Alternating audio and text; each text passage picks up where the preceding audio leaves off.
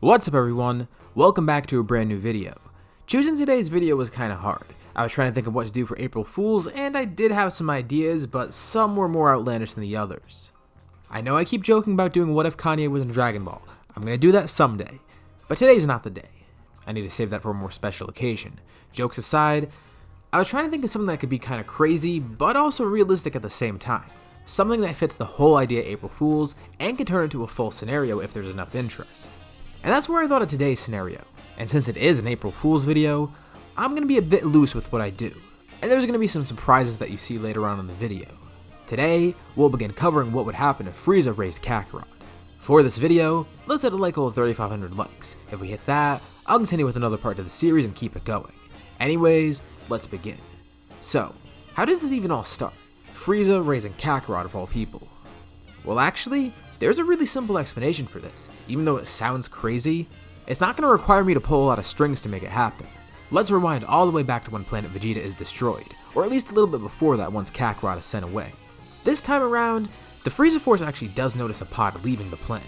They try and contact someone on board, but there's no scouter on there. They thought it might have been a soldier trying to escape, but no. They can't tell who is on there or what is on there. The soldiers ask if they should blow it up, but Frieza asked to intercept it. Maybe it's a spy trying to escape or something. They can get some info out of him if that's the case. Or maybe they're sending something valuable off the planet to keep preserved. Either way, he wants to intercept it. So his forces go and get the pod. And Frieza sees what's on board. It turns out to be a child actually. Not a soldier, not some valuable object, just a child. Oh, he sees what happened. Some Saiyan knew that his planet was going to be blown up, and decided to send his kid away to save him. Well, that Saiyan has some good intuition because right after, Frieza blows up the planet. And he thinks about what to do with the child. He doesn't seem to be too old, just a toddler. And since Frieza did want to kill all the Saiyans, he does contemplate killing this one too. I mean, there's no purpose in keeping him around, right? Well, no. Frieza actually gets an idea. Obviously, he knows that not all the Saiyans are dead. Vegeta's group is still alive and he can keep them under his control. However, the arrival of this baby Saiyan brings up an interesting opportunity. What if he kept this baby as another soldier? Obviously his soldiers want to question him, but they feel like if they do they'll be killed too. But Frieza explains his ideology behind this. He tells them to think about it. There's no other Saiyans left to influence this one. For all they know, he could be a valuable soldier. Imagine him being raised by the Frieza Force to go by Frieza's ideals. For all they know, he probably doesn't have any knowledge of the Saiyans. Well, hopefully. If it turns out that he actually does have some memories, then Frieza will dispose of this child. But as he contemplates it more, he decides to keep him around. There is one condition though. The child can't have any contact with Vegeta or his group. That's a really easy way for him to be corrupted by the remaining Saiyans. This kid will be raised by Frieza and his army. He might have some serious potential. I mean, think about it. All that Saiyan power, under complete control of Frieza, with the same mindset and influence. As of now, Kakarot is a pretty clean slate. As we know, Saiyans do have great memories. Kakarot would probably know his name and his parents, but not really much else. Yeah, Saiyan memories are great and all, but Kakarot wasn't really out of his incubation chamber that long.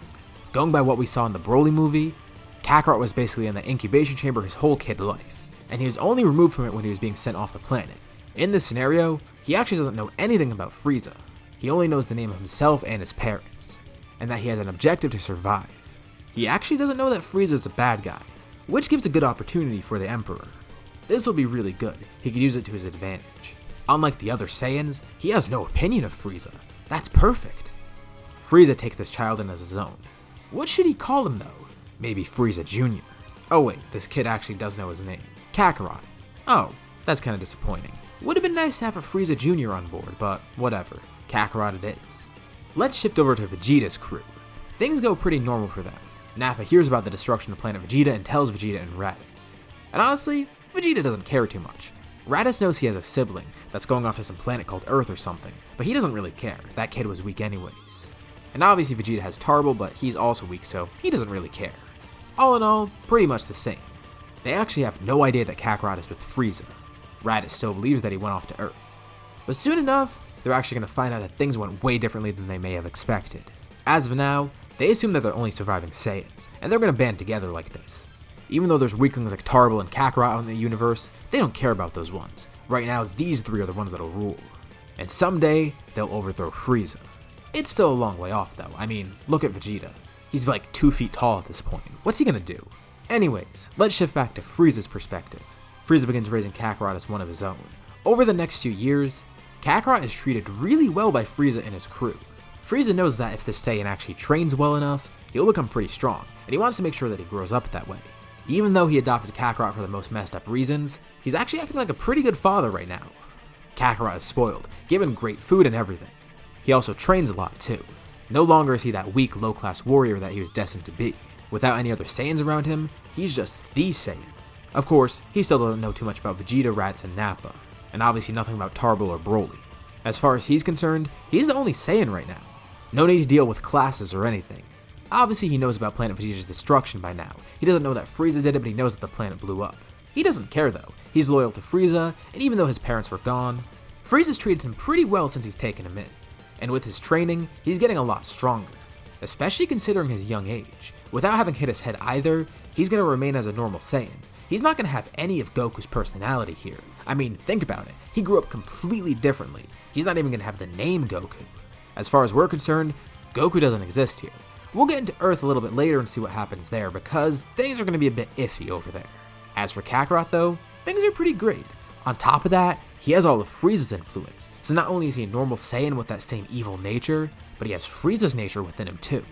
Yeah, the Saiyans are pretty bad people. Vegeta, Nappa, and Raditz, they're not good guys. But Kakarot's something different. Being raised directly under Frieza, that's gonna affect him. He's actually a villain here. Will he remain that way forever? We'll see as the series goes on. But as for now, it seems like morally he's completely gone for good. He's the worst of the worst. Frieza's even begun sending him out on assignments. Of course, he's not too strong, but he does have enough power and control over his power to do some work. He attends random genocides here and there, having fun with the rest of Frieza's army as they destroy planets. A little too much fun. Wow, he really does take after Frieza, and he's only getting stronger and stronger by the day. As he grows up, Frieza even grows more trustworthy of him too, growing some sort of attachment to Kakarot. I mean, at the end of the day, he is just another filthy Saiyan, but he's different. Frieza's actually pleasantly surprised with his growth, and he's really loyal.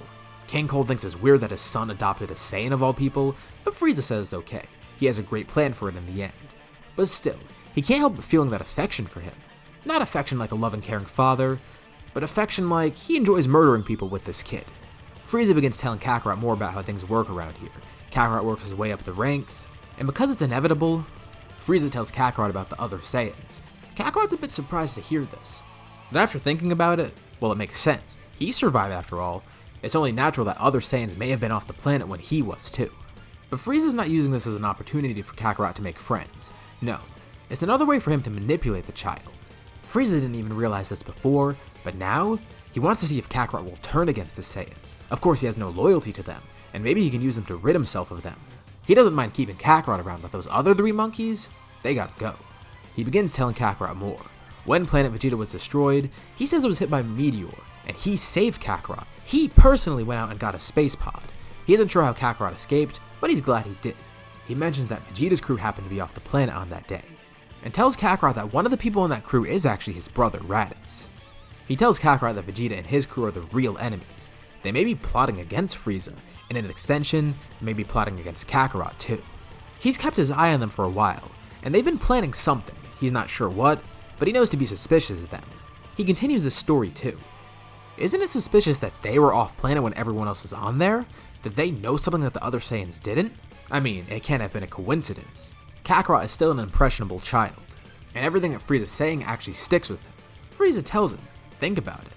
Maybe those 3 knew about the meteor hitting the planet and decided to not tell everyone. Or maybe there was no meteor. Maybe they destroyed the planet. But that can't be possible. Can it? Obviously this is complete nonsense, but Frieza makes it out so that Kakarot actually believes it. I mean, he doesn't know the power of these 3 Saiyans, and he doesn't know their intentions either. His mind begins racing. Maybe what Frieza's saying is right. Of course, it is just a theory, but he trusts Frieza. They both have no idea of what the Saiyans could have planned. Obviously Frieza knows it's fake, but Kakarot begins thinking, without knowing that the person that destroyed Planet Vegeta is right in front of him. For Frieza, this benefits him in another way too. Not only did he put this idea in Kakarot's head successfully, but now Kakarot's more motivated to train. If he ever crosses paths with these Saiyans, who knows? Maybe he'll want to kill them. And if these guys truly are strong enough to blow up a planet, he needs to be stronger than them. He begins ramping up his training. not only going on more missions, but even training with people like Zarbon and Dodoria, at the request of Frieza. They are two of his finest soldiers after all, and pretty strong. Maybe they could show him the ropes, get him to become even stronger than he already is. And in a weird way, Zarbon and Dodoria kind of become older brother figures to Kakarot. They treat him just as well as Frieza, and he forms a nice camaraderie with them. But even though they have a good bond as soldiers, Zarbon and Dodoria don't go easy on him. They do whip him into shape, giving him some harsh training to make him stronger. After all, they do have healing pods on the ship. And if Kakarot gets hurt, who cares? It's only going to make him stronger. He doesn't mind either. Frieza has truly created a monster, just like he wanted. Of course, he doesn't care and his army doesn't care. But inevitably, more people will find out about him. At some point over the next few years, Vegeta's crew comes to Frieza's headquarters. Frieza can't hide Kakarot forever. Not that he cares too much anymore, but he knows someday that these Saiyans will find out about him. Everyone's still pretty young at this point. Vegeta and Raditz haven't hit their growth spurt yet, and Nappa still has his hair, just to set the scene. While walking around the headquarters, their scouters pick up a pretty high power. Off in the training area, they hear Zarbon and Dodoria's voice, at first assuming it's just them training, but their scouters pick up a third power level. I mean, not that they care too much, but it's weird because this power is also pretty high. Not as high as Zarbon and Dodoria, but still, a couple thousand, definitely nothing small. They don't really care too much. They go about getting their assignment and leave the headquarters. But on their way out, they actually get a glimpse of everyone training. Specifically, Raditz looks in the training area and sees. As they walk by, he makes direct eye contact with someone in there, and his stomach drops as he walks by. The first thing he notices is a tail, and then that hairstyle, the one exactly like his father's. For just a brief second, he and Kakarot make eye contact. Raditz just looks confused and bewildered, as Kakarot's expression turns to one of anger. Raditz's group continues walking, and that's the extent of his eye contact with Kakarot. Vegeta and Nappa ask why he looks so weird, and Raditz says he thinks he saw his brother somewhere. Wait, that's impossible. Wasn't he sent to some low-level planet? That third power that they were sending on their scouters. It was Kakarot. He saw the tail, the hairstyle. It had to be him. It was definitely a Saiyan. I mean, what other Saiyan do they know of, especially one that looks exactly like his father? Raditz and Nappa were suspicious at first, thinking he was just seeing things, but the more Raditz tells them, the more they realize he's not just freaking out. He's telling the truth. This isn't like him to make stuff up like that, and it doesn't seem like some sort of joke. But why? Why is he here, and why is he training with Zarbon and Dodoria of all people? But it also gets them thinking. Maybe Kakarot would join them. I mean, he is a Saiyan after all, and Raditz's brother. The three of them keep this in mind. More and more time passes, a couple years actually. By this point, Raditz and Vegeta have grown up. Kakarot's still pretty young, but by this point, Nappa also lost his hair. Not important obviously, but I like mentioning the fact that Nappa used to have hair. Pretty funny to me. Whenever they're at Frieza's headquarters, they've been on the lookout for Kakarot. By this point, Vegeta and Nappa have seen him, but they've never been able to make contact. They've only seen him a few times, and they know Kakarot saw them too. But every time they saw him, he just looked at them angrily, and they don't know what's going on. The three of them begin thinking. They need to make contact with him somehow. They can get him to join their side, working against Frieza in a rebellion. He would definitely help, right? As those three begin scheming, someone else begins scheming. Obviously, Frieza's been scheming this whole time too, but someone else close to him. Well, not close in terms of the two have a good bond, but close in another way. This is an April Fool's scenario after all, so I do want to do some more in the scenario than I would normally, something more interesting to spice things up. Let's just say there's a third party here, not just the Frieza Force and not just Vegeta's group. People around the universe have begun to take notice. Frieza's army is getting very efficient at taking over planets. Rumor has it that they recruited a very strong soldier, not on the level of the Ginyu Force or anything, but he's pretty strong in his own right. The person most interested in these rumors is Frieza's brother, Cooler. His squadron is pretty small. Sure, they're really strong and efficient in their own way, but Frieza definitely has strength in numbers and more resources. He wonders what's going on there, but then he remembers. A while ago, before Planet Vegeta blew up, his crew detected a ship flying off the planet, and they almost destroyed it, but they saw Frieza intercept it for some reason. That has to be it. It has to be some Saiyan that escaped and that they recruited. But that doesn't make sense. How did it happen? Why did a Saiyan escape Frieza and then go to join him? Something's not adding up here, and Cooler wants to find out. Not only will Kakarot soon meet his brother, but he'll soon learn of his adoptive uncle. From where we ended last time, things continue pretty much the same way. A couple more years pass, as all the Saiyans continue to grow, as well as Frieza's empire and Cooler's. There is one thing that I did want to cover though. It's very brief and doesn't really apply too much to the main part of the series, but we may get into it more later on. That being everything that happens on Earth. I'll give a little context for that, and throw them a bone and see how things are going for them. Instead of it ending all dark and gloomy, let's give them a shot. Bulma goes on her journey, and in the end it doesn't really pan out.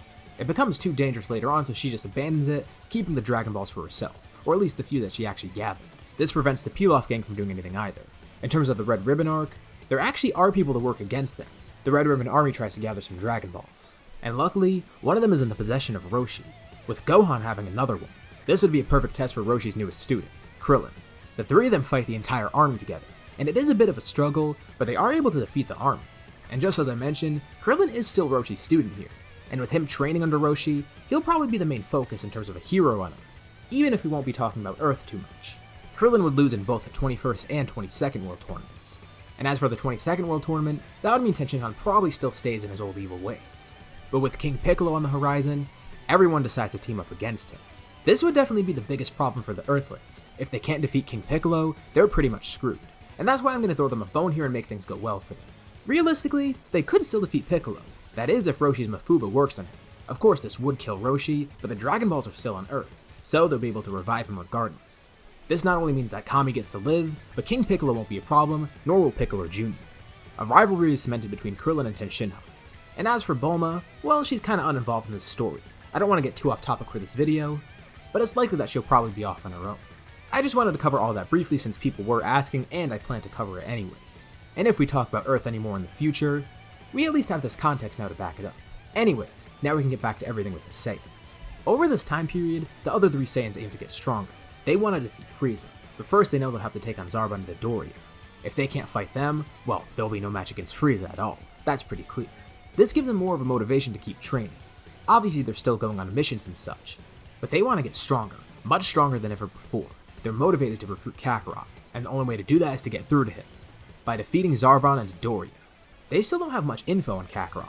All they know is he's being trained by these people. They don't know how he got here or why he's being trained, but that doesn't matter.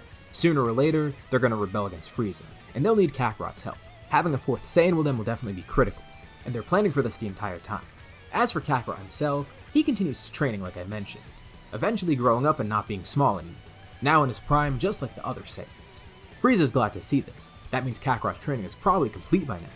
He definitely is much stronger than where he started from, and this is perfect. It means Frieza could finally execute his plan.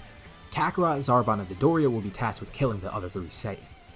And Frieza begins thinking about the best way to go about this. Well, those Saiyans are pretty smart. They'll probably need to trap them somehow, and they'll have to think of a clever way to do so. He comes up with a pretty simple but effective idea. They'll send the Saiyans on a mission, along with Zarbon, Dodoria, and Kakarot. They'll be tasked with wiping out a planet like normal. Nothing will seem too strange. But really, it's just going to be another barren planet. And once they have no means of escape, Zarbon and his group will attack. He feels this should work well, and the other three can come up with the details as they go along. They already seem strong enough to take on the Saiyans. Their powers exceed that of the Saiyans. So Frieza thinks nothing could go wrong. One day, Vegeta gets an assignment from Frieza. He and his group head off to this barren planet, not knowing what awaits them, but knowing that they're just going to have to genocide another place to sell it. It all seems really routine, nothing really out of the ordinary. They get to the planet and they don't really find any powers. Scanning around at their scouter shows nothing. It doesn't seem like anyone lives here. As they continue onward, they then detect three powers coming towards them, but from outer space. A ship lands nearby, and surprisingly enough, the three people to come off it are Zarbon, Dodoria, and Kakarot. Okay, this is kinda weird. Why are those three here on this mission? They're already getting suspicious. But Zarbon talks to them and assures them that they're needed here. Apparently this planet has strong inhabitants that can hide their power levels. Frieza sent them here just as backup. Zarbon can see in their faces that they're all pretty confused by Kakarot, so he introduces him. Kakarot doesn't really say much though. Not only is it awkward, but tense in a way too. Zarbon discusses more of the mission with them, trying to ease the tensions and make it seem like they're actually here as allies. But even with this, Vegeta and his group are still suspicious. Why did they just show up randomly and why didn't Frieza tell them? This all seems very odd. They stay alert, but make it look like their guard's down. The group travels around the planet together, and the three Saiyans begin discussing amongst each other. It's kinda weird finally seeing Kakarot up close, but this also means it could be their chance to recruit him. This is the first time they actually have a shot at talking to him. And along with that, they could take out Zarbon and Dodoria in the meantime. The reason Frieza sent them to this planet is because there's no moon here. He doesn't think that the Saiyans are able to transform. But luckily, the three of them have ways around that. They're not sure if they can match the other three in terms of power, but if they transform into great apes, they'll be able to win. They'll only use that as a last resort though. They don't want everyone to see it coming and get their tails chopped off. The group presses forward. Zarbon and his crew continue to make the Saiyans feel at ease, even though they're still suspicious. Raditz tries to make small talk with Kakarot, as do Vegeta and Nappa, but every time they talk to Kakarot, he seems pretty quiet, and not receptive to anything they're saying at all. It's like talking to a brick wall, they're not sure why. Is he just weird? Is it just an awkward situation? Or does he not like them or something? They don't know, but this only helps to make them feel more uneasy. The group continues, and they can't find anyone on the planet. Nappa asks where these people are hiding, and Zarbon says he's not sure.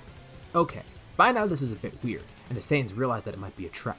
And if so, it might be a good idea to bait them into attacking. The Saiyans venture on, getting a little bit ahead of the rest of the group. It looks like their guard's down, but really they're more alert than ever. They're ready to strike at any moment, and just like they planned, the bait worked. Behind them, Zarbon quickly transforms, and immediately flings a blast at Vegeta. Just as quickly as Zarbon does this, Vegeta turns around and launches his own blast, nullifying the one that Zarbon launched. He knew it. They were right to be suspicious. And now they could finally begin brawling. But the interesting thing is here, they're going to have to fight Kakarot. They have no clue of how strong he is, or what his abilities are. He was trained under Frieza's army, not with the Saiyans. Even though those three are powerful, Vegeta already formulated a great plan. They're going to coordinate their attacks and attack one person at a time. First they'll thin the numbers of the other group, and then finish off whoever remains. The easiest target is Dodoria. He's the weakest, and right now no one knows their strategy. They're all going to focus their efforts on him first, taking him out and then focusing on the other two. They waste no time. The three ambush Dodoria together, and Kakarot tries to stop it, but it's already too late. Before he or Zarbon can intervene, Dodoria was already killed by 3 full power attacks from the Saiyans. The ground then explodes below Zarbon and Kakarot, with Nappa's attack flinging them up into the sky. They're not too injured by this though, but the two of them talk midair. They realize what the plan is, and they're going to have to team up. The Saiyans have clearly planned to rebel already. They knew this was going to happen. They have to be wary of these three, and this only reinforces what Frieza told Kakarot earlier on. From his point of view, it seemed like the Saiyans were already planning to kill them, just like Frieza theorized.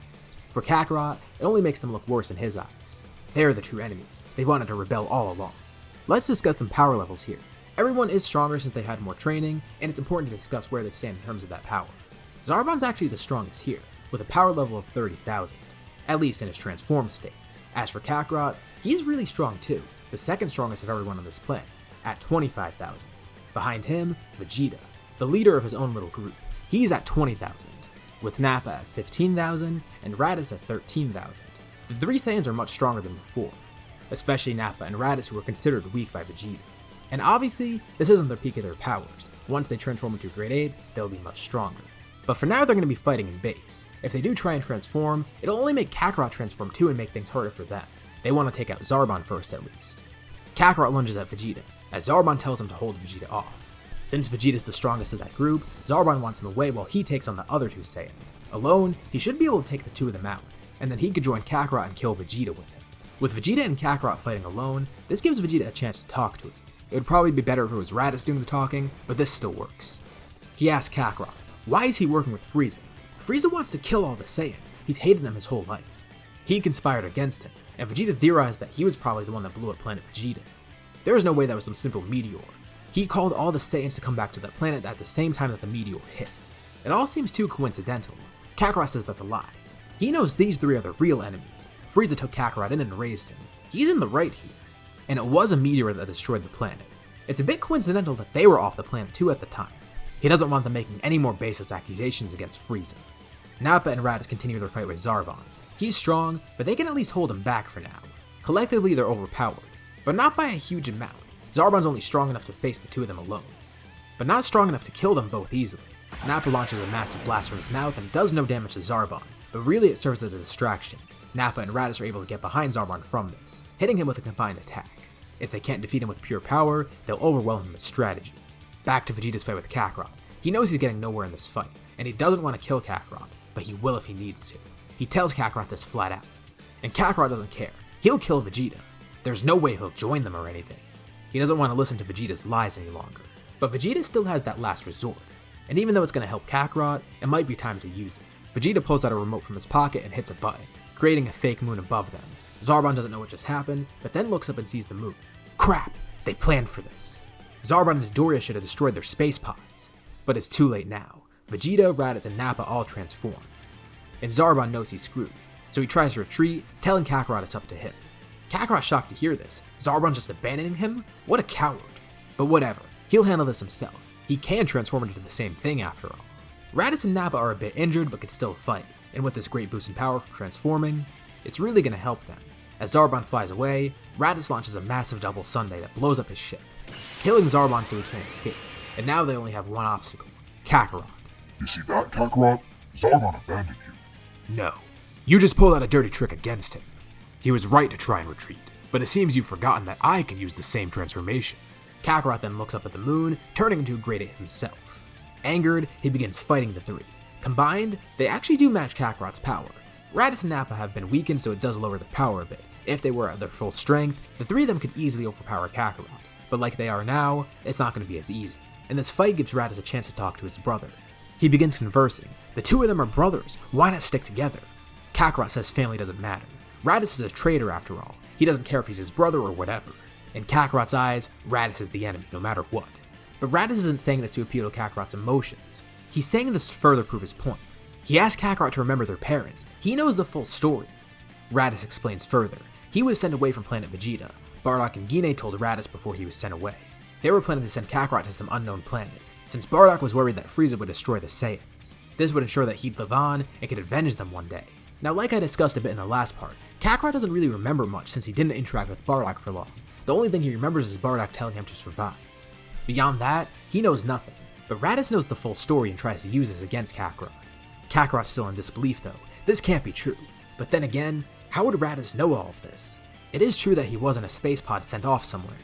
Kakarot doesn't remember where it was going to, but he was being sent somewhere. It just so happened that Frieza picked him up in space and started to raise him from there. Speaking of Frieza, at first he's not monitoring the situation, since he thinks it's okay. But then he hears that Zarbon and Doria are both dead, and two of the Saiyans are incapacitated, but still fighting.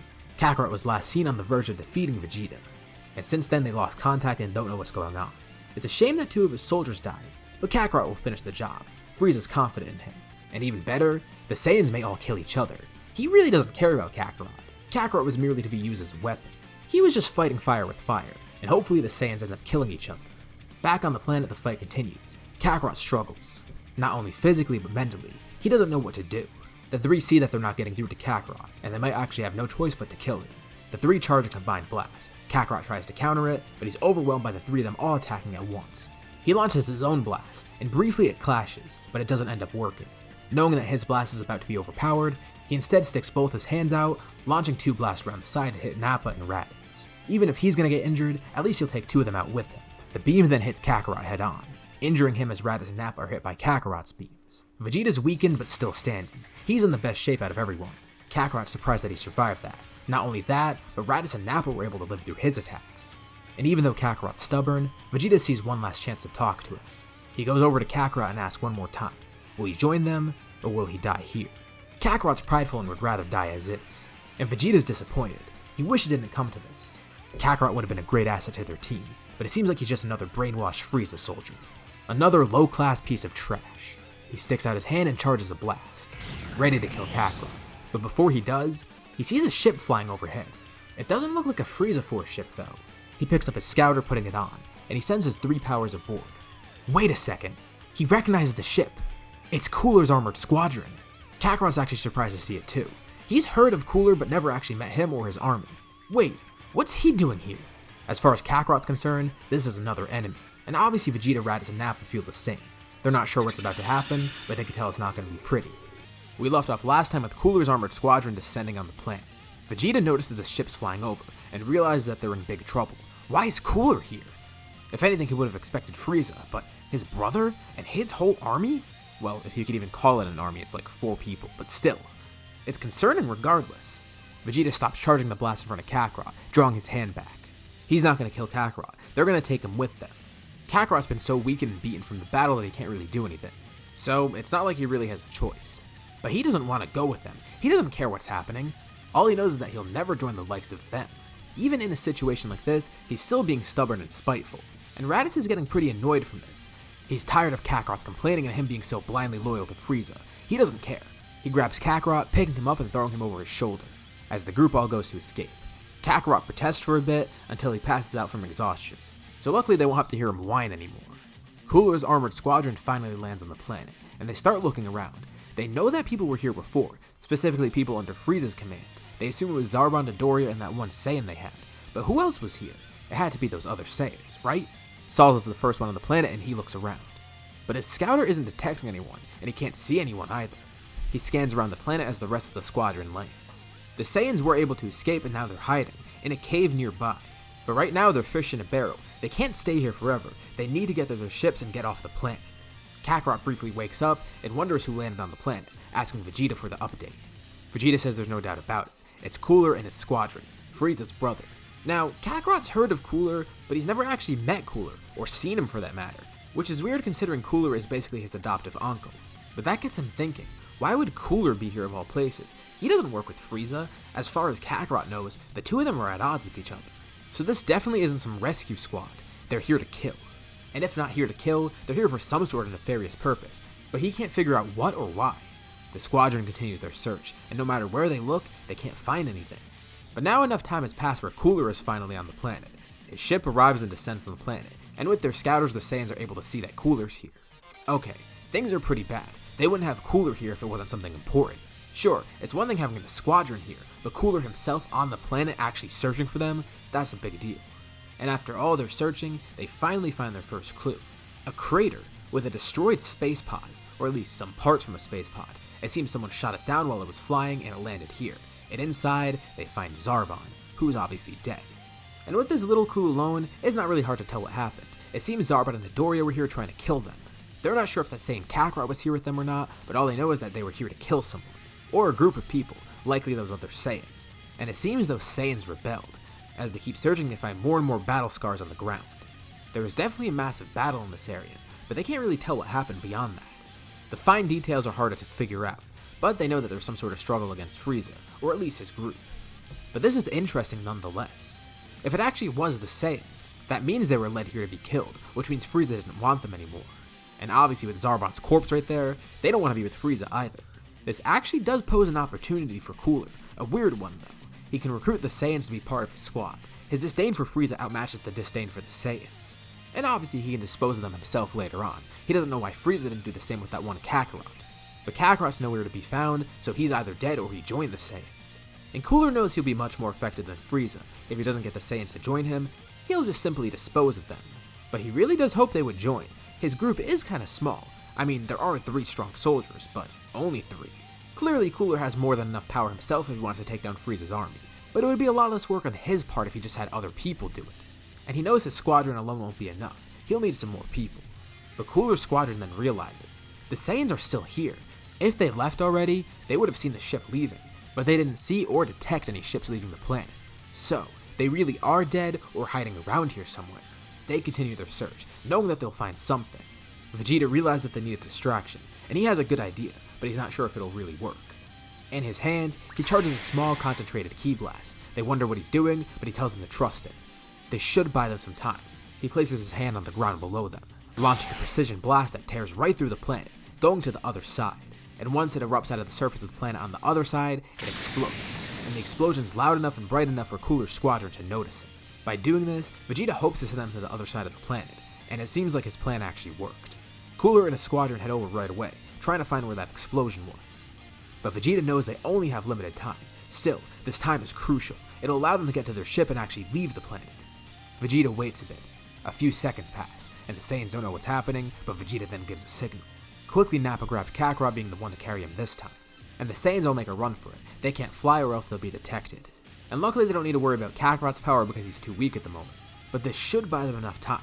They all run out of the cave at the same time, finally escaping, bringing Kakarot alongside them. Obviously they were planning to recruit Kakarot, so they knew they needed extra space and they couldn't just bring regular space pods. Hidden away nearby, they have a larger ship, one where they load their actual space pods on. And on that ship is just the thing they need, a healing pod. Although it's only one, so they can't all heal at once.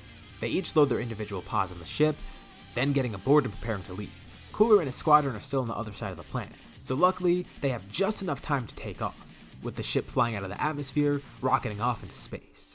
Meanwhile, with Cooler's squadron, they don't find anything, until they stumble upon a massive crater where the explosion occurred. But there's nothing else around it, it's just the crater. Except in the middle, it seems there's something interesting. They go over and look closely. There's a hole, one that leads directly to the other side of the planet, and they immediately realize what they just stumbled upon. It was a distraction. Angered, Cooler launches a massive blast through this hole, making it large enough for him to jump through and get to the other side of the planet, with his squadron following. And they end up in a cave, or at least the remains of a cave. Cooler basically blew it all up once he sent that blast through the planet. This must have been where the Saiyans were hiding, and they created that distraction to leave. They look around further, but they don't see anything. No ships, no Saiyans, nothing, except a few bloodstains here and there. Cooler can't believe it, outsmarted by some monkeys. But whatever, he'll find them eventually. This is only a minor setback, and regardless, even if they don't get the Saiyans with them, Cooler will destroy Frieza himself. It just would have made things a little bit easier for him, at least in terms of the effort he had to put in. But he remembers what they found out before, at least what they theorized. There was some sort of rebellion against Frieza, and whatever Saiyans were here, well, they were a pain in Frieza's ass, which is why Frieza wanted to eliminate them in the first place. And this gives Cooler a nice opportunity to screw with Frieza. He has a pretty funny joke in mind. Why not make it look like the Saiyans are dead? That way when they eventually show up and try to kill Frieza themselves, he'll be more surprised. He thinks it would be pretty funny and a nice way to get back at his brother. His squadron leaves the planet, as Cooler then jumps out into space. With a single blast from his finger, he blows up the planet. And even though the Saiyans are already far gone, their ship detects this planet exploding from a distance. So they realize it was a good thing they got out of there when they did. Cooler chuckles as he then boards one of the ships, finally leaving alongside his squadron. Frieza eventually does get news of this. Like I mentioned in the last part, he didn't know too much about the details of what happened on the planet. Zarbon, Dodoria, and Kakarot all had their scouters destroyed, and he's not sure what happened to the Saiyan scouters, but they either made them untraceable or didn't bring any. The only thing he knows now is that the planet blew up, and there's no ships that were detected leaving. He has no knowledge of Cooler's involvement, but he does suspect foul play.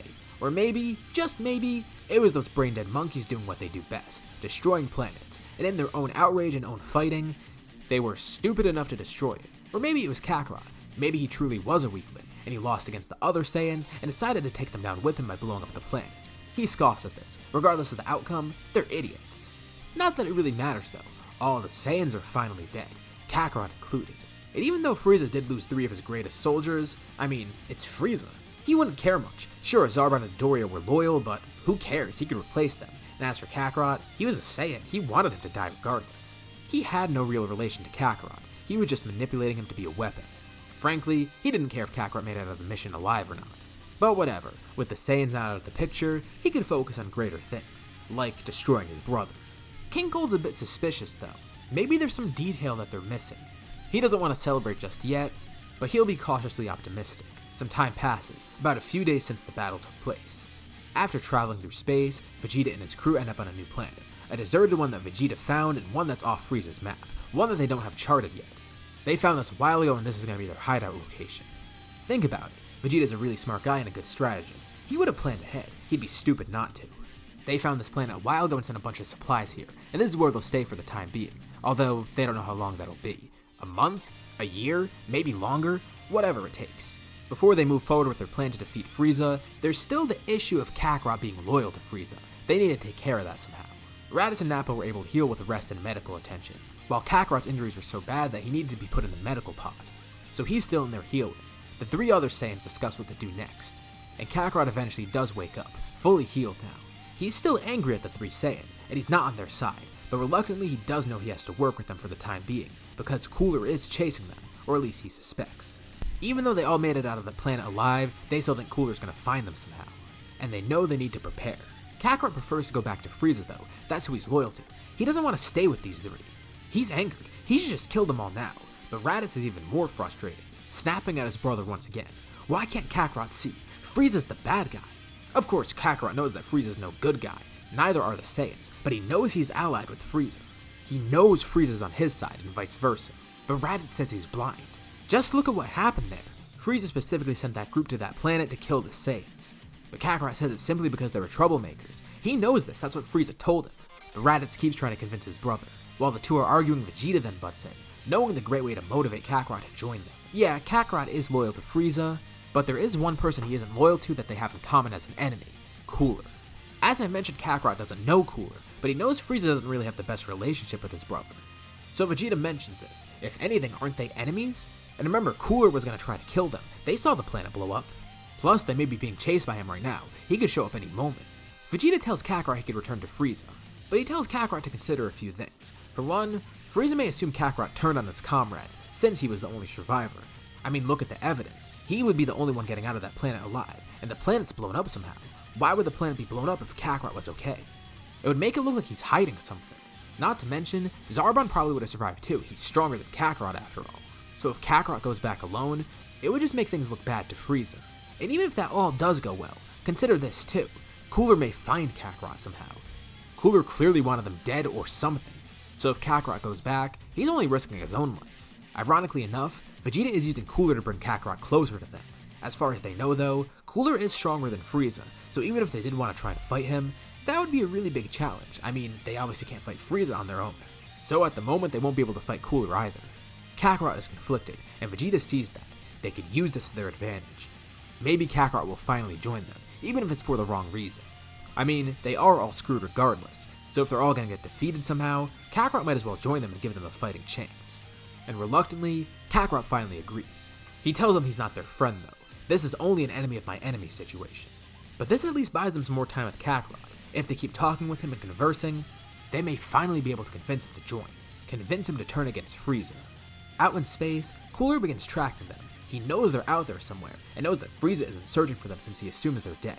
Between all their normal conquests, Cooler's squadron goes to check uninhabited planets, seeing if they could find any sign of life from the Saiyans. This isn't their main priority, and they only do this in between missions, so it does take some time. Plus, they don't really know where to look. They have to check planets with civilizations and uninhabited planets. The Saiyans could be hiding anywhere. And to make things worse, they might be on one of Frieza's planets, and if they interfere with that, then they'll have the Frieza Force on their ass. Meaning Frieza would get involved, and they don't want that happening. They don't want Frieza to know that they're searching for the Saiyans, because then Frieza would know they're alive.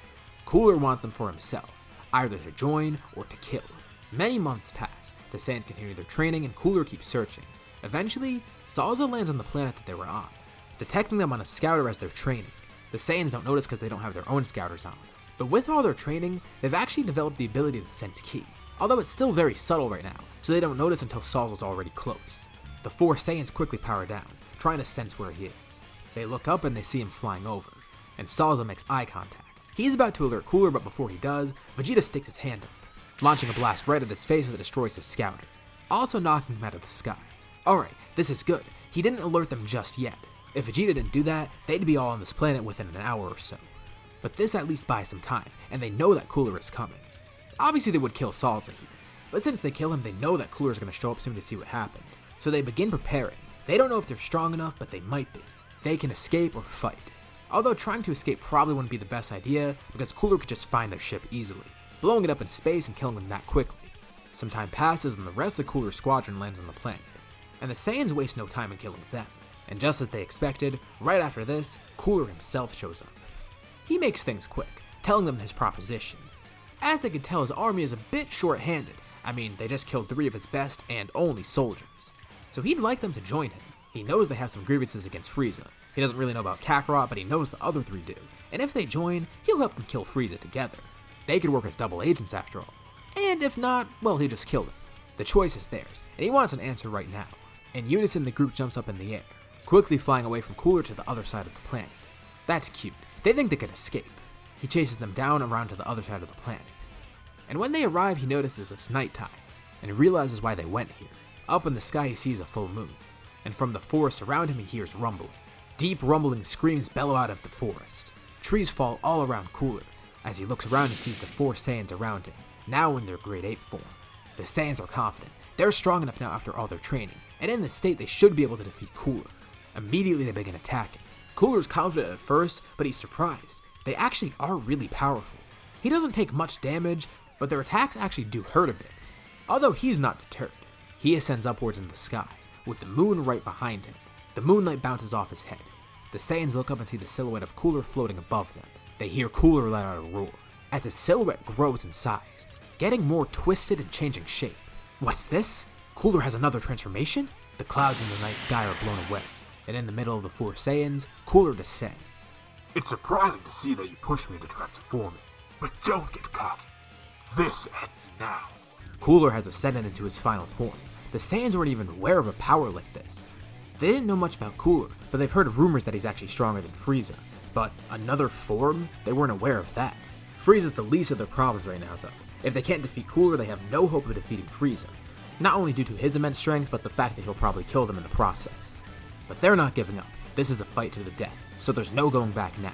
The Saiyans all lunge at him at once, and the gap in power between this form and his last form is pretty intense. His attacks are dealing a lot of damage, but they still do have an advantage. They outnumber him, and even though they may not collectively overpower him, that may be enough to help. Their strategy and coordination is key here, and that may help them actually get ahead. Cooler starts off by throwing his hand in the air, charging a supernova. Together, the four Saiyans launch mouth blasts, desperately trying to push the attack back, but only succeeding in delaying the attack. It bursts midair, knocking them back as Cooler then goes to attack. He can fight them all at once, but he has a better strategy. The best course of action is to actually take out one of them first, and then try to pick off the rest one by one. He needs to fight them a bit longer though and figure out who the strongest is. If he takes them out, it'll pretty much dismantle the rest of the Saiyans. But there is something working in his favor. He knows that Saiyans transform into great apes due to their tails. And from what he knows, their tail is a weak point. If he's able to slice the tail off, that'll mean one of the Saiyans de-transforms. And obviously that's his best bet right now. He lunges at Kakarot first, headbutting him right in the chest and then driving him into the ground, cracking the earth below and creating a massive earthquake. He then maneuvers around trying to find Kakarot's tail, but before he can cut that off, Vegeta attacks him with a mouth blast. This hits Cooler right in the back and knocks him away. He was caught off guard, but he's still relatively uninjured, as he jumps up and then attacks Vegeta. From each of his sides, he's then attacked by Nappa and Raditz, and he simply sticks out both of his hands, launching blasts at both of them to knock them away. From what he can gather, Vegeta's also pretty strong too. He's another good potential target. As he flies towards Vegeta, he charges a blast in his hand behind him, flinging his hand forward as the blast explodes right in Vegeta's face. As Cooler then rockets around behind him, going right for the tail and ripping it off. Vegeta shouts in pain, realizing what happened, getting smaller and smaller as he goes back into his normal state. Cooler then floats above him with a single finger out, ready to kill him with a single blast. But a giant fist then comes in and hits Cooler, as a punch from Raditz flings him into Kakarot.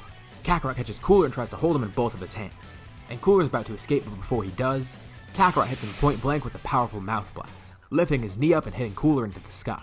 Cooler actually took some nice damage from that, but just like the Saiyans, he's not giving up yet either. He clearly has the advantage now. They're down by one great ape. Although, he could make this fight much easier. He does admit though, he is having a bit of fun, but with what Kakarot just did, that kinda did annoy him, so he might want to go the fast route instead. He charges up another blast quickly, aiming it at Kakarot.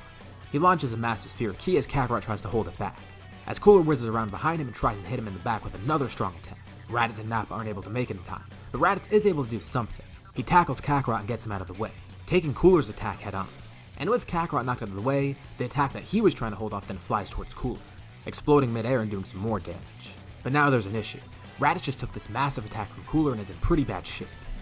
But then he remembers, the moon. Quickly, Cooler lifts a finger up, launching a single blast at the moon that blows it into pieces.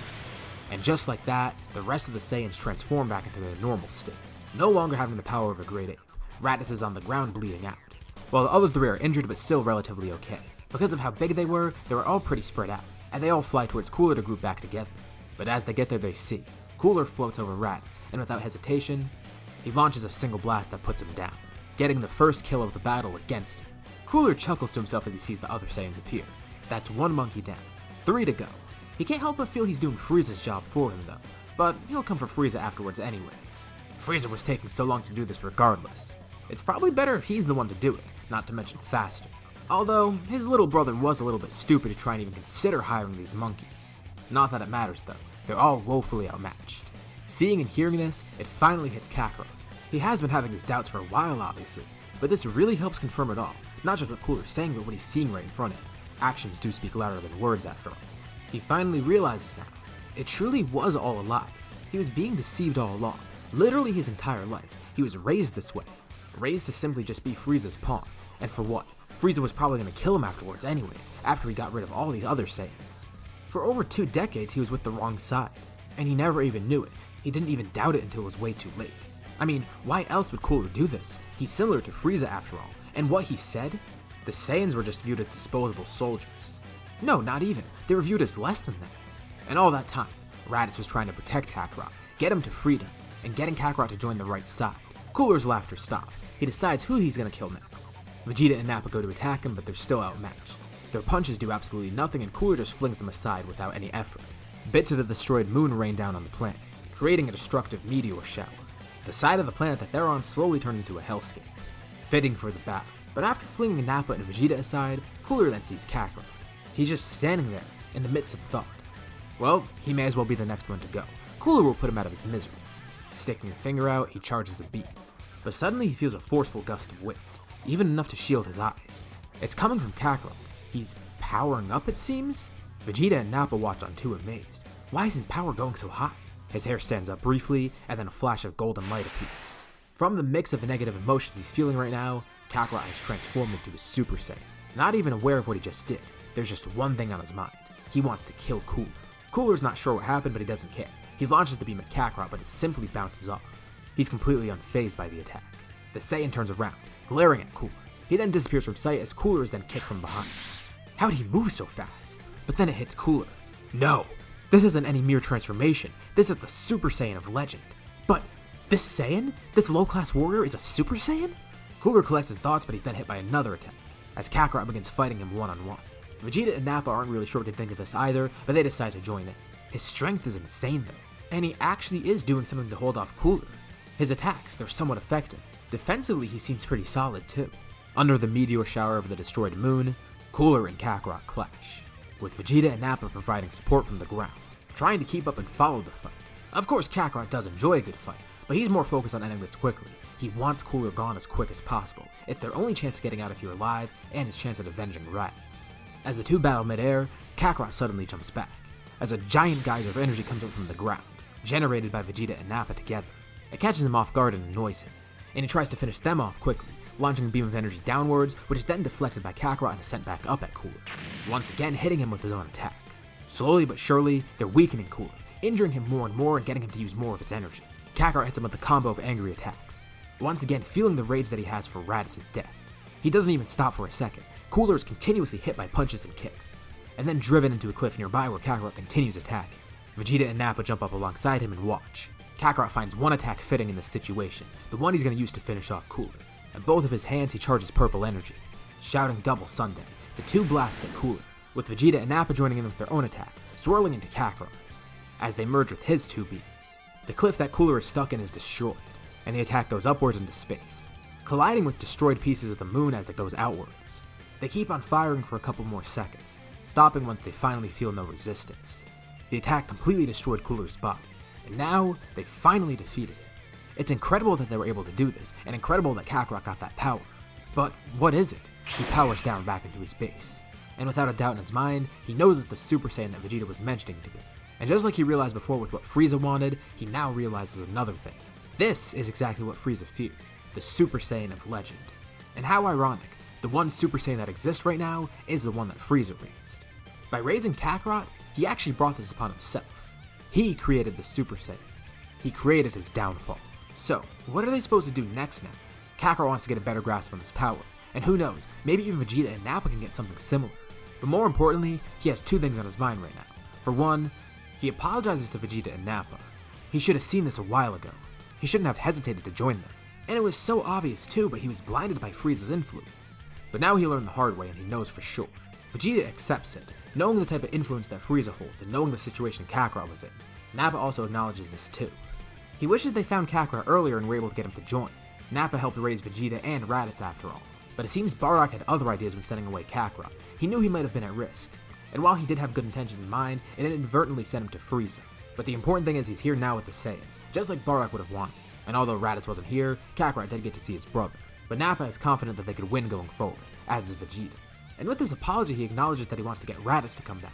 He feels partially guilty, even though he has no reason to feel at fault. He can't help but feel that guilt somehow. But now it seems like it's too late. Raditz is gone for good. Cooler killed him and there's no way to get him back. But Vegeta butts in, and he has something in mind that actually might work. Now, they're just rumors. He doesn't want to get their hopes up completely, but he's heard about some wish orbs that exist around the universe, possibly from Namek. Apparently there's some weird mystical spheres, and if you collect them all at once, you could summon a dragon and get a wish from him, wishing for pretty much anything you could ever desire. Now, while that would be cool to get immortality or something, Vegeta acknowledges that this could work for a few things. Not only could they bring Raditz back, but all the Saiyans even. Not that he really cares for the Saiyans at all anymore, but still, they could start a new Saiyan empire with Vegeta at the helm. But most importantly, that does mean Raditz will come back, assuming these wish orbs are real. Kakarot feels like this is their best option right now. He wants to make it up to Raditz and bring him back. So even if they don't exist, he wants to do this regardless and try and find them. If it is just a rumor, at least they can confirm it. But this does also pose an issue. The other thing that Kakarot wanted to deal with. If they want to actually do this, there's the concern of the Frieza Force. But Kakarot already knows what he wants to do in terms of that. Obviously now he's made up his mind. He wants to kill Frieza and destroy his entire army, if not taking over it. They weren't so sure before, but now Kakarot knows. With his power that he got against Cooler, he'll be more than enough to defeat Frieza. But the thing is, news will spread fast that Cooler's dead, and maybe Frieza will prepare. Not only that, but they have to face King Cold as well, so it's not going to be as easy as it seems. But they know what to expect. They're not stupid. They'll stay on this planet for a bit and prepare, then going off to find the Wish Orbs, and after that, they can go and defeat Frieza. Unless they end up encountering Frieza along the way. But they're going to be prepared when the time comes. Frieza's demise is quickly approaching. And speaking of Frieza, of course you would hear of all this. Cooler just randomly disappears one day, and there's nothing left. No contact, none of his soldiers, nothing. They know what planet he was last spotted approaching, so they decide to go there. When they arrive, they see the scarred planet. Some remaining chunks of a broken moon float in space. Frieza's soldiers descend on the planet and begin scouting it. One side actually seems okay. Although this planet is completely barren, the other side seems to be destroyed. Not only because chunks of the destroyed moon raining down upon it, but they see some damage that was clearly caused by fighters. It's not just simply craters caused by meteors. Entire forests are leveled. There's damage on the side of mountains and hills. Divots that seem to have been created by beam attacks. The soldiers get back to Frieza with some reports. They found remains of Cooler's armored squadron. It seems that they all died and were incinerated by some attacks from fighters. And on the other side of the planet, they found blood that belonged to both Cooler and other Saiyans. Just like Frieza suspected, Kakarot joined up with the other Saiyans and fought Cooler. But while they were looking around, they also saw a massive pool of blood where one of the Saiyans apparently was. It must have been one that Cooler killed, and his DNA is identified as rats. So from what Frieza's hearing, 3 of the monkeys are still alive, but 1 is dead, and Cooler's armored squadron is completely gone. And in terms of Cooler himself, there's no remains of him to be found. They can't determine if he's actually dead or not, and it seems unlikely that he would be dead. But he at least was injured. So, all in all, this is still kind of a win for Frieza. Cooler's squadron is dealt with, one of the Saiyans is dead, and Cooler himself has a challenge. But Frieza still can't help but feel uneasy. He knows that one thing remains true. Kakarot might still come after him. He must know by now that Frieza is working against his best interests. He doesn't know what happened on this planet or what led up to it, but he knows that Kakarot's an enemy now. He knew this would happen eventually, and he'll handle it. They're going to try looking for Cooler and see what they could do about that. But besides that issue, he and King Cold will be able to handle the Saiyans once they see them again. They just need to locate them somehow and figure out where they went. The Frieza Force leaves the planet as Frieza begins thinking, coming up with a plan to try and prepare. Meanwhile, the Saiyans are out in space somewhere, trying to find a new planet to use as their base. They're going to start trying to locate the Wish Orbs. But in the meantime, they're also training. Kakarot's trying to get a better grasp on Super Saiyan, while Vegeta and Nappa trying to learn the ropes and see if they could do it somehow. They're not too sure if they'll be able to, but it's worth a shot. Imagine if they have 3 Super Saiyans against Frieza, and if Raditz comes back, 4 of them. Not that they'll even need that much firepower. It'll just be nice to have them. Frieza and the group of Saiyans continue their planning, but there's one loose end that no one really knows about. I mentioned before that after the battle with Cooler, his body was destroyed. I didn't exactly say he was dead. Out in space, there are a few chunks of him floating around, and as we know, Frieza's race has incredible survivability, so even though it's just a few bits of him, there's still chunks of Cooler floating out in space somewhere. And all I'll say about that is this may cause some issues later on. Keep that in mind as we go into the next part. After hearing what happened with the Saiyans before, he thinks it might be best to start formulating a plan. The more he thinks about it, the more he begins to realize that they probably did actually kill Cooler, even though they couldn't find remains of him. King Cold wonders if Cooler actually did die in this battle, and if that's the case, then Frieza might be in trouble. As far as they knew, Cooler was actually pretty strong. I mean, look at the family he comes from. But the thing is with Cooler, he actually claimed he was always stronger than Frieza, but they never really took that seriously. Although, the fact that Cooler did die in this battle is still pretty bad regardless. Whether or not Cooler's stronger than Frieza, it's a big deal. The fact that the Saiyans are able to band together and kill someone this powerful, well, it should be pretty concerning for Frieza and Cold. They're not entirely sure what to do because they don't know where the Saiyans are, and for all they know, they could strike at any moment. And they expect that to happen eventually. Obviously they don't know when, but they know it's going to happen. If the Saiyans were to still work under Frieza by that point, well, they'd be back here. And they'd be stupid to do that, because they know that Frieza betrayed them after what happened with Zarbon and Dodoria. So it's pretty clear to them now, the Saiyans are working against them. And as much as Frieza hates the prospect, King Cold suggests the idea of training. Frieza's absolutely disgusted by this. That's not something he would do. But King Cold reminds Frieza, with how strong Frieza is and how great his potential is as a mutant, he's not going to have to train for a while. Maybe a week will be enough. Just enough to go beyond Cooler's supposed strength. That is a good point. It won't take too long to train, although Frieza still hates the idea. But whatever, it's better to be safe than sorry against these pesky monkeys. So Frieza and Cold begin planning. But these two aren't the only ones planning and training. As we shift over to the Saiyans, they're doing the same exact thing. Vegeta and Nappa begin their training, alongside Kakarot who's continuing his. Kakarot shows out Super Saiyan some more, and as he tries to practice more and more with it, he gets a better grasp on actually using the form. Obviously, this is what Vegeta and Nappa are aiming towards right now. They want to get this same form. If they get it, there's going to be no one that can defeat them. 3 Super Saiyans at once, and if Raditz comes back, 4 Super Saiyans possibly. And it seems Kakarot's already getting a pretty good hang of it. I mean, it's not too hard for him to access it again. He already knows what it feels like, and just channeling his anger by thinking of Frieza or Raditz, that's more than enough to get him to transform. The more he thinks about these two things, the angrier he gets. His whole life was a lie. Frieza was lying to him all along, stringing him along and using him as an expendable weapon. And obviously Raditz is a sore spot for him too, although it's more so grief rather than anger. But there is still anger directed towards Frieza and Cooler for that, because it was kind of their faults after all. Even during Kakarot's training, he accidentally transforms into Super Saiyan sometimes just thinking about it, even when he doesn't want to transform. There's just so many mixed emotions pent up within him that it causes this to happen.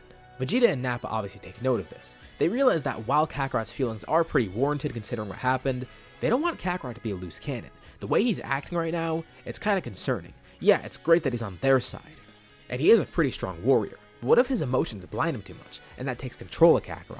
They're not concerned because they expect Kakarot to turn on them. Rather, they're concerned Kakarot will do something rash, especially in the heat of battle. If they match up against Frieza and Kakarot's emotions get to him, that could be a pretty bad thing that causes him to slip up. They need to get that in check. One day, Vegeta is sparring with Kakarot, and brings this up during his training. He doesn't want Kakarot being a loose cannon like this, but Kakarot sees this as an insult rather than help. He tells Vegeta that he can't even begin to understand the things that Kakarot's going through right now. It's just been revealed to him that his entire existence is a lie. He's wasted so much time working under Frieza, and for what? Not only that, but his brother just died. Kakarot's emotions bubble up more and more during this fight, and eventually he goes Super Saiyan on accident once more, hitting Vegeta with great power during their sparring match. This actually does injure Vegeta a bit, and then Kakarot sees what he's been saying. He powers down and apologizes, realizing that Vegeta's not trying to insult him, he's trying to help. And you know what? Maybe it is better if he tries to get control of his emotions. Not only will it get his mind off everything, but it'll make him a better fighter, and he doesn't want to accidentally hurt Vegeta or Nappa during their training like he just did. Of course, Vegeta doesn't really care too much about getting hurt. If anything, he's just going to heal back stronger. But he's glad that Kakarot finally realizes this. Vegeta begins discussing with Nappa more and more. Obviously, they don't really know Kakarot too well, especially compared to someone like Raditz who's been with them for years. Kakarot's only been with them for about a few months, and they learn more about him every day. Nappa sees that he's definitely an amazing fighter, and they're warming up more and more to Kakarot. One of the great things too is that Kakarot knows a lot about the inside of Frieza's army. Obviously, Vegeta and Nappa do as well, but Kakarot knows even more. He was working right alongside Frieza. He knows everything about the operations and the people inside it. This information will actually be very useful, once they actually do plan to strike. But first, they're going to aim to actually revive Raditz, which leads them to a planet called Namek, one where there's apparently wish orbs, some odd magical devices that grant wishes once you collect all of them. But there is one pretty big issue. They know that if they go to Namek, Frieza might try and follow them, and not only would that interfere with their plan, but they might be leading Frieza right to the Dragon Balls, which would be a terrible thing. Nappa argues that Kakarot might be strong enough to fight Frieza, but they gotta remember, there's also King Cold, and for all they know, the two of them are planning, and they might be even stronger than before. They were only just barely able to defeat Cooler, and they want to be extra careful. They don't want another situation like that on their hands where they might end up dying. So they begin debating, should they go for the Dragon Balls right now and risk Frieza finding them, or should they go attack first?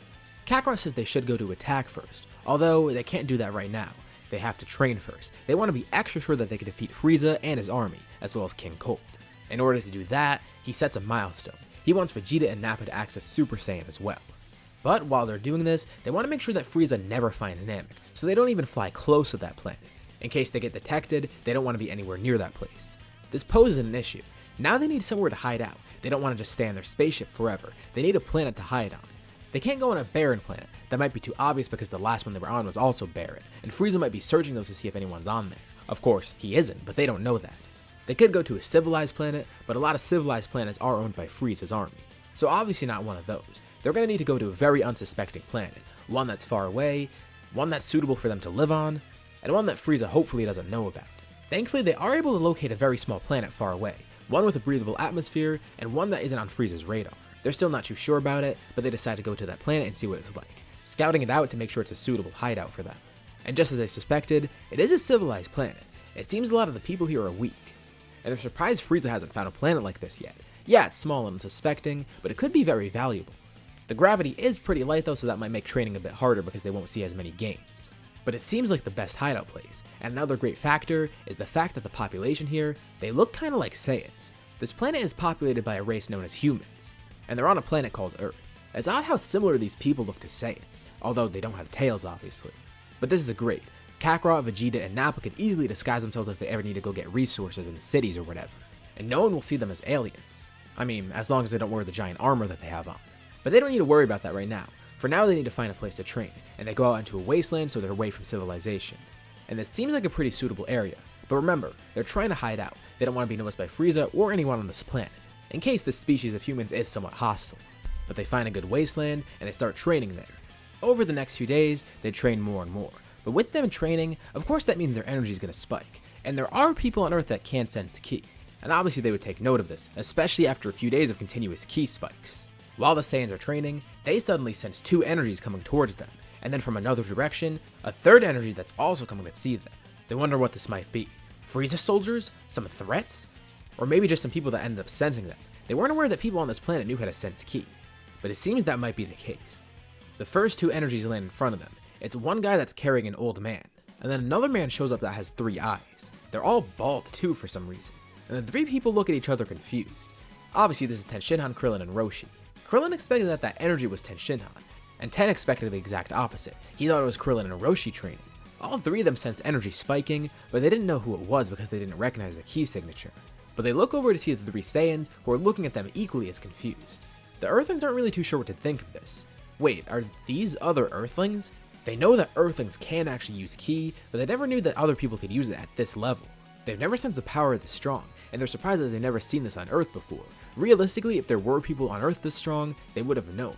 But what's even weirder, these people have tails, and they're wearing some weird clothing.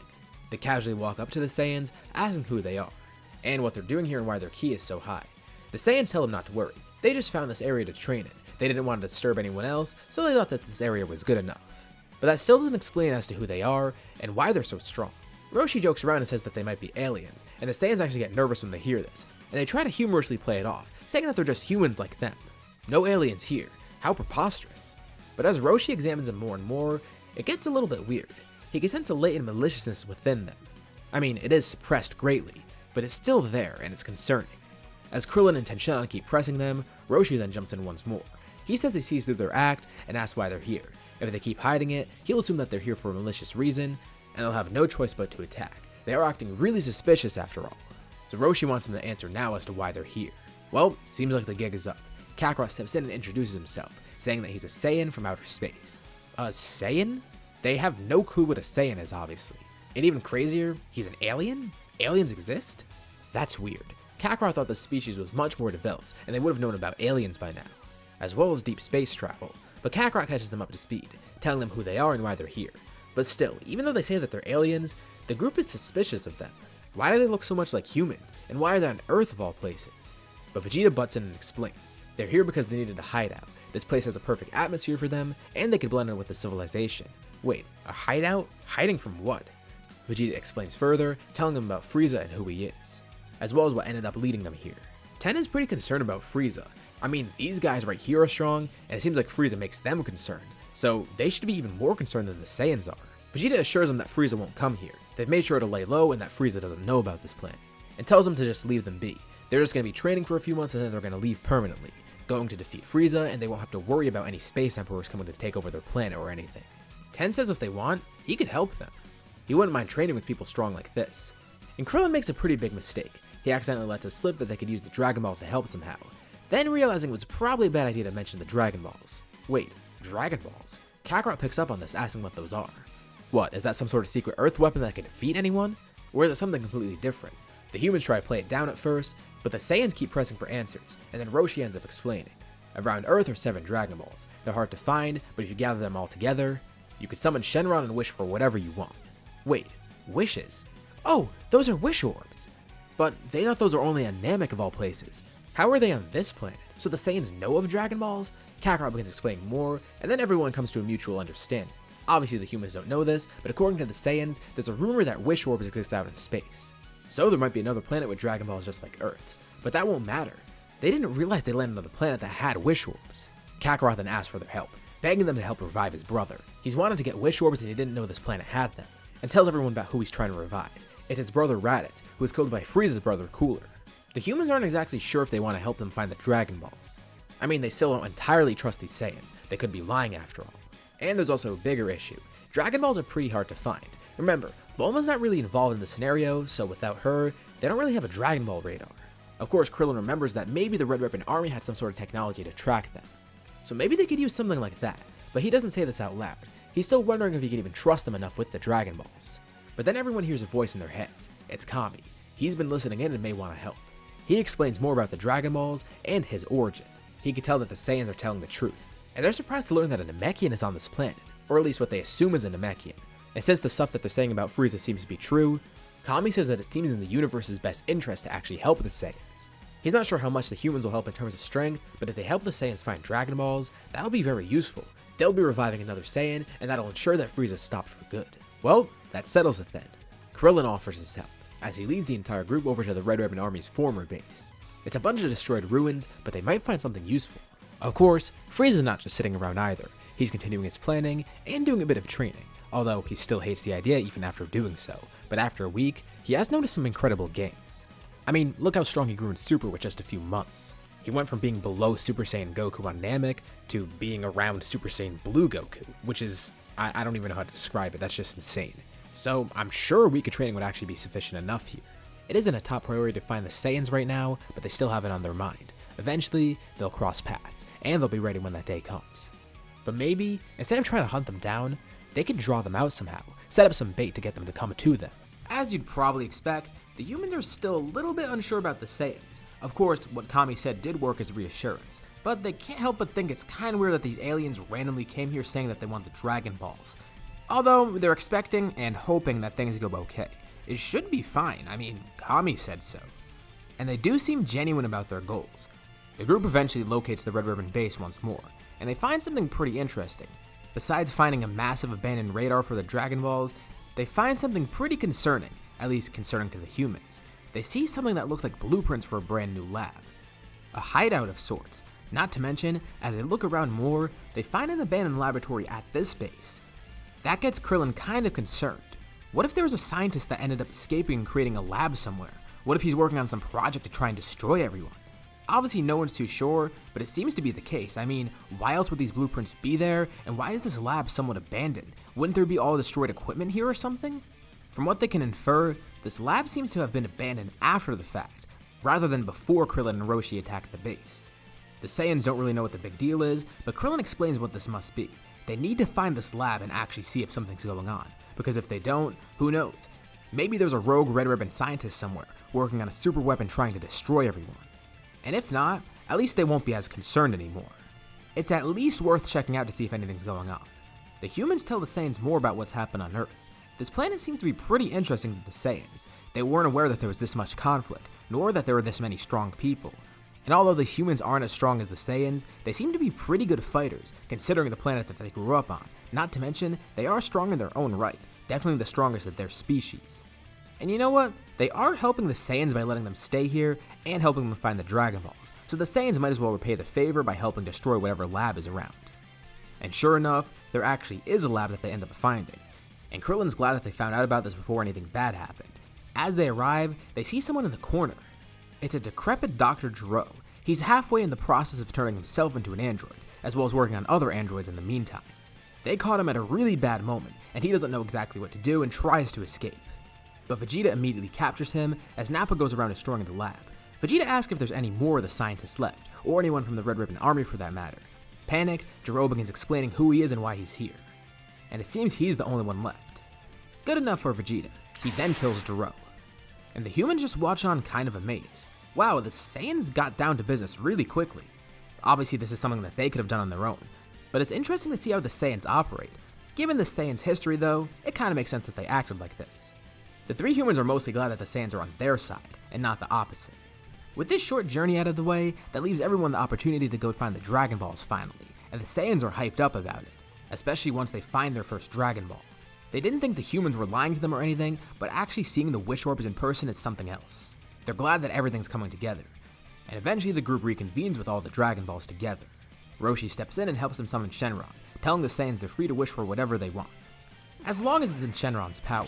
The Saiyans are amazed to see this dragon here, They've never seen anything like it, and they knew that the wish orbs were special, but this is crazy.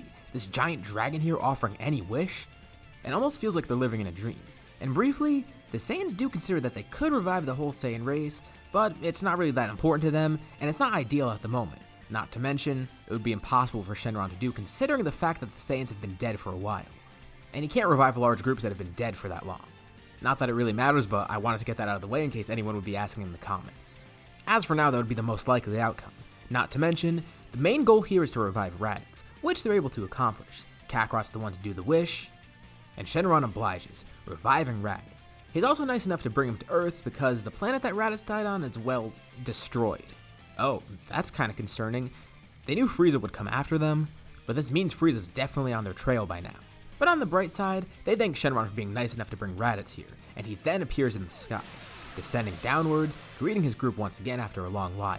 Kakarot is elated, and for the first time in his life, he actually seems more emotional, and not negative emotions, good emotions. We definitely have seen him emotional over the course of the series, but this is different. He's happy. He feels relieved. It's not a feeling that Kakarot gets to experience much, and he's glad to finally see his brother once again. He finally made up for his mistakes, but Raditz doesn't blame Kakarot. He tells Kakarot to stop beating himself up about everything. He did defeat Cooler after all, and became the legendary Super Saiyan. Hold on, how does Raditz know about all that? Oh yeah, he knew they might have been confused, so he begins explaining.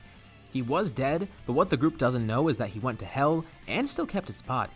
I'm going with this explanation because it seems more interesting. And Raditz begins telling everyone what the afterlife is like. Well, at least hell.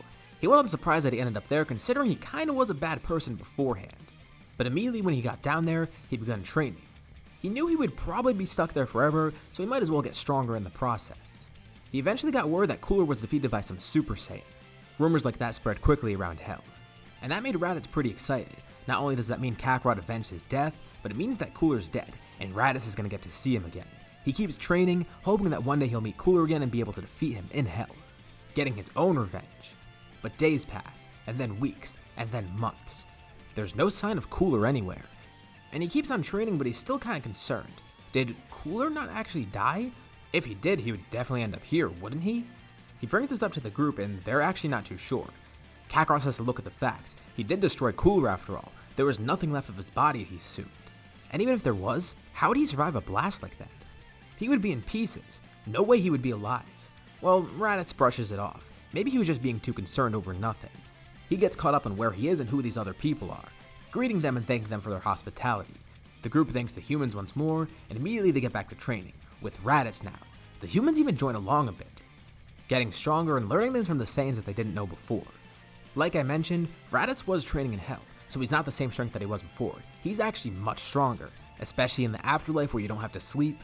He had so much free time to train. I mean, it was all he could do. As long as he didn't cause a ruckus in hell, he was able to do pretty much whatever he wanted down there, and he spent all his time doing that. Well, there is one other thing he did while he was down there. He mentions to Kakarot that he met someone pretty interesting down there. He saw Bardock. Wait, Raditz saw their father? Kakarot's pretty surprised to hear this, but Raditz goes on to explain. Bardock was a Saiyan after all. Of course he'd end up in hell. Although Raditz couldn't find Gine, so he wasn't sure where his mom ended up. Granted, she wasn't really a fighter and didn't go around destroying civilizations, so she probably did get to go to heaven. But while in hell, Raditz did get to see Bardock for a bit. They didn't spend too much time together at first since Saiyan familial bonds aren't that strong, but Raditz caught Bardock up to speed about what's happened since he died. Raditz tells Kakarot that Bardock was angered to hear about what Frieza did to him. Although, he accepts that it wasn't really Kakarot's fault. Kakarot was manipulated by Frieza. That's how Frieza acts, and as long as Kakarot's in a rebellion against him now, that's all that matters. Raditz and Bardock occasionally saw each other more, until Raditz was randomly taken out of hell and revived, aka that same day. Kakarot's not too sure what to feel about this. On one hand, he feels kinda disappointed in himself. Bardock's whole goal after all was for Kakarot to survive and eventually defeat Frieza, and basically just not to die. Instead, he worked against the Saiyans. Of course he didn't know Bardock that well, and it's not like Kakarot needs his approval for everything. But still, it's nice to know that Bardock seems proud of him. He thought that people would look down upon him if they heard what Frieza did. Like Kakarot was stupid enough to be manipulated by him. But like Bardock said, all that matters now is that Kakarot's in a rebellion against Frieza. Bardock hopes one day to see Kakarot, at least once. But he hopes that day doesn't come too soon. Who knows, maybe Kakarot won't even go to hell. But that obviously remains to be seen. Training continues and eventually, all the Saiyans do unlock Super Saiyan. After seeing Raditz again and hearing what he said, Kakarot's only more motivated. And this motivation spreads to the other Saiyans and the humans as well. But as planned, once everyone else gets Super Saiyan, the group decides to leave Earth. They thank the humans for their hospitality once more. But before they go, they leave a parting gift. Vegeta hands over a scouter. One limited for communication purposes, if the humans ever need to contact the Saiyans for something. You know, if they ever need a planet destroyed or something. The Saiyans would be glad to do some free mercenary work for them. Vegeta laughs and the three humans nervously laugh along. They genuinely can't tell if he's serious or not. But with that, the Saiyans then end up leaving, going off into space, finally ready to defeat Frieza. This isn't going to be an instant process though. First, they're going to have to figure out where Frieza even is. But once they do that, they have a good plan. They're just going to ambush him right away, not even giving him a chance to respond. And you could probably guess who came up with that plan. That's Kakarot's idea. He wants to get this over with right away. He knows how Frieza is, and he wants to be the one to do it. And after some time, they are able to track down one of Frieza's ships. The plan's all coming together. They follow the ship covertly, trying not to remain seen, but also trying to remain close enough so they can find where Frieza's army is. That ship then returns to a bigger ship. They're all orbiting around a planet, one that Frieza's preparing a conquest on. The group knows that it's now or never. But this is kind of an issue. The ship's out in space, and they don't have any way to shoot it down or attack it. They're completely disadvantaged out here if they try to attack now. Nappa says maybe they should wait for some more time, but Kakarot says he has a plan. He runs over to their ship's airlock, lowering it immediately. The group thinks he's crazy. What's he thinking? He's gonna get sucked out into space and he'll die. Kakarot tells him not to worry, he'll be quick. He grabs onto the side of the airlock as he opens it, with a ki blast charge in his other hand. He hangs on for dear life as space tries to pull him out, but with his other hand, he launches that ki blast. It's a massive attack and it hits the ship quickly. They can't even avoid it. Aboard the ship, the Saiyans watch as a brilliant explosion occurs. It's almost eerie, being completely silent in the vacuum of space. A giant chunk of Frieza's ship is taken off, with Frieza's soldiers sucked out into space as the rest of the ship plummets onto the planet below, with a chain of explosions surrounding it as smaller ships explode. Raditz activates the airlock once more and quickly pulls Kakarot back up. He's a little out of breath and a bit cold, but he was only out there for a few seconds. He should be fine. After recollecting himself, their ship rockets towards the planet. Frieza's ship barrels down towards the planet. Both Frieza and Cole are aboard, but they're completely unfazed. This isn't going to hurt them at all, but they know exactly who's responsible for this. The Saiyans must be here, and they're ready. Up in the sky, they see the Saiyan ship descending on the planet. Frieza points a single finger up, charging a beam. He launches it and makes contact with something. Actually, someone. Kakarot immediately jumped off the ship and hammered down right through the blast, shouting as he rockets right towards Frieza, punching him right in the face. The Saiyans land nearby and they see the ship's rubble, with Kakarot standing over Frieza and King Cold standing nearby. Kakarot quickly knocks King Cold back with a Ki, and then looks back over towards Frieza quickly as he powers up, beginning to transform. Frieza's transformation completes and the group's actually pretty surprised. They weren't aware that Frieza could get this strong with the transformation. And Frieza laughs maliciously. They have no chance at defeating him. Who cares if there's a Super Saiyan in their group or not? They don't know the power of Frieza's final form, and they don't know the fact that Frieza's been training for a bit. What Frieza doesn't know though is that the Saiyans have been training for a while as well, and it's been a very fruitful experience. Kakarot powers up into Super Saiyan, and the other three respond doing the same exact thing. Frieza and Cold are completely taken aback by this, even scared a little. 4 Super Saiyans? In one place? No. This is a nightmare. It's something much worse. Even though they tried to act cocky before, they're terrified. Frieza tries not to show it, but he is concerned. Although he calms himself down, remembering his training, he should have gotten strong enough even with these Super Saiyans here. So there's no point in worrying. But quickly he learns there is a lot of need to worry. Frieza and Cold are dominated by the Saiyans. The worst part is, most of them just transform for show. Kakarot stays in Super Saiyan while the other 3 go into base. They pretty much just did it to trip Frieza and Cold up, scaring them. But if they need the form, they will go back into it. It's a one-sided fight with Kakarot mercilessly beating Frieza up. Frieza calls Kakarot a fool. For all these years he's stayed with him. No matter what he does now, the damage is done. But Kakarot tells Frieza he's changed. He knows that he feared the Saiyans. And look what happened. He caused his own downfall. Kakarot's finally seen the light, and the Saiyans are so much stronger than they could have ever imagined. He tells Frieza that he's the fool. He trained up the Saiyan that would eventually defeat him. This only angers Frieza more, and he tries attacking Kakarot, but nothing works, as the rest of the Saiyans hold off Cold. Frieza's pummeled into the ground, and then Kakarot looks up as he notices something in the sky. He saw some sort of glare fly by. What, is that another ship or something? Frieza's just as confused. He doesn't know what this UFO is, but he angrily launches a beam at it, expecting it to be reinforcements for the Saiyans. The beam collides and everyone looks up to see what it hit. Absolutely nothing happens. The object continues moving, getting closer and closer to the planet. It's something shiny. They can't really tell what it is at first, but it's coming right towards them. Everyone stops their fighting, and Frieza goes pale as he sees it come closer and closer, with everyone else following suit. The object crash lands nearby, creating a massive crater shaking the entire area. A figure steps out of the crater, walking towards the group slowly. As it gets closer, there's no doubt in their mind. That shape, it's so distinct. They hear a voice come from it. A familiar voice that immediately makes Kakarot's anger flare up. Everyone's completely silent, but Kakarot utters one word: Cooler. This definitely does look like Cooler, but he's different somehow. He's all shiny and metallic. They're not sure what happened, or even if this thing really is Cooler, but whatever it is, they know it's a threat. Raditz knew he should have been concerned. Cooler was alive this whole time, somehow surviving, but how? When they finally see Cooler, everyone's basically in disbelief. King Cold asks if it's really him. He hasn't seen Cooler in so long. And from when he last heard, Cooler might have been dead. This is impossible. How's he back? Cooler scoffs at this. To think that he would die at the hands of a Saiyan, he begins explaining to everyone what happened. He says it seems Kakarot didn't do a good enough job at killing him. Due to the insane survivability of his species, Cooler was able to actually survive that attack, despite kind of being left in pieces. But luckily, he came across something into space that merged with him, the Big Getty Star. While he has been going around trying to get more materials for it, he also did want to get revenge. And this is perfect. Not only are his father and brother there, but the Saiyans too. All people that he has grudges with. And he sees something interesting too. That one Saiyan that he killed before. Raditz or something. How peculiar. It seems he didn't actually die either. Of course, the group doesn't reveal that he was revived, and Frieza, King Cold, and Cooler just assume he survived somehow. But that's besides the point now. Kakarot tells Cooler that he beat him once, and even though he didn't fully kill him last time, this time he'll finish the job. He can easily beat Cooler once more, no big deal. But before he does so, he's going to finish off Frieza. He lifts up the Emperor and charges an attack in one hand, and before it even lands, Cooler launches a blast at Frieza that shoots him out of Kakarot's hands, launching Frieza far away from where they are. Cooler tells the Saiyans that Frieza's his prey, and this makes King Cold mad. He didn't care much for Cooler anyways, but still, his son is a coward, a traitor. He will die by King Cold's hand. King Cold launches over towards Metal Cooler, and lands a punch right on his face.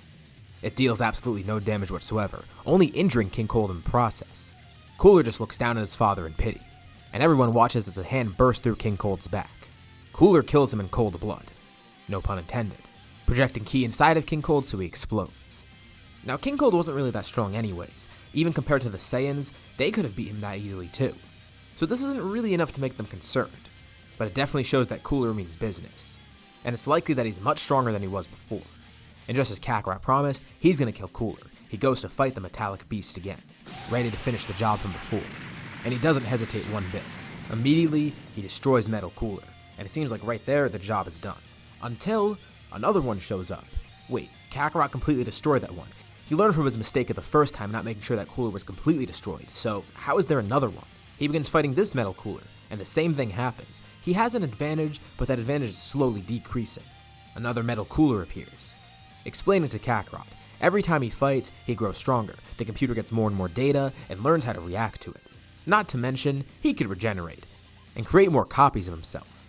The group realizes that Kakarot can't do this on his own. They all jump in, going into Super Saiyan by themselves. Miles away, Frieza finally lands, crashing into a bunch of rocks. He can't believe it. That bastard Cooler's gonna pay for this. He looks up and sees more objects descending. At first he thinks it's more threats, but then he sees that it's his ships. Some of them actually survived out in space. The ships land finally having found Frieza. They make sure that he's okay, but Frieza doesn't care. He wants to fight his brother now. He tells the soldiers to go attack the Saiyans and Cooler. He's gonna stay behind for a second, charging up some more energy before he can go back in. As his soldiers all leave, he then sees another object descending from the sky, and this time it actually is Cooler. Or at least one of the copies of Metal Cooler. He then also learns of Cooler's abilities, trying to fight his brother, but to no avail. At one point in the battle, he actually blasts off Metal Cooler's arm, which he simply regenerates. Great, he could rebuild himself too. This is only pissing Frieza off more and more. He charges up, going to his 100% full power mode, tearing off one of the heads of the Metal Coolers. throwing it at the other ones and then launching a massive blast at them. More and more of them start appearing, and eventually they swarm Frieza, as he's surrounded by a bunch of wires, then dragged away into the core of the Big Getty Star. Of course, on the other side of the planet, no one even knows that this happened. They don't even know if Frieza survived that attack from Cooler, and they're completely unaware of where he is at the moment. But Kakarot is pretty angry. He came here just to kill Frieza and King Cold. Not only did Cooler steal his kill on King Cold, but he interrupted that battle. This battle is what his whole life was leading up to. It was a way to make up for all his past mistakes and all his failures, even if he only just realized it, and Cooler ruined it. Thankfully, with all his group being Super Saiyans as well, they are actually able to put up a good fight. Individually, they're able to defeat some metal Coolers, but every time they defeat one, two more appear, then more, and even more after that. They're starting to get tired out. Not only are they getting overwhelmed, but they're getting outnumbered. Cooler also realized that he's not making too much progress either. With all these Saiyans together, it's not going to be that easy. But he has a pretty good idea. One of the Coolers goes right into the middle of the fight, and suddenly, he self-destructs, flinging everyone into opposite directions. Vegeta's tossed away on his own, as well as Nappa. Thankfully, Kakarot isn't completely split up from everyone. Raditz lands nearby him, although they can barely fight anymore. They were too injured and too worn out. But still, they power back up into Super Saiyan, going right into the battle once more.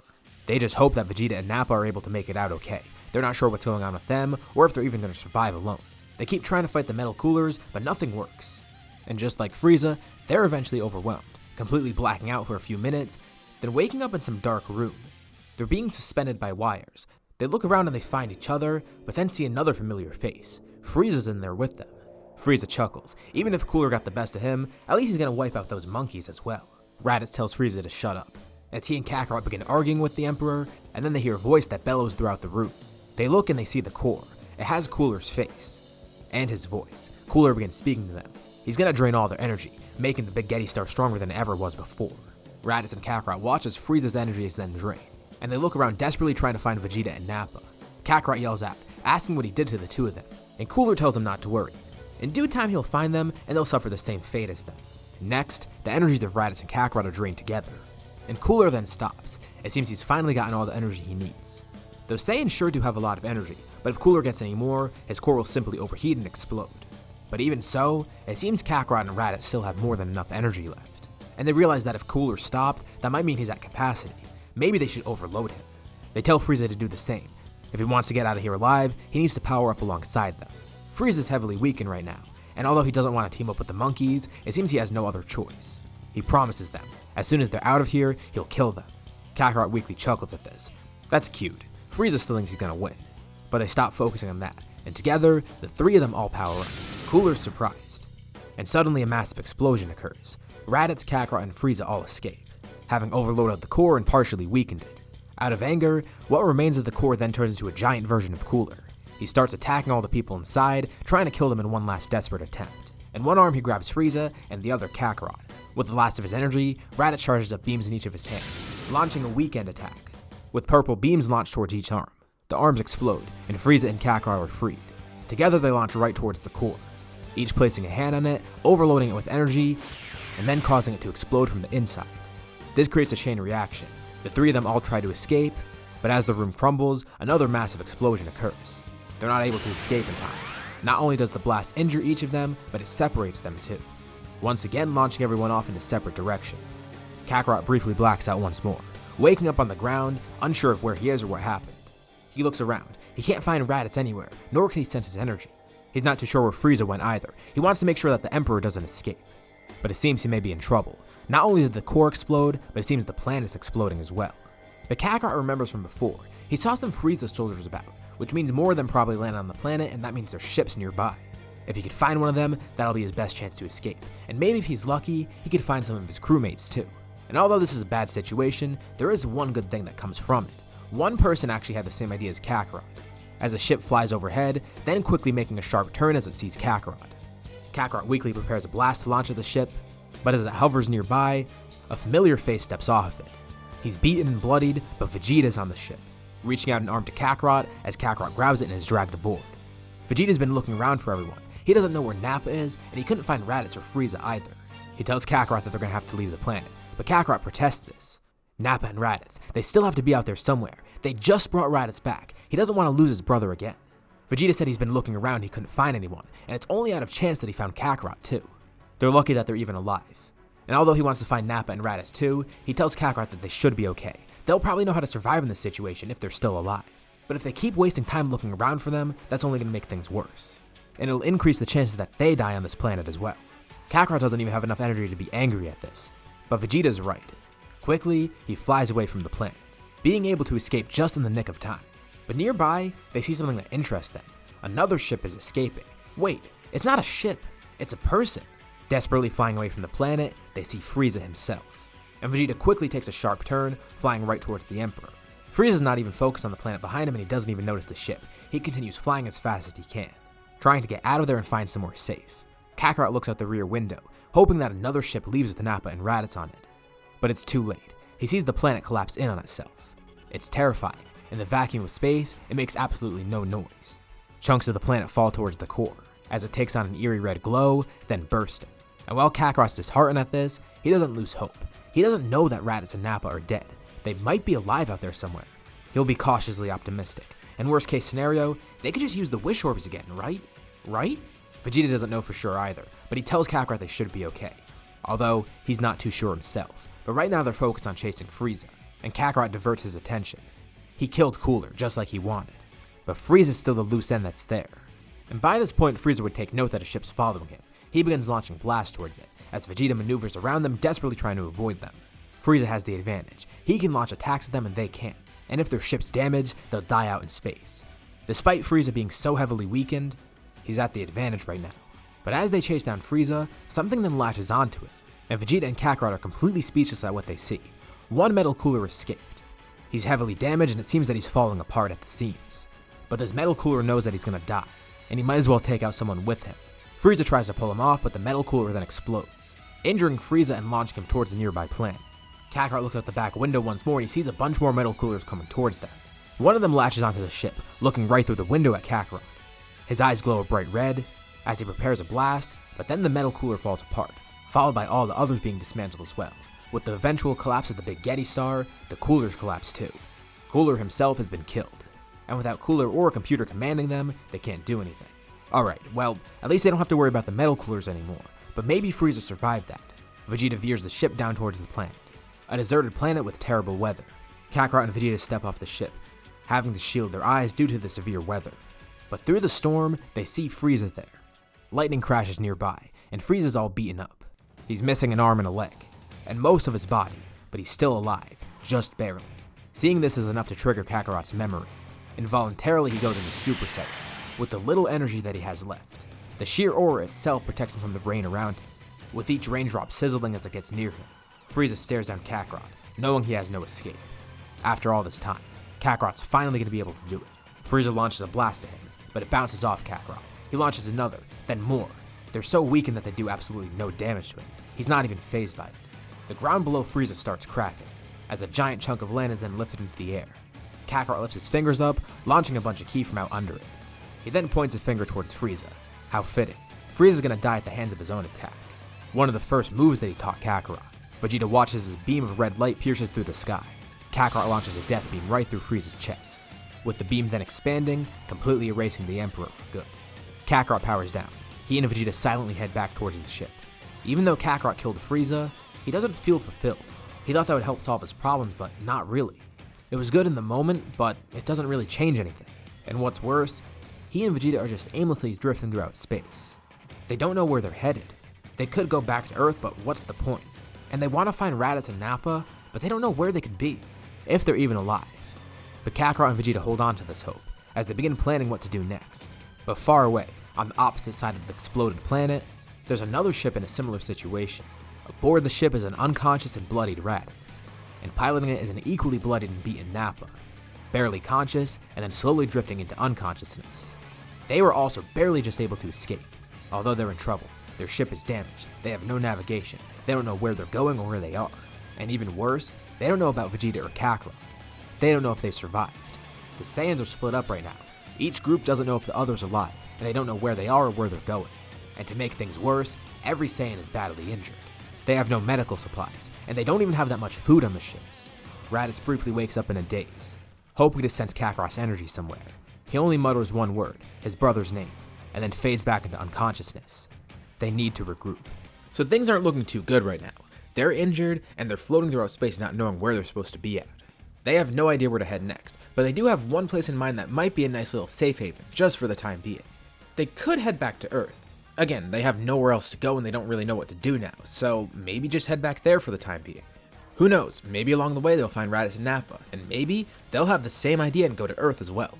So, Vegeta pilots a ship towards where he thinks Earth is. But as they're floating throughout space, they pass by a random ship. It's kind of far and they think that it didn't notice them.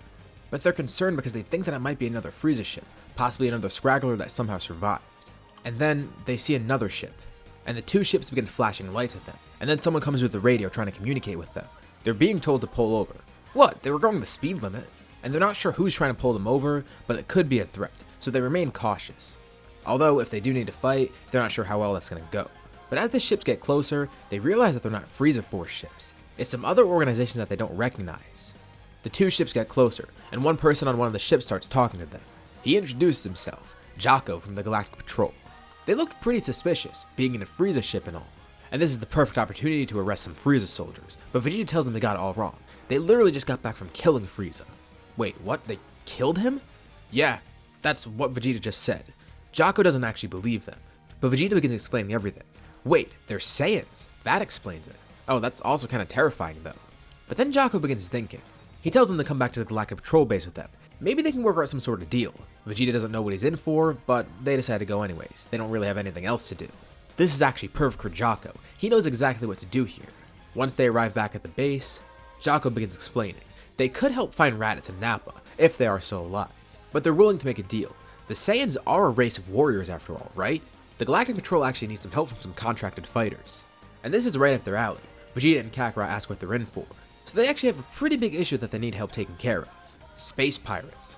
Sounds weird, but they're intrigued. They tell Jocko to continue. Through space, there's a gang of pirates going about from the Hera clan, a group known as the Galactic Warriors. The Galactic Patrol's been trying to follow them forever, but not only are they hard to locate, but they're hard to get a handle on. They're just so powerful that there's no way to bring them in, and that's where the Saiyans come in. Of course, they'll help the Saiyans get anything they want, just because of how big of a deal this is. If they need a new ship, they got it. If they need to find Raditz and Nappa, they're gonna do that.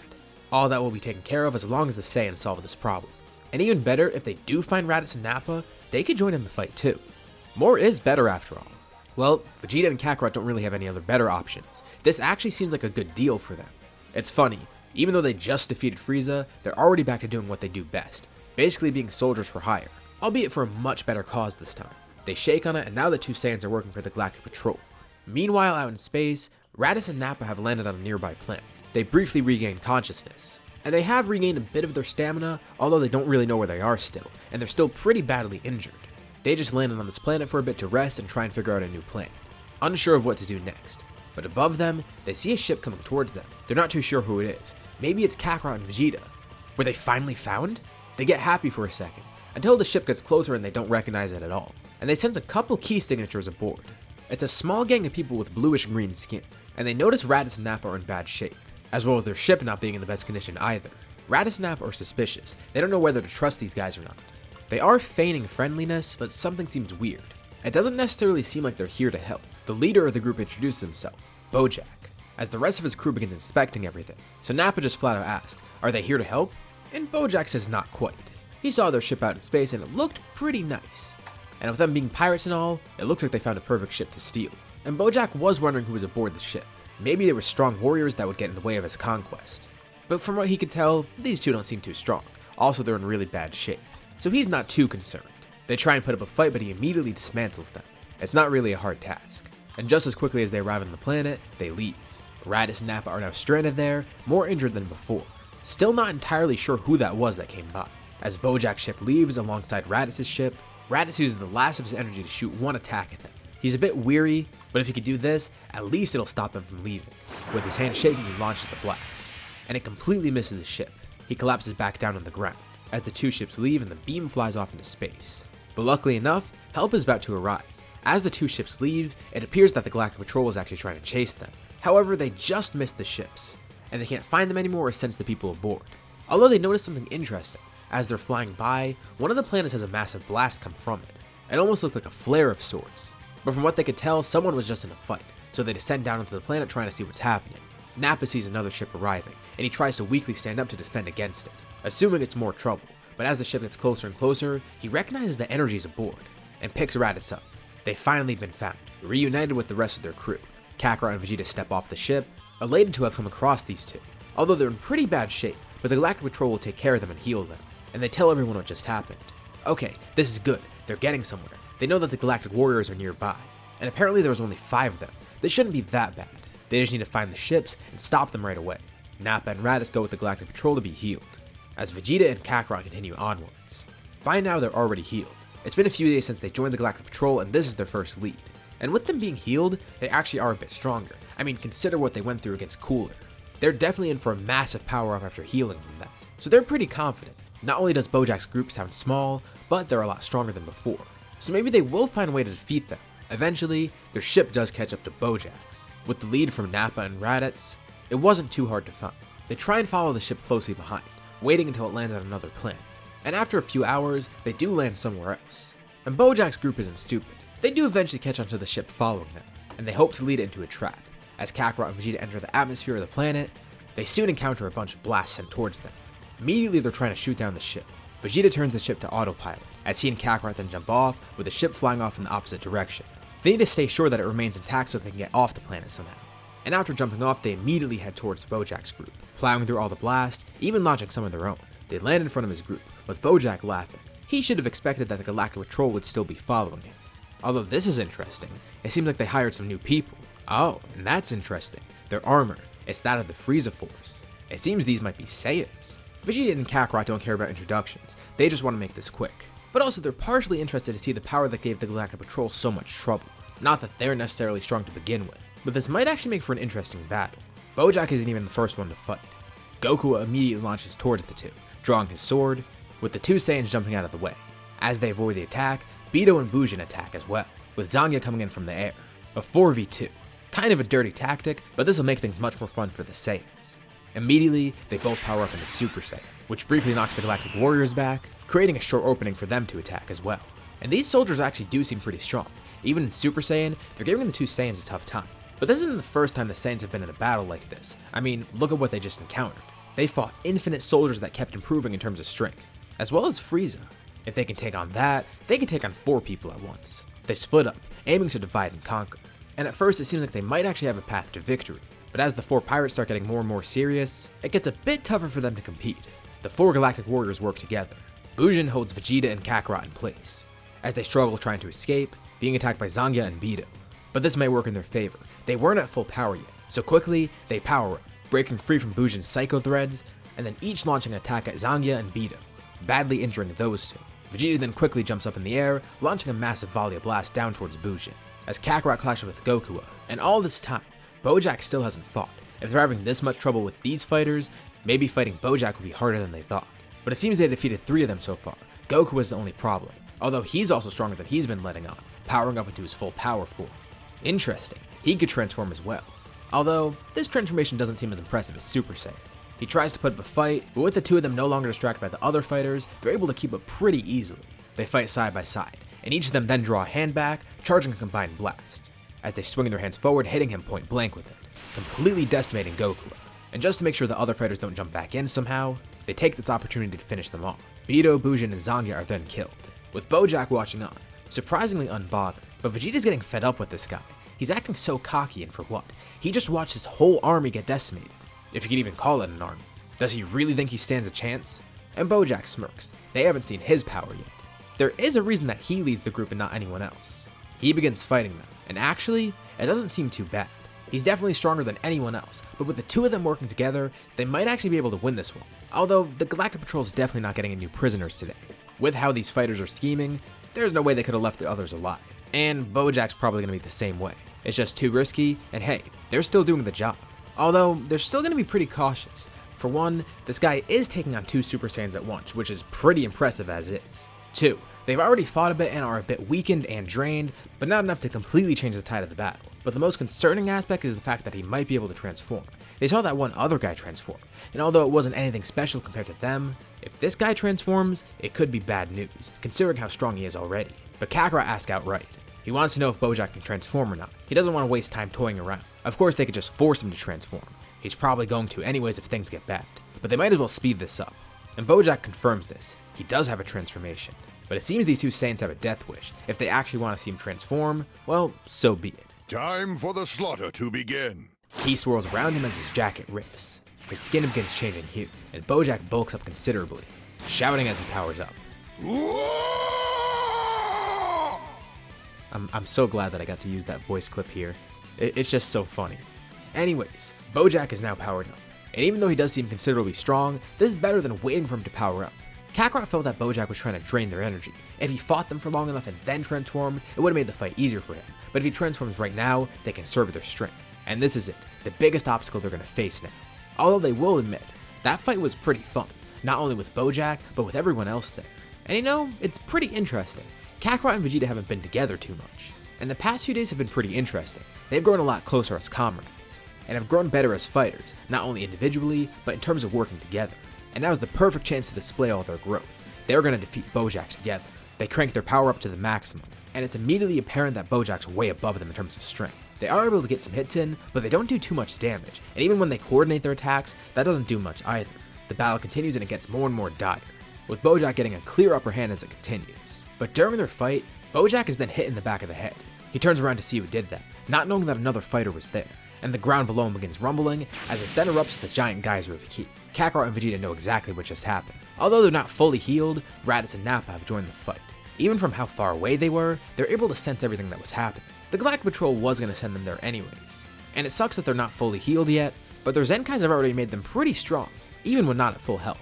But the great thing is, they also served as a great distraction, and the four Saiyans gang up on Bojack. The tables have turned, it's a 4v1 now, but still, it doesn't seem like it's going to be easy. Maybe with those two Saiyans there with them, it will help, and it seems to be an even fight with Bojack, but they're still not sure if they could win. Again, Nappa and Raditz aren't fully healed, and Kakarot and Vegeta are in kinda bad shape now, but at least this gives them a better chance. They just need more power, somehow, some way. They need just enough energy to go over that limit. They're even with Bojack now, they need to surpass that. But even with Raditz and Nappa there, Bojack is still doing pretty well. This is actually pretty fun for him too. Not only does he get a good fight out of this, but if he wins, he'll be destroying more people that are potentially in the way of his conquest. It's just less obstacles to encounter later on.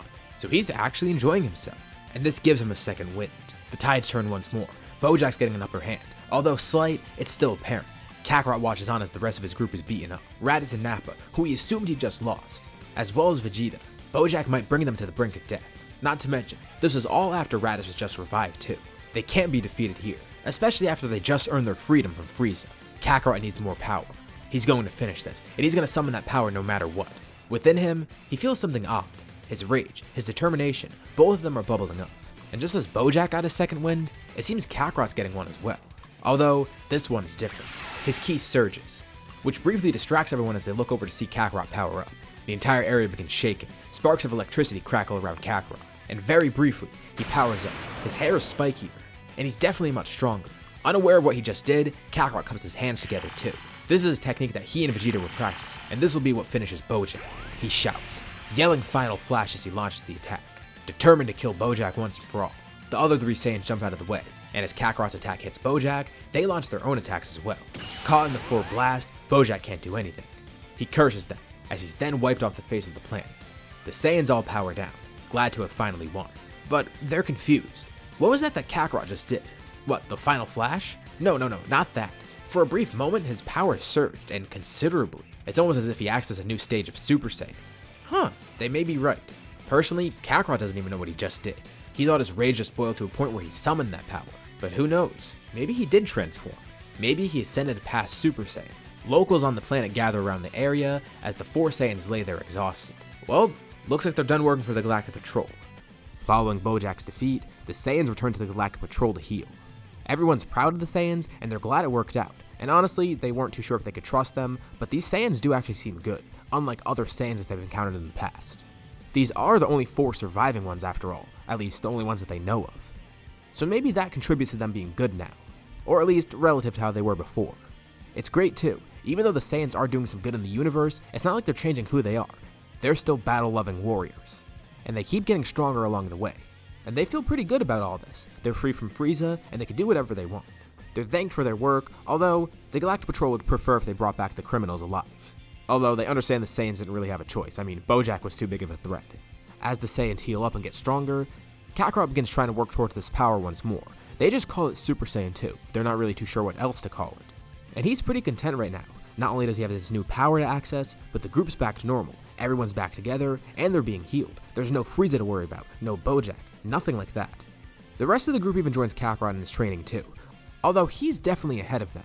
He already knows what Super Saiyan 2 feels like, and he could probably try and tap into that power again, which he does so eventually. This will help everyone else train towards it, and he basically acts as their Super Saiyan 2 coach. And for the time being, they remain with the Galactic Patrol.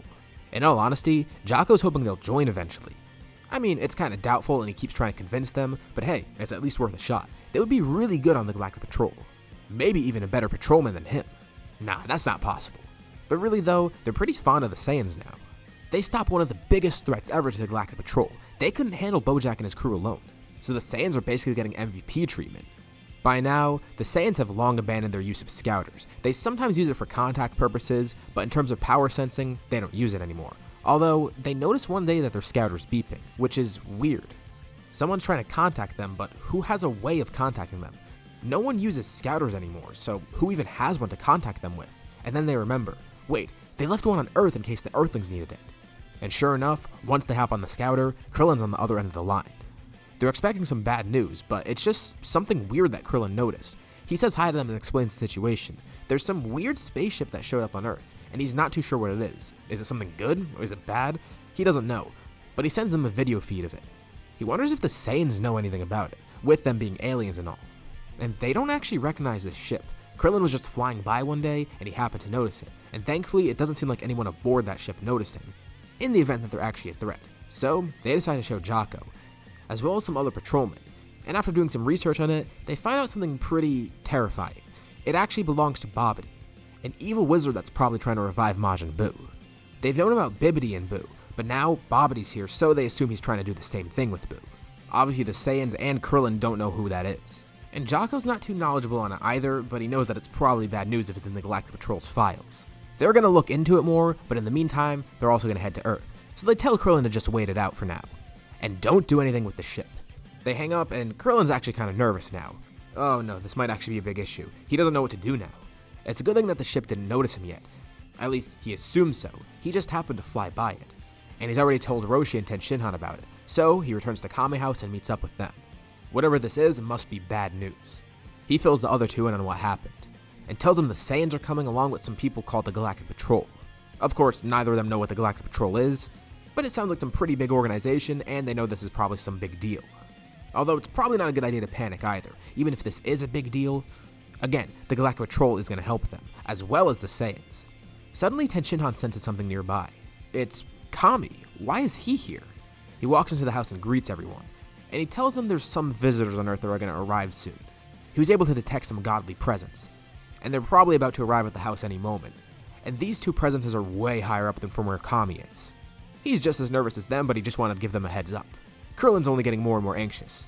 They must have stumbled upon something big, and he doesn't really want to deal with it. This threat seems way bigger than them if gods are getting involved. And alien police from across the universe. Two people arrive at Kame House, and Kami kneels as he greets them. It's the Supreme Kai and his attendant. The humans have no idea what's going on since this all happened so fast, so they just kneel too, expecting this to be some big deal. They tell everyone not to worry. They're here to help, and they're gods. Shin could tell they're worried because he could read their minds. But they explain what's happening and what ship they found. They've been watching over Earth for a while, and knew that Babidi was going to show up eventually. They then sensed a bunch of energies heading towards Earth, which was the Galactic Patrol, and they realized that something must have been going on. They wanted to make sure Earth was okay, and it turns out they stumbled upon Babidi's ship. And they asked the humans about anything they know. Krillin tells them the location of it and the ship that he found, and they confirm that it definitely is Babidi indeed. Of course, they have no idea who Babidi is or why he's here, so Shin explains. They would go and stop him right now, but that might be an issue. He does have Dabura there, an incredibly strong minion of his. Even if all the humans jumped in to help, and if the gods fought too, it might be a little bit too risky. So it's a good thing they called the Galactic Patrol here. Krillin says it should be okay. The Galactic Patrol has some Saiyans with them, and this actually surprises Shin. Wait, Saiyans? They're still alive? Oh, he knows what Krillin must be talking about. He knew of some Saiyans that killed Frieza, the apparent last survivors of the Saiyan race. It must be those guys, and if they killed Frieza, maybe they're good guys. It still is a bit nerve-wracking to have Saiyans come here, but Krillin says that they're good guys. He's met them before, as well as Tenshinhan and Roshi. Kami confirms this too. He watched over the entire time they were here, and he knows they're not bad guys. Sure, in a former life they were, but it seems they've turned a new leaf. Whatever this Babidi, Dabura, and Boo threat is, the Earthlings, the Saiyans, and the Galactic Patrol will stop it. Some time passes and eventually some ships land on Earth. It's a couple Galactic Patrol soldiers, including Jaco, and another one has the Saiyans aboard. Krillin, Tenshinhan, and Roshi are glad to see them again. It's a good thing they answered the call. They weren't sure if that scouter thing was going to work. The Galactic Patrol also meets Shin and Kibito, with the Saiyans equally as surprised to see these gods here. They weren't even aware of the god hierarchy being this high, but these two must be a pretty big deal. Shin tells them this is good. Not only did they find Babidi, but they're going to stop him preemptively. He's probably not even prepared yet. He was most likely laying low to try and strike later. But since Krillin happened to stumble upon them early on, this is good. They'll be able to stop him and they'll probably prevent Majin Buu's revival. Although there is one issue. It seems they have too many people trying to fight. They can't have that many people going over there because that'll just mean more energy for Babidi to steal. Yeah, that's the thing. He steals people's energy and he's going to use that to revive Buu. And with that many people there trying to fight him, it's just going to make things worse if anything. It's best to only bring their strongest fighters. They could regulate their power better, and they'll be able to defeat Babidi and Dabura faster. The patrolmen on Earth decide to head back into space, orbiting around Earth. Even if they can't be here, they're going to make sure everything goes okay. Although Jaco does stay with the Saiyans. Kami also stepped up to formally introduce himself to everyone again. He wanted to personally thank them for helping out Earth. And the Saiyans realize who this is. He's a Namekian. He is the one who created the Dragon Balls here. They never really got to formally thank him either, specifically Kakarot. Without Kami having created the Dragon Balls, Raditz would be dead, and likely all the other Saiyans. And with them being dead, Frieza would be around destroying the universe. Maybe even cooler. They'll tell Krillin and the other humans about that later. But now, they're prepared to fight Babidi's group. They fly over to the ship, trying to lay low as they watch from nearby. And this time, they actually see someone outside of the ship. And Shin says this is a bad sign. The person standing outside is Dabura, which means they probably know people are watching them. But before they can even react, Dabura then launches over to them, making a split-second decision. He only has one shot at this, so he needs this surprise attack to count. And thankfully he's already picked out the strongest fighter there. Being able to sense his energy, he can tell that Kakarot's the strongest. He uses this opportunity to spit on him, and the group then watches in horror as Kakarot turns into stone. Dabura had only one shot at this. Now that he used this technique, everyone knows they need to avoid it, although he did get the strongest person turned into stone, so this is really going to help them. Shin tells them there's only one way to restore Kakarot. He can be restored, but it's going to be pretty hard. They need to kill Dabura. But they also need to remember, they can't give off too much energy. If they do, Majin Buu might be revived. He also has another piece of good intel. Dabura is their strongest fighter. Everyone else is pretty weak in comparison. Babidi himself is a strong magician, but physically he's pretty weak, and his other minions seem weak as well. That decides it then. The humans fly towards the ship to take care of Babidi's other minions, while the Saiyans remain here to fight Dabura. Dabura is pretty amused. Not only are Shin and Kibito here, but 3 Saiyans. They called in this many people just to fight him. And it seems their strongest has been turned to stone. He's feeling confident. He has the advantage right now, or so it seems. Vegeta, Nappa, and Raditz all power up into Super Saiyan, amazing Shin and Kibito. And those two don't just stand by either, they jump into the battle too.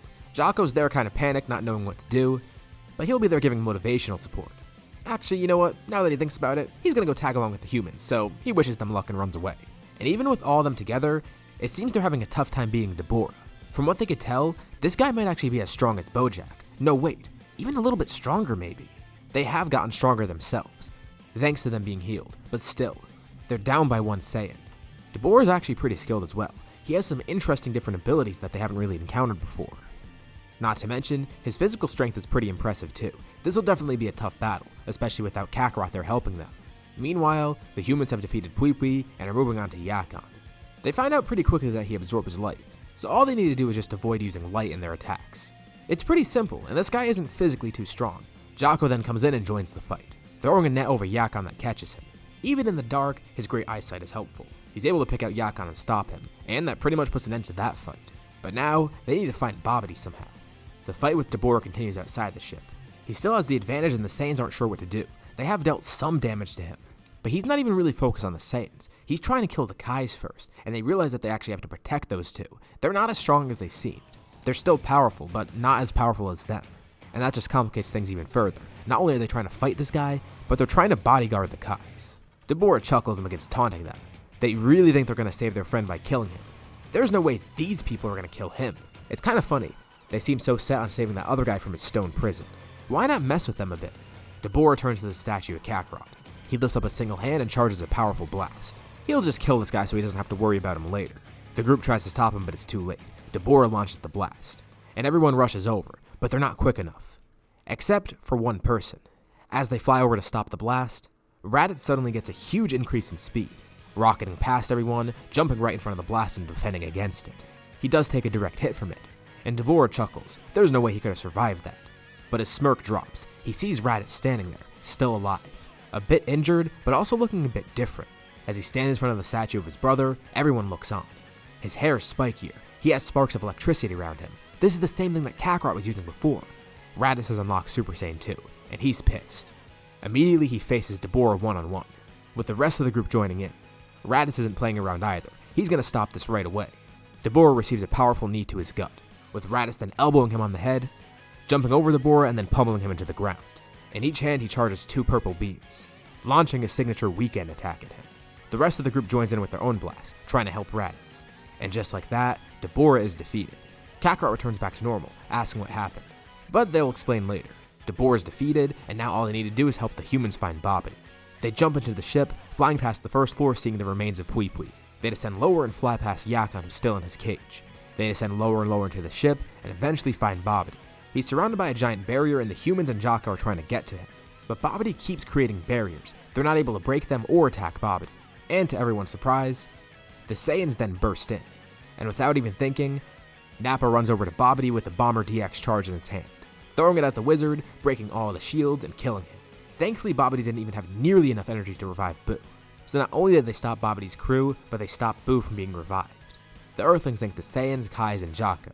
They're all welcome to stay here if they want. Even better, as a reward, why not throw a feast? The Saiyans do love to eat after all, and during this feast, they all catch up.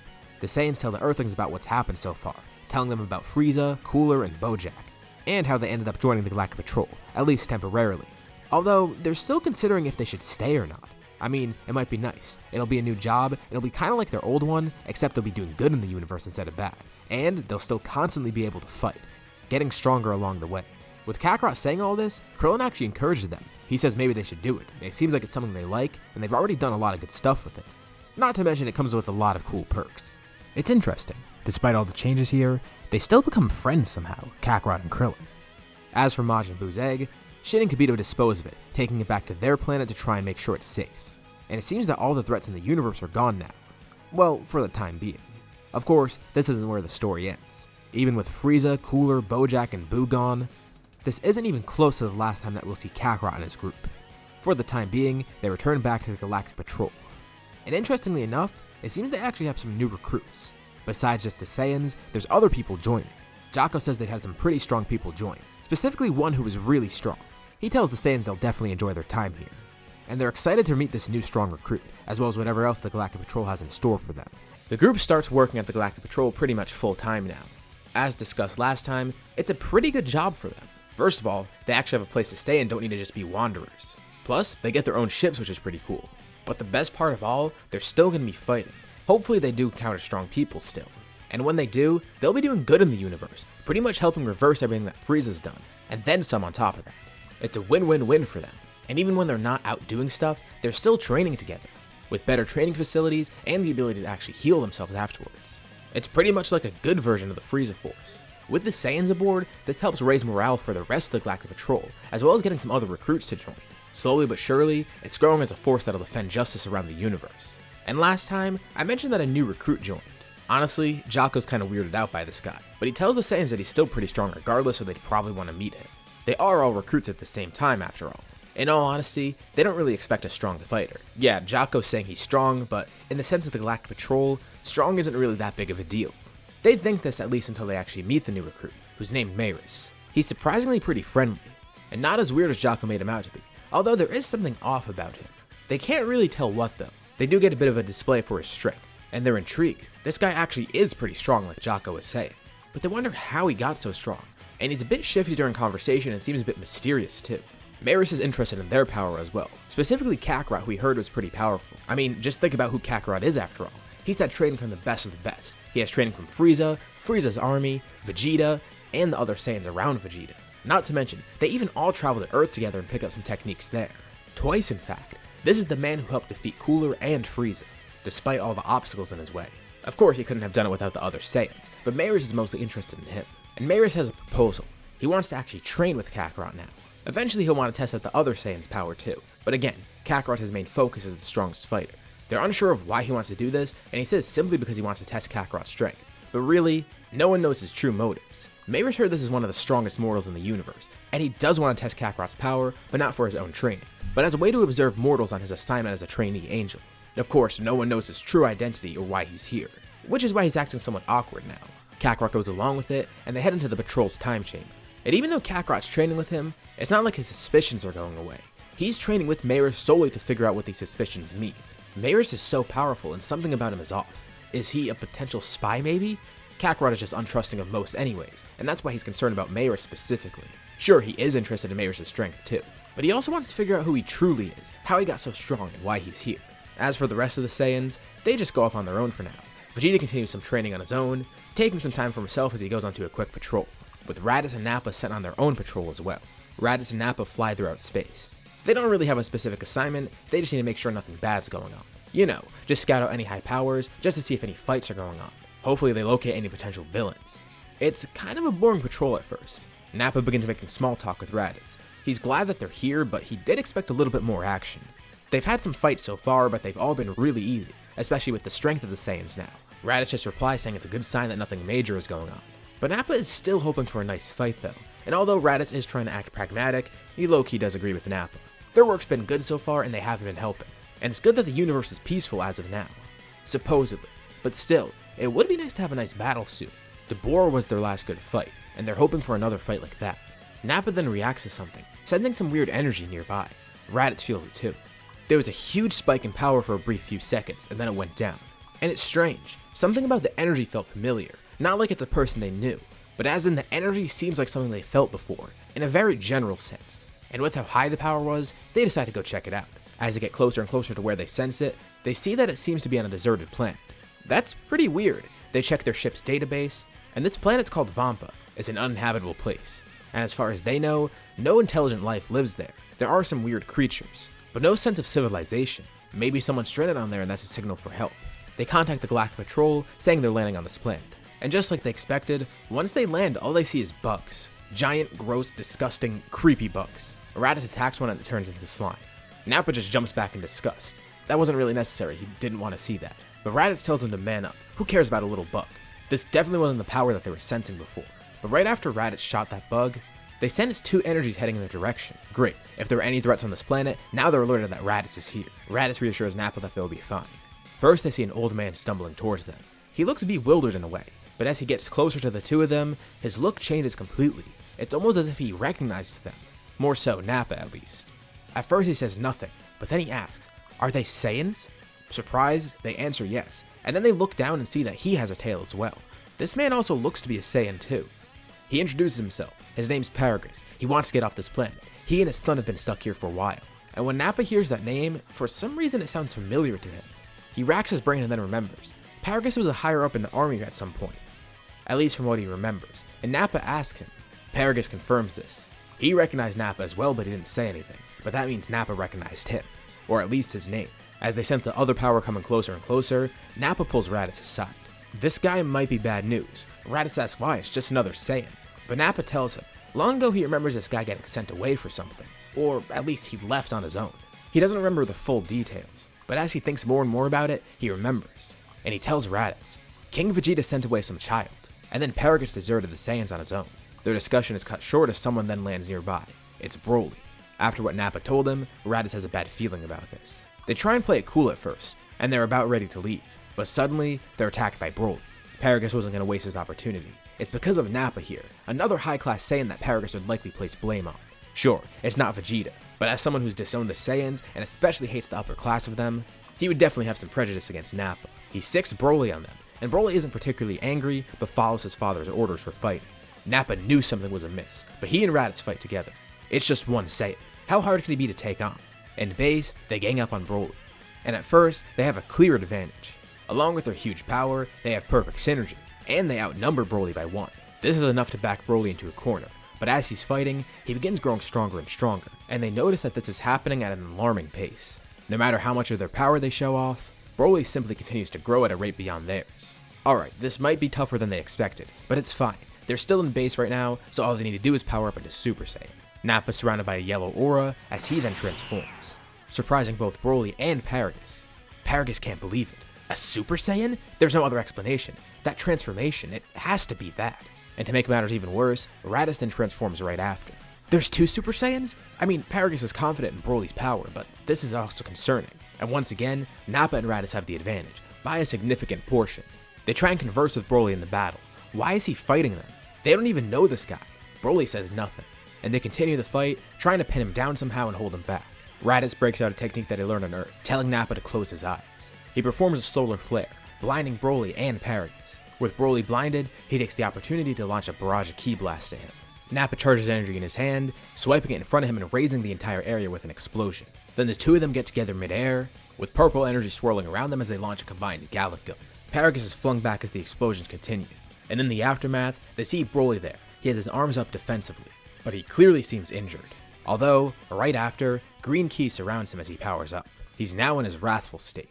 Paragus is tempted to stop this battle. He reaches for his remote, ready to press it, but he does kind of want to see how this goes, so he holds off for now. But just as Broly's about to attack them, a ship whizzes by above them, with a barrage of ki blast flying down on Broly. Someone lands next to Raditz and Nappa. It's Vegeta. And this only reinforces what Paragus was about to do. He's not going to stop Broly. With Vegeta here, he'll let Broly slaughter all of them. He wasn't aware that Vegeta was alive. And even worse, he's a Super Saiyan as well. Vegeta tells him to stop messing around. They've already dealt some damage to Broly, and now they just need to finish it off. Although, he's not sure what kind of power he's using right now. But whatever it is, they'll be sure to stop him. Back at the Galactic Patrol, Kakarot can sense all of this within the time chamber. He and Maris are having some pretty good training, although Maris is still hiding something, but they at least know each other a little bit better now, or at least Kakarot knows the facade that Maris is putting up. But with all this going on, Kakarot thinks he'll need to save this training for later. Once he gets back, he does want to see Maris again, but for now he's going to go help his allies. He thanks Maris, then boards his ship and departs, hoping that everything's okay. Vegeta offers some pretty big help against Broly, but it's still pretty tough.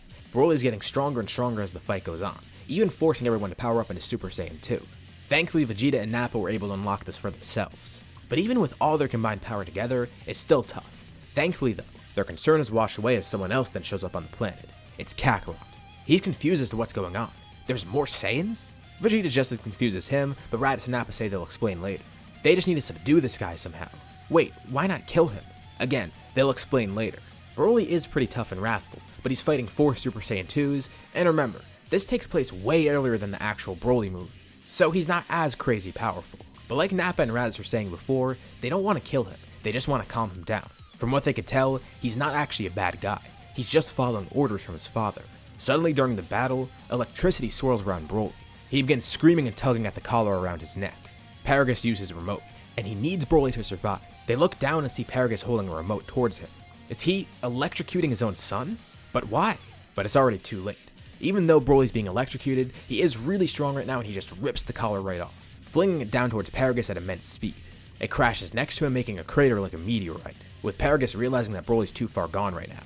His anger's simply too much, and he even just threatened Paragus. Although, the electrocution did mess Broly up a bit, it makes him a bit groggy, and this gives the Saiyans a chance to subdue him. And to the surprise of everyone, another ship then shows up. Paragus aims his gun up at it and tries to shoot it down, but it's met by an even more powerful gunshot, and a second one then flies down right towards him, electrocuting Paragus and giving him a taste of his own medicine. Maris then lands nearby, with Paragus stunned by this attack. He knew something was amiss when Kakarot headed out, so he decided to come as well. They tell him to capture that Paragus guy, which he does, and he sees the opponent they're facing. It's another Saiyan, and he's massive. He seems completely berserk right now.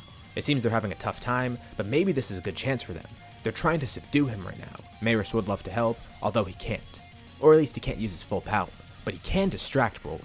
Broly breaks free from them, and Maris begins shooting at him while also trying to dodge his attacks. But again, he can't use his full power, although they're surprised at his performance, and all he's using is a gun. He acts as bait and keeps egging Broly on, as the 4 Saiyans get together and decide to charge up a combined attack. And they'll use something that Vegeta thought of, although with the 4 of them together, they might actually need to hold us back a bit in case they accidentally kill Broly. The 4 Saiyans line up in formation, all in Super Saiyan 2. Giant bolts of electricity strike down around them, with a brilliant yellow light emanating from them. Maris continues distracting Broly, trying to get him into position. He jumps up to Broly, kicking him in the stomach, and using this kick to propel himself away. It briefly stuns Broly midair, but then he sees the light around him. He turns around and it's already too late. The four Saiyans yell Final Flash, with it being a direct hit on Broly, completely stopping him in his tracks. The quad Final Flash is massive, and it's just what they needed. As they stop firing, they see Broly laying there on the ground, back in his base form, and unconscious. That was a really close call, but at least they got that battle that they wanted. Paragus is restrained nearby, and the four of them walk up to him. Vegeta looks down on him, taking the remote away from him. How pathetic. He was using this to control his son and brainwash him. And with Broly not having the collar anymore, it looks like that dream is gone. He crushes the remote in front of Paragus' eyes, and says he hopes Paragus enjoys the Galactic Patrol's prison. Abuse, assault, attempted murder, brainwashing, and conspiracy. This guy's a true villain. They thank Maris for his help, and he takes Paragus away as they handle Broly. They want to figure out why he attacked them. They know it had something to do with Paragus, but they want to question Broly themselves. Just in case he rages out again once he wakes up, they stay here for the time being. Broly eventually regains consciousness, and he seems mellowed out. But then he sees the Saiyan standing in front of him, and he's taken him back, instinctively jumping back out of fear. They tell him they're not going to fight again, they just want to know more about him. And Broly begins talking. They come to learn that Broly isn't a bad guy. He's just been conditioned this way. Even with everything that happened, he still seems to admire Paragus. But they could tell that Paragus was definitely just taking advantage of him. And although he did almost kill 4 Galactic Patrol agents, they're actually willing to sweep this under the rug. It wasn't really his fault, and again, it was partially due to his anger. Not to mention, they got a good fight out of it, so they're at least pleased with that. This is the reason Raditz and Nappa wanted to spare him. They didn't think he was actually a bad guy. It seemed he was just being controlled by Paragus somehow. But more importantly, they see potential in him. He's strong, really strong, and if he gets a grasp on that anger, he could probably be a really useful asset to their team, and the Galactic Patrol as a whole. Plus, they'd be finding him a much better place to live. It'll be great. He'll be helping them out, and it'll be another Saiyan alongside them. They'll all be unstoppable together. Vegeta sticks a hand out to him, telling Broly they'll help him. Broly grabs his hand and he pulls him up. This might be the start of something great. They all head back to the Galactic Patrol, and they see that Maris isn't there. He already dropped Paragus off, but he's gone somewhere else now. Weird, that guy's kinda like a ghost, he just comes and goes. It turns out he actually went somewhere far, far away. He's gonna be back soon, but he's just gonna catch up with someone. Right now, he's on Beerus' planet, meeting with his brother Whis. Beerus is still sleeping, but Maris ends up telling his brother about the Saiyans. They just fought a really strong one, but he seems very unstable. Vegeta, Nappa, and Raditz are strong as well, but most importantly, he's still focused on Kakarot. He's driven, very strong. He's very strategic and smart as well. He's definitely intriguing, and is helping Maris learn a lot about the mortals. Whis is glad that his brother's assignment is going well. Although with all these strong people in the universe, he wonders how it's going to affect Beerus once he wakes up. Also, now that I think about it seems like this is on track to becoming my longest series. Unlike other scenarios, I can make completely unique arcs for this, and with a unique order, as I've been doing. There's a lot more freedom involved than the other ones that I do. Without Kakarot ever being sent to Earth, that completely changes the storyline as you've seen so far. So expect some new unique arcs going forward, including what we'll be covering today. Now that Broly is with the Galactic Patrol, they need to figure out what to do with him, but the Saiyans have a plan. Specifically, that plan is from Raditz and Nappa. If you remember from the last part, not only were they ones that actually found Broly, but they actually had the idea of keeping him alive. They didn't want to kill him needlessly. There was no real desire to do that. Broly didn't deserve it at all, and there could have been another way, and thankfully they did find that other way. Now he's safe with them at the Galactic Patrol, and they can try and figure out how to harness his power, and teach him how to use it.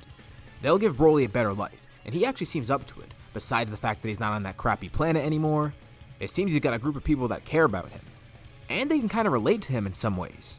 Besides the fact that they're just Saiyans, they've been through a lot as well.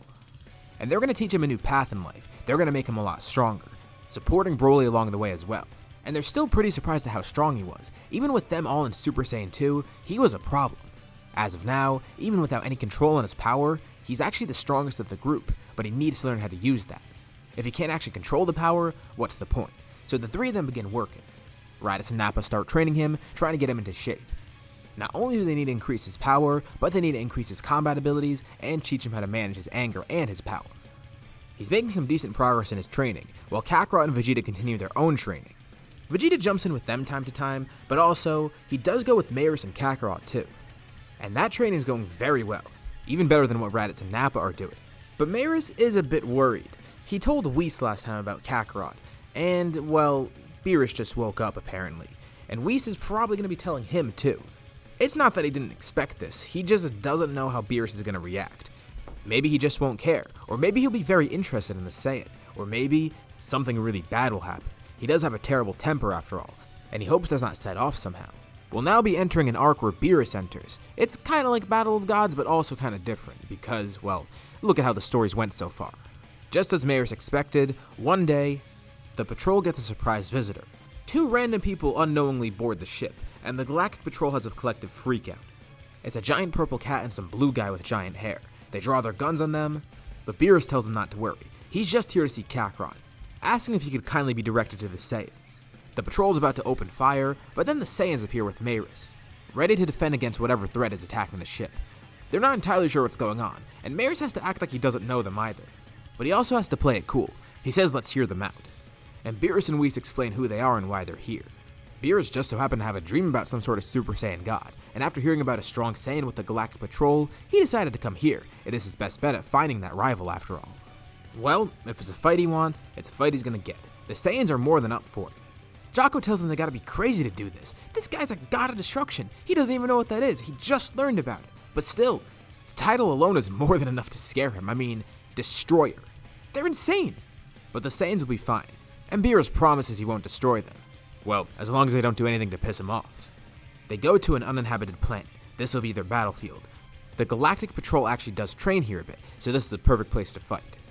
They don't have to worry about anything around them, and they're not going to be destroying any ships or whatever. So first, Beerus wants to see the power of everyone individually. He heard Kakarot was the strongest of the group.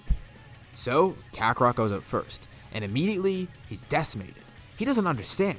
Is Beerus actually this strong? Even in Super Saiyan 2, he still can't win. He doesn't even get close to touching Beerus. Vegeta tries to fight. It's the same thing. Raditz and Nappa have the same experience as well. The next person to go up is Broly. He's not too sure about himself yet, but Raditz and Nappa encourage him. And Beerus is intrigued. Maris didn't mention this one, at least as far as Whis knows. Broly only recently started training with them, and he explains this, but he'd like to test out his power. Oh, this Saiyan's confident in himself. But Beerus wonders what's so special about him. Broly begins fighting Beerus, and even in base alone, he's already starting to perform better than the other Saiyans. He's not wearing himself out because he's not using any transformations. But he's still not hitting Beerus either. Raditz and Nappa tell him to remember his training. He needs to use his anger somehow to get stronger, but control it. Don't get too carried away. And Broly summons this power. He transforms into his wrathful form, growing not only in power, but in size too. He keeps swinging at Beerus, and as he fights, he grows more and more. Beerus is still heavily suppressed right now, but at one point, Broly does land a hit on him, although it does absolutely nothing, and Broly looks on in awe. Beerus even chuckles at this. He can tell the Saiyan doesn't really have a control on his power yet, and it seems he's growing stronger as he battles. Why not continue this fight? Beerus is going to give him a little bit of training. How about this? Beerus will give him 1 minute. Broly has 1 minute to land a hit on him, or else this entire planet gets destroyed with everyone on it. Wait, Beerus said he wasn't going to destroy anything. Beerus never said he wouldn't destroy the planet, just that he wouldn't destroy them. They can't tell if he's bluffing or not, but Broly's not going to try and find out. He continues fighting, getting angrier and angrier. 10 seconds pass by. Nothing. 20, 30, 40.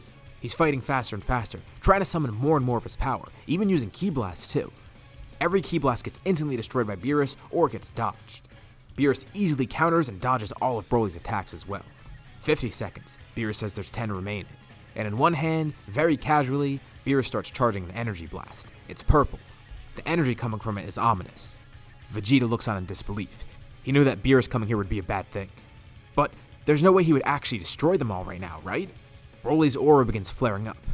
This doesn't seem like an empty threat. 55 seconds. He's charging energy with one hand and swinging with the other. 59 seconds.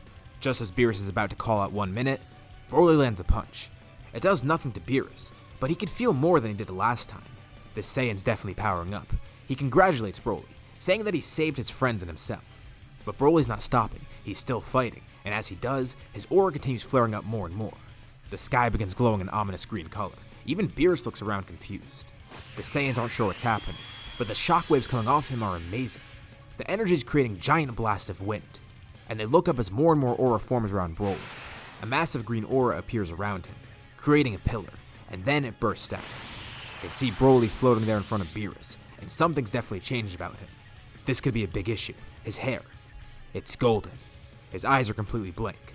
Not only has Broly gotten too out of control, but he's transformed into a Super Saiyan. Beerus is amused by this. This is the same form those other Saiyans were using. And this is exactly what he wanted. He was interested in Broly's power, and he wanted to see if he could force Super Saiyan out of him. Broly's definitely a lot faster and stronger now, and as he continues fighting, he still is growing. He begins swinging at Beerus, landing a lot of hits, and they seem to be good hits. He grabs Beerus, throwing him into the ground, and then in the other hand, he charges a massive energy blast, launching it right down towards him. As the explosion dissipates, Beerus floats up from the crater. Not bad at all. Beerus is actually getting pretty happy, but Whis tells him to calm himself. He is here for the Super Saiyan God after all. If he kills this Saiyan, who knows what will happen next. But Beerus tells Whis to consider this a warm-up. He shows off a tiny bit more power, and the fight between Beerus and Broly continues. But just as quickly as it started, it ends. With a single chop to the back of his neck, Beerus knocks Broly out. He goes back into his base form and plummets towards the ground. And Beerus descends back down. That was pretty fun. And just for the record, he tells him that it wasn't an empty threat. A god of destruction can't be mistrustworthy after all. Well, in reality, he was only going to destroy a little bit of the planet. But he doesn't tell them that. Broly's power was pretty incredible, but Beerus notes that he lacks experience and a lot of control. The others can at least control their power. He then points at Kakarot. That's the one that Beerus has the most interest in. Now, how do they summon a Super Saiyan God? They're not entirely sure. But Whis says he can do some research, and he tells Maris to come along with him. They're not sure why he wants Maris, but obviously Maris still doesn't want to reveal himself. So he comes up with some story and goes along with it. The two of them venture out looking for info. Their first stop will be Namek, seeing if the Namekian Book of Legends says anything about it. Beerus gets to know the Saiyans more and more. Obviously he already knows Vegeta, but he sees potential in all of them. As long as Broly can learn to control his power, he'll be very great as a fighter. But in terms of Kakarot, outside of Broly's pure strength, Kakarot's the strongest. He actually has control and great techniques. Beerus would prefer to have him as a rival, at least for the time being. Kakarot doesn't really know what to say, but Whis and Maris then come back interrupting them. They did actually find some answers on Namek. They knew that book of lore would actually be very helpful. There actually was some information about a Super Saiyan God. Apparently, it's a ritual. They need 5 Saiyans to channel their energy into one Saiyan. They all have to be righteous Saiyans. Well, can they consider themselves righteous? I guess so. They're part of the Galactic Patrol. They are doing good in the universe, and they've even reformed. Now, it's not like they're necessarily pure good, but they still uphold all the Saiyan values that they have, while also managing to do good in the universe. That definitely sounds righteous to them. But also there's another big issue. They only have 5 Saiyans. They need 6. Beerus is a bit bummed out to hear this. Are they sure they don't know any other Saiyans at all? The group begins racking their brains, trying to think of anything. They have absolutely no idea what to do. But Raditz, Nappa, and Vegeta remember something. Wait, there is one more Saiyan out there. What, is it Paragus? He's definitely not righteous enough for this. No way they're letting him out of prison either. No, not Paragus. It's Vegeta's brother. Wait, Vegeta's brother? Kakarot didn't know he had a brother. Well, yeah, Vegeta never really mentioned him, but he does have a brother. He was banished away for being too weak. He wasn't a normal Saiyan, so they could probably trust him. That's kind of weird that Vegeta kept this to himself all this time. Broly regains consciousness, and Whis heals him too. Even apologizing for Beerus losing his temper, Broly's filling in on everything too. Now all they need to do is find Tarble, and that won't be a problem with Whis there. Whis begins searching through the universe, and he finds the planet that Tarble's located on. He tells everyone he'll be right back. And not too long after, he reappears with someone that looks like a shorter version of Vegeta. Wow, he works quick. Well, yeah, Tarble was kind of caught off guard by this guy coming here saying he's an angel and everything. And he also did mention Vegeta, so maybe it was worth going. The guy also seemed kind of intimidating, so Tarble wasn't going to question it either. But it turns out he made the right choice and Vegeta actually is here. This is the first time everyone's actually getting to meet him. He definitely isn't like Vegeta, or at least what Vegeta was like beforehand. The Saiyans all power up. Forming a ring around Kakarot, Tarble joins in too. He definitely has a lot to be filled in on by Vegeta, but Vegeta tells Tarble he'll fill him in later. Their ki gets channeled into Kakarot. He's then raised into the air. A bluish aura appears around him, then exploding. As he descends back down, they notice he looks leaner. His hair, it's red, so are his eyes. And for some reason they can't even sense him at all. But Beerus, Whis, and Maris can. This is it. This is a Super Saiyan God. The ritual worked. And now Beerus says there's only one thing to do. They need to test out this power. Kakarot is just as amazed by it. And he's ready. He didn't actually expect this to work, and he's not going to know how to actually control this right away. But slowly, he'll get used to it. He's confident. The two launch towards each other and clash. A massive crater forms. Already, this is even crazier than the fight with Broly. Each time they hit each other, massive shockwaves are created. The ground is torn up. Everything shakes. They can't even really keep track of what's going on. All they see are flashes of light in the air, trails of purple and red light that keep hitting each other and moving away. It's spectacular. Even from space, the Galactic Patrol watches on. Jocko's on one of the ships nearby. And they can even detect the shockwaves from out there, seeing the lights from all the attacks too.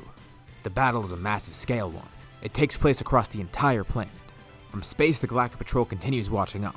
The streaks of red and purple light fly around the planet, almost making it look as if the planet has rings itself.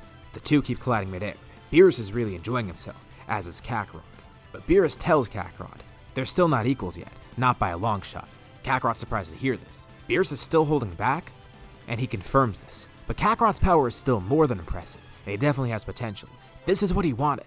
This is what he dreamed of. A rival, a Super Saiyan God. Kakarot has reinvigorated his fighting spirit, as of all the Saiyans. But Beerus tells him the fight's still not over. It won't end until one of them is knocked unconscious, and Kakarot agrees to this. They keep on going.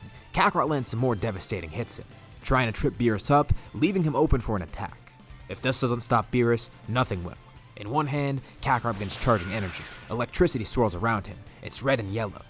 And then he starts charging energy in his other hand, using his legs to attack now. He cups the two hands together. Electricity crashes down towards the planet as his two hands collide. This is the strongest attack in his arsenal, buffed by God Ki. Beerus recollects himself from the attacks and looks on, even welcoming this attack. Red Ki swirls into Kakarot's hands. This is a godly final flash. He launches the attack. It's massive in scale, and Beerus takes it head on. It flies out into space, scaring the Galactic Patrol. It's a giant beam of reddish energy, almost like a pure beam of fire. The entire planet is illuminated by this, and all the Saiyans watch on too, as well as Maris and Whis. The surface of the planet below them is scorched, turned into glass by the intense heat. Whis creates a shield around everyone too, just so they're safe, and the beam slowly dissipates. Beerus is revealed there with both his arms up in front of him. He coughs, and says that tickled. But that power truly was amazing. Although sadly, this is where this fight ends. Beerus launches towards Kakarot, hitting him with one punch, knocking him out. As Kakarot falls down to the ground unconscious and his hair changes color, Beerus comments on this. He still has a long way to go, but he looks forward to being rivals with him. Tarble and Vegeta catch him before he hits the ground, and even though he's unconscious, Kakarot's smiling, as is Beerus.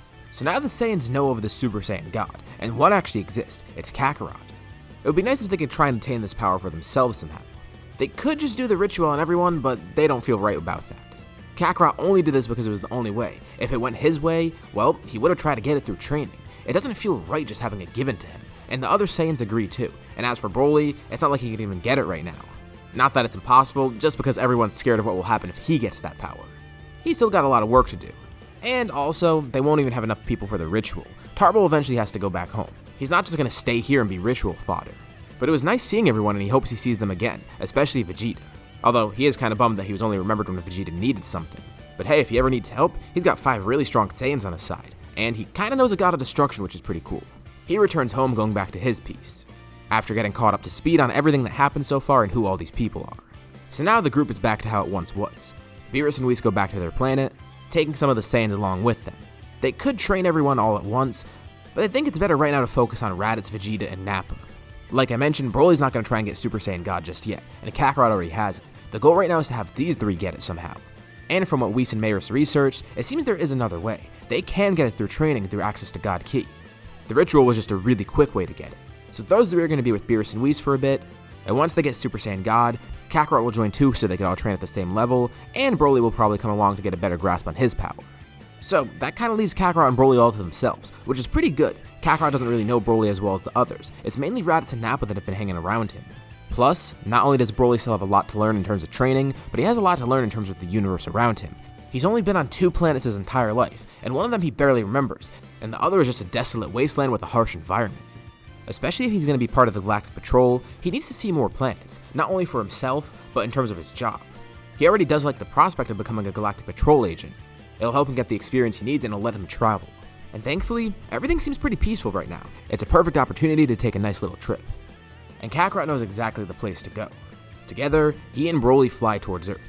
Their ship lands and they're immediately greeted by the humans that Kakarot knew. Krillin, Tenshinhan, and Roshi. Funny enough, since they last saw them, Roshi actually got a new student. It took a bit of time for him to realize, but Yamcha gave up being a desert bandit long ago, eventually pursuing baseball, then realizing he wanted to do martial arts. Even though it's way later than normal, he still ended up joining the group. Oh yeah, Chaozu's there too, can't forget about him. Broly essentially has the same reaction that Kakarot had the first time he saw the Earthlings. They all look pretty similar to how the Saiyans look, besides the fact that they don't have tails. This planet seems pretty nice too. It's fully developed, there's a bunch of civilizations around it, and although it's not crazy advanced like some of the other planets, it seems nice. And Broly is a Saiyan after all, He does love to eat, and they got some great food here on Earth. Krillin pulls Kakarot aside. What's with this guy? He eats like an animal. Kakarot explains everything and Krillin gets it. It's kinda sad to hear about this, but hey, it's good that Broly's at least in a good place now. Kakarot also tells Roshi about Broly's power. And although Roshi's not gonna be strong enough to try and tame Broly, he is a master martial artist after all, and he probably can lend some tips. It would be nice to have some training here on Earth with all of them. And with the help of Krillin and Tenshinhan, that might be really easy. They weren't even coming here mainly for training, but this sounds nice. They all head up to the lookout, training up there with Kami. While training, Kakarot gets a message from the Galactic Patrol. The 3 other Saiyans with Beerus and Whis have stopped their training for a bit. It doesn't seem like they've fully achieved their goal yet. But the main reason they're leaving is because they got a new mission. The Galactic Patrol received a distress call from a planet called M2. They're not sure what it is, but it sounds like a big deal. And those 3 Saiyans took up the offer. Beerus and Whis decided it would be great training for them too. Maybe it's another strong threat that they could fight. Kakarot confirms the message, going back to his training here. They should be alright. Even without him and Broly there, I mean, they're all strong on their own. There's no way it could go wrong. Some days pass, and the training's actually going pretty well. Of course, they're not growing really strong during this time. It's more trying to focus their power. This applies to Kakarot too. Even though his power is completely out of their world, like literally out of this world, the tips that he's getting from everyone actually helps him try and maintain the power as Super Saiyan God, trying to practice with it more and more. And they picked up on some new moves along the way too. Knowing Broly's insane power, Tenshinhan decided to teach one of his signature moves, the Kikoho. That would be really deadly in the hands of Broly. And as for Kakarot, Krillin taught him some pretty nice things too. He already has the final flash, but Krillin teaches him another beam move, the signature move of the Turtle School. It's some weird blue attack called a Kamehameha or something. He doesn't know what it is, but hey, it is kinda cool. Kakarot checks back in with the Galactic Patrol, seeing how the mission's going with Vegeta, Raditz, Nappa, and from what he hears from Maris, they're all still there. Jocko confirms this too. They left a few days ago and they haven't received any contact. This isn't worrying. They must have just gotten there because it did take a few days for travel. But they've had to been there for at least a day now. Maybe it's just taking a bit too long. Nothing too concerning yet. And if something did happen, well, they do have technology that tracks them, and if they die, the Galactic Patrol will get notified. And nothing's happened yet so far. They don't seem to be in distress and there's no distress calls. But this gets Kakarot a little bit wary. It's weird for them to not contact anyone for about a day. Jocko says he hopes it's probably nothing. But Maris also agrees. It is kinda weird. But this planet didn't really seem to have strong people from what they sensed. It's almost like there was no energy sources at all from there. Weird. Kakarot's getting kind of a bad feeling about this. He doesn't want to concern anyone else, so he doesn't tell them yet. Especially Broly. He goes back to his training with this in the back of his mind. Meanwhile, let's go over to the Saiyans and see what's actually happening with them. The 3 of them land on this planet, and it's a pretty interesting place. It seems like it's almost abandoned, like there's no signs of living life anywhere. They try and sense ki and nothing, and they even pull out their scouters too just to make sure. They haven't used these in a while, but hey, it might help something. And while the scouters don't pick up any energy in terms of ki, they pick up energy. A lot of machine energy. And as they venture through the planet more and more, they see it's populated by small robots, it seems. They're just more and more confused as they go on. So, who is responsible for contacting them? Did a robot contact them to come here? Kinda weird, but okay. But then all the robots start running. They prepare themselves, assuming a threat is coming. And sure enough, a threat does arrive. It's another group of robots. These ones are much bigger than those normal ones. They call themselves the Sigma Force. They immediately realize that they can't win this one. Raditz says there's no way they can beat a Sigma male. But Nappa tells them to calm down. They're not true Sigma males, they're robots. They definitely have a shot. They face the Sigma Force and it's actually not that bad.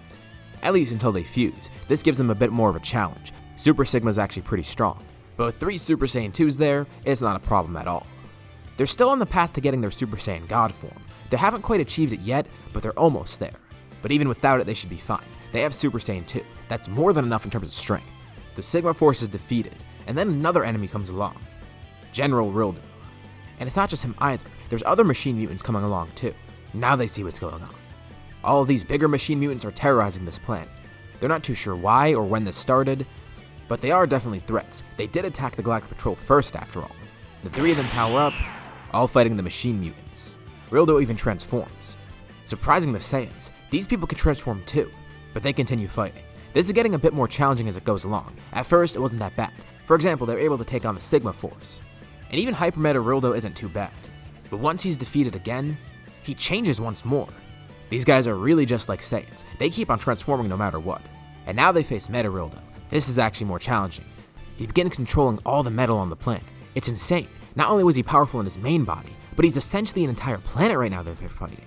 Raditz begins questioning this. If they had this guy all along, maybe it was a trap. It seems like he's not trying to kill them, but rather to trap them. Vegeta and Nappa never considered this. But Raditz explains more and more, and Vegeta ends up agreeing. That actually sounds right. This might be a trap after all. They need to get to their space pods. They need to retreat and figure out another way to do this. Especially because at this rate, they're either going to die here or they're going to have to blow up the planet. The latter's definitely the best option. In the middle of the fight, Nappa uses a lot of his power, using an upgraded version of his giant storm attack which completely eviscerates the area. Everything erupts, and it even melts all the metal around them for a bit. This might be their shot to escape. They all make a beeline for their ships. But as they're going, Raditz then feels metal wrap around his leg, dragged down back to the ground. Rillo then appears in front of Vegeta and Nappa, and the same thing happens to them. The three Saiyans are all pulled back down to the ground, completely trapped in the metal. And they're surprised. It seems Raditz's theory was right. They're alive. They're not being killed. They're being captured, and they're not sure why. This is about the point when the Galactic Patrol contacted Kakarot. It's not only because they had no contact with them, but they also couldn't sense any of the Saiyans on the planet. Knowing that it might be a bit too dangerous, they want to try and survey the planet, but they can't send actual scouts out there. And Mayris would love to intervene somehow, but he knows he can't. Everyone still thinks he's a regular person, and if he does try to fight using his full power, well, he dies. And if something truly nefarious is going on there, imagine what happens if they capture an angel somehow. Definitely not a good look. They send out some drones there to see what's happening. And they can't get any signs of Vegeta, Nappa, or Raditz. Little do they know, these three are trapped in the planet. And thankfully, they're able to escape somehow. And now they just need to make their way out of the planet and back to their ships. They met Dr. Mew and were able to escape from him, also killing him in the process. But they stumble upon something really interesting.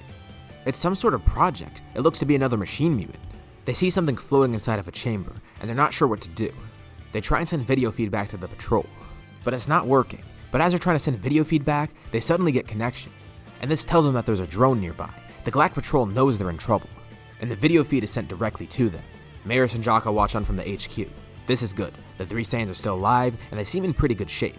They were captured and able to escape somehow, but they're confused as to what they're seeing. Raditz tries to explain what it is, discussing everything that's happened in the past day or so. But then the video feed cuts out as all the scouters explode, and the last thing Mayris and Jocko see is the chamber exploding. The glass shatters around them as that tube explodes, and the project inside of it comes out. A beam of energy then flies past Nappa. It doesn't really hurt him, but it cuts open his skin. They all try to attack the thing that escaped, but he warps around them, then latching onto Nappa, seemingly entering through his cut. He disappears, and they look at Nappa confused. Nappa's expression then completely changes. He begins grinning nefariously, using another giant storm attack, hitting Vegeta and Raditz head on. This explodes the entire underground of the planet. Vegeta and Raditz are flung up to the surface, and they immediately transform into Super Saiyan 2. What's going on? Why did Nappa attack them?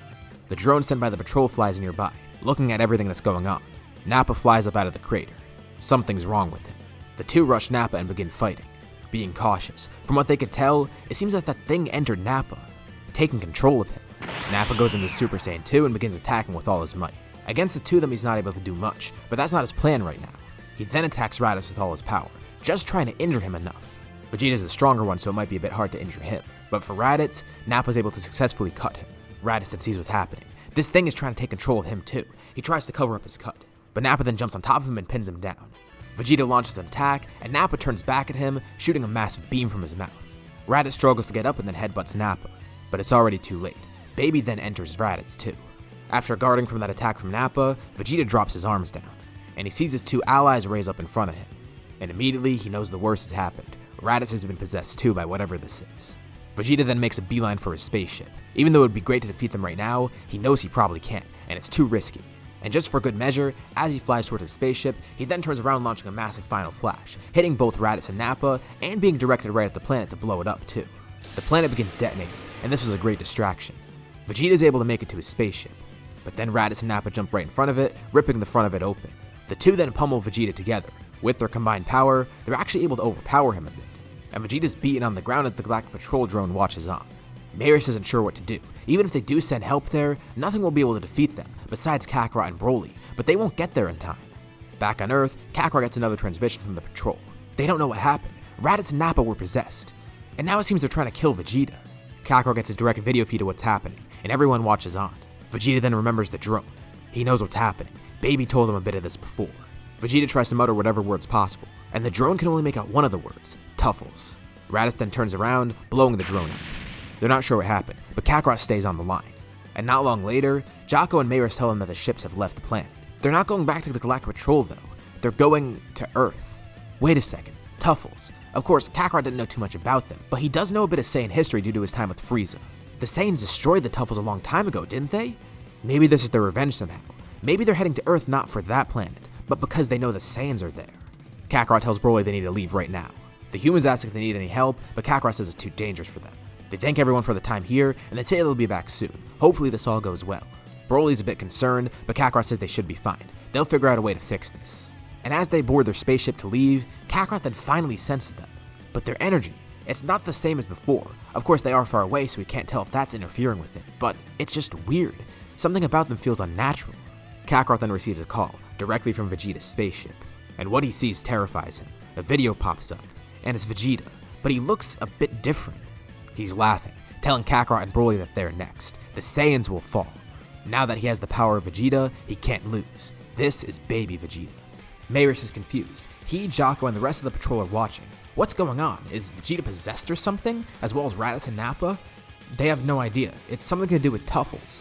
There was a Tuffle survivor, it seems, and he was able to get revenge somehow by possessing Vegeta and Nappa and Raditz. Mayris contemplates helping. This seems like a big deal, but the universe isn't fully at stake, at least not yet, and he doesn't think risking his life is really worth that. Broly and Kakarot should be able to do this on their own, but he can at least provide some help. Kakarot and Broly are already leaving Earth. They've headed out into space and are trying to get as far away as possible, going outside of the solar system even. And Mayris tells them a good place to go. As they travel outside of the solar system, they find a planet surrounded by moons, and all of these have atmospheres. This would be a suitable place for them to meet this mutant. At least there they can breathe and no one would be in danger.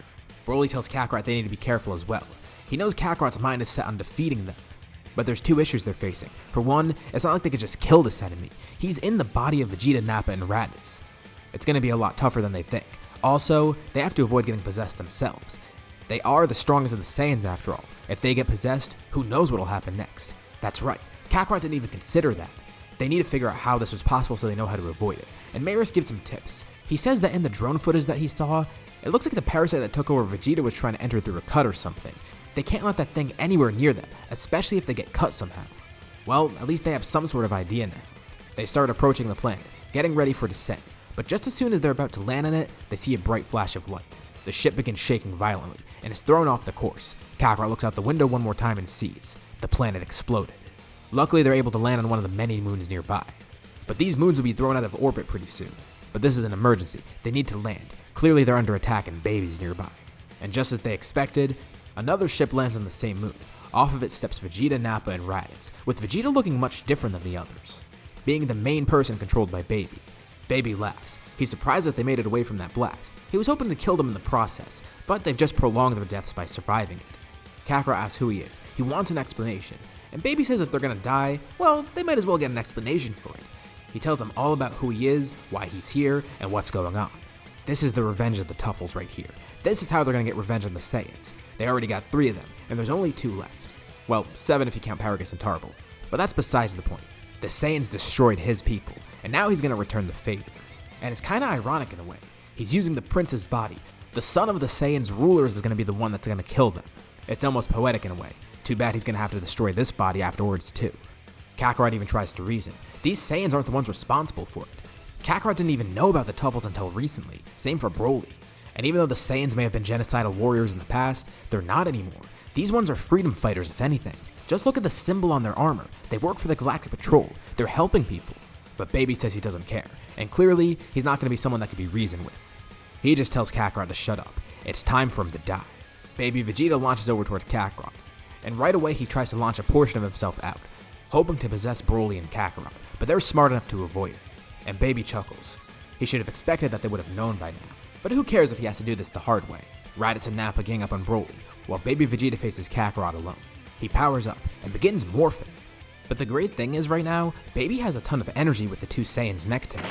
With Vegeta under his control and Raditz and Nappa by his side, he's actually able to transform. And not just into Super Baby 1, he goes right into Super Baby 2. This power amazes Kakarot. But luckily, he still might have the upper hand. Broly's still not fighting at full power yet. And the same goes for Kakarot. He jumps into Super Saiyan God. This should end the fight quickly. Baby's surprised at first, not knowing what this is. But as a part of Vegeta, he's able to see what Vegeta does know. And also since Vegeta does have some training with Beerus and Whis, he does have limited access to God Ki and knows how to sense it. He could sense Kakarot's amazing power. It's a shame that he sees no way to actually possess Kakarot for himself. but he's still confident in his own abilities. Meanwhile, Broly continues fighting Raditz and Nappa. This is actually very easy for him. He just wants to finish this fight as quick as possible so he could help Kakarot. And at first, he was worried about losing control, but with all the great training he's done, especially on Earth, he feels confident now. His power, he might actually have a grasp on it. He could use it without going berserk. And he tries to do so, not just wrathful, but he goes into Super Saiyan. Of course, he has controlled this power before, but even with that control, he was scared of outbursts. But now he's fully lucid, and once he's transformed, the possessed Raditz and Nappa are no issue for him at all. Just as quickly as Broly transformed, he's able to defeat both of them, knocking the two unconscious. In one last attempt to fight Broly, Baby jumps out of their bodies, trying to possess him. But with one blast in each hand, Broly eradicates these extensions of Baby. It's a shame that Raditz and Nappa can't help though. They're too badly beaten and they're clearly going to be unconscious for a bit of time. But Broly will make sure they at least stay safe while they're resting. Baby's having a really tough time right now. Super Saiyan God might actually be too much for him to counter. Was he in over his head? Is he actually going to lose this quickly? Even though these thoughts run through Baby's mind, he doesn't care. He continues fighting, trying to get ahead and find a way to win somehow. But his chances of winning keep lowering and lowering. Kakarot is so strong, and eventually Broly even joins the fight too. There's no way he's going to win this. He went through all this to steal Vegeta's body, to steal the other bodies too. He even achieved this powerful form, and all of that's for nothing. He's going to lose. He tries to summon more and more power, but nothing's working. Broly and Kakarot are about to win. They have Baby on the ropes. Baby's getting desperate. He throws a punch, and something's weird about this one. It hits Kakarot, and as Kakarot guards it, he's flung back. Like, way back. He's thrown right out of the moon's atmosphere. Briefly, he's in space, but is then sucked into the orbit of another moon. He lands, a little bit terrified. Not only did he just almost die out in space, but something about that last attack was wrong. It was so powerful, and for a brief second he saw something. A red aura surrounded Baby's fist. And the power he felt from it was the power of a god. Broly rockets over to this other moon, arriving there in a split second, making sure Kakarot's alright. Yeah, he wasn't out in space for too long, but he's mainly confused at what he just saw, and even Baby's just as lost. He looks down at his fist, and then smirks. He sees what's happening. It seems he does have one last reserve of power that he wasn't paying attention to. From this other moon, Kakarot and Broly watch, waiting for Vegeta to follow them. Thankfully, Broly put Raditz and Nappa back on their ship, putting it on autopilot towards the Galactic Patrol. At least they don't have to worry about those two anymore. But what's Baby doing? Why is he waiting to attack? And then they see what's going on. The moon they were just on suddenly glows red. A pillar of fire explodes out from the top of it, or something that looks like fire. Wait, it's an aura. That's Baby's aura. Kakarot's eyes widen. There's no way. That power that he senses, they're doomed. Baby must have acted as a catalyst for Vegeta. Vegeta was already on the verge of accessing Super Saiyan God, but with Baby now, he's usurped that power. Baby's transformed once more. Kakarot and Broly feel a powerful gust of wind. Something flew past them. The ground next to them is all burnt up. They turn around and see Baby's standing there, looking similar to how he did before, but also slightly different. Besides the obvious change in his aura, his hair's become slightly tinted. This power that he's accessed, it's divine, and he's absolutely loving it. What should he call this? Perhaps Super Baby God. Broly and Kakarot try fighting, and with the two of them together at their max power, they're able to do something at least. It's not like they can't hurt him at all. They can at least hold him back, but they're trying their hardest, and it seems Baby's still getting used to this power. Maybe he has even more that he doesn't even know about. The battle seems dead even at first, but as Baby gets a better grasp on this power, it starts shifting slightly in his favor. And he's growing. The more he fights, the more he gets access to his power. Kakarot didn't realize that Vegeta was this far along with his training, and with the advantage of being buffed by Baby, his power is just unfathomable right now. As they fight, the moon they're on shakes, and they're thrown from moon to moon to moon, jumping across them, trying to get some distance from Baby while they make a plan. Pieces of the exploding planet bombard moons nearby. It's like they're in hell. Everything's on fire, either from the planet or from Baby's aura. Broly has one thing that might work though, but he's not entirely sure. While he does have full control of Super Saiyan, there's still that full power form that he used before. He hasn't really tried this control with that yet, but Kakarot says they need to try anything right now. He knows it's risky, but he has confidence in Broly. Broly knows that if he goes berserk though, it's over. If that happens, he'll get sloppy, and Baby might be able to take control of him. But thanks to Kakarot's confidence, it's become contagious. Broly's confident too. The red light is overpowered by a green glow. Broly begins powering up. He bulks up a little bit more, his armor completely breaks, and his hair gains a greenish hue. And surprisingly, he's still completely lucid like before. He's using his full power. Kakarot's in pretty bad shape right now. Thankfully, Super Saiyan God does have some healing properties, but he's taken a bad beating from Baby. But now with Broly powered up, they're at least matching him, holding him back a bit. And Broly also grows while he's fighting too. He takes the fight for himself now, while Kakarot tries to catch his breath on the side. He can't let Broly fight alone. He feels so weak right now. There has to be something he could do. But everything seems so hopeless. Even with Broly powering up, Kakarot doesn't know what's going on. Can they actually win this? But Kakarot begins feeling something weird. He's getting reinvigorated somehow. It's a feeling within his chest, within his back. He feels energy collecting. Could this be from his emotions? Whatever this is, he wants to control it. He closes his eyes, tries calming down. As he sees green and red lights clash nearby, Kakarot drowns out all the noise, all of the sensory overload around him. He becomes completely calm. Clashing with the green and red light, one more flame joins in. Kakarot opens his eyes. Power explodes out of him. There's now a blue light. Kakarot's hair sticks up. It looks like he's in Super Saiyan, and it changes from red to blue. His aura changes as well, also becoming blue.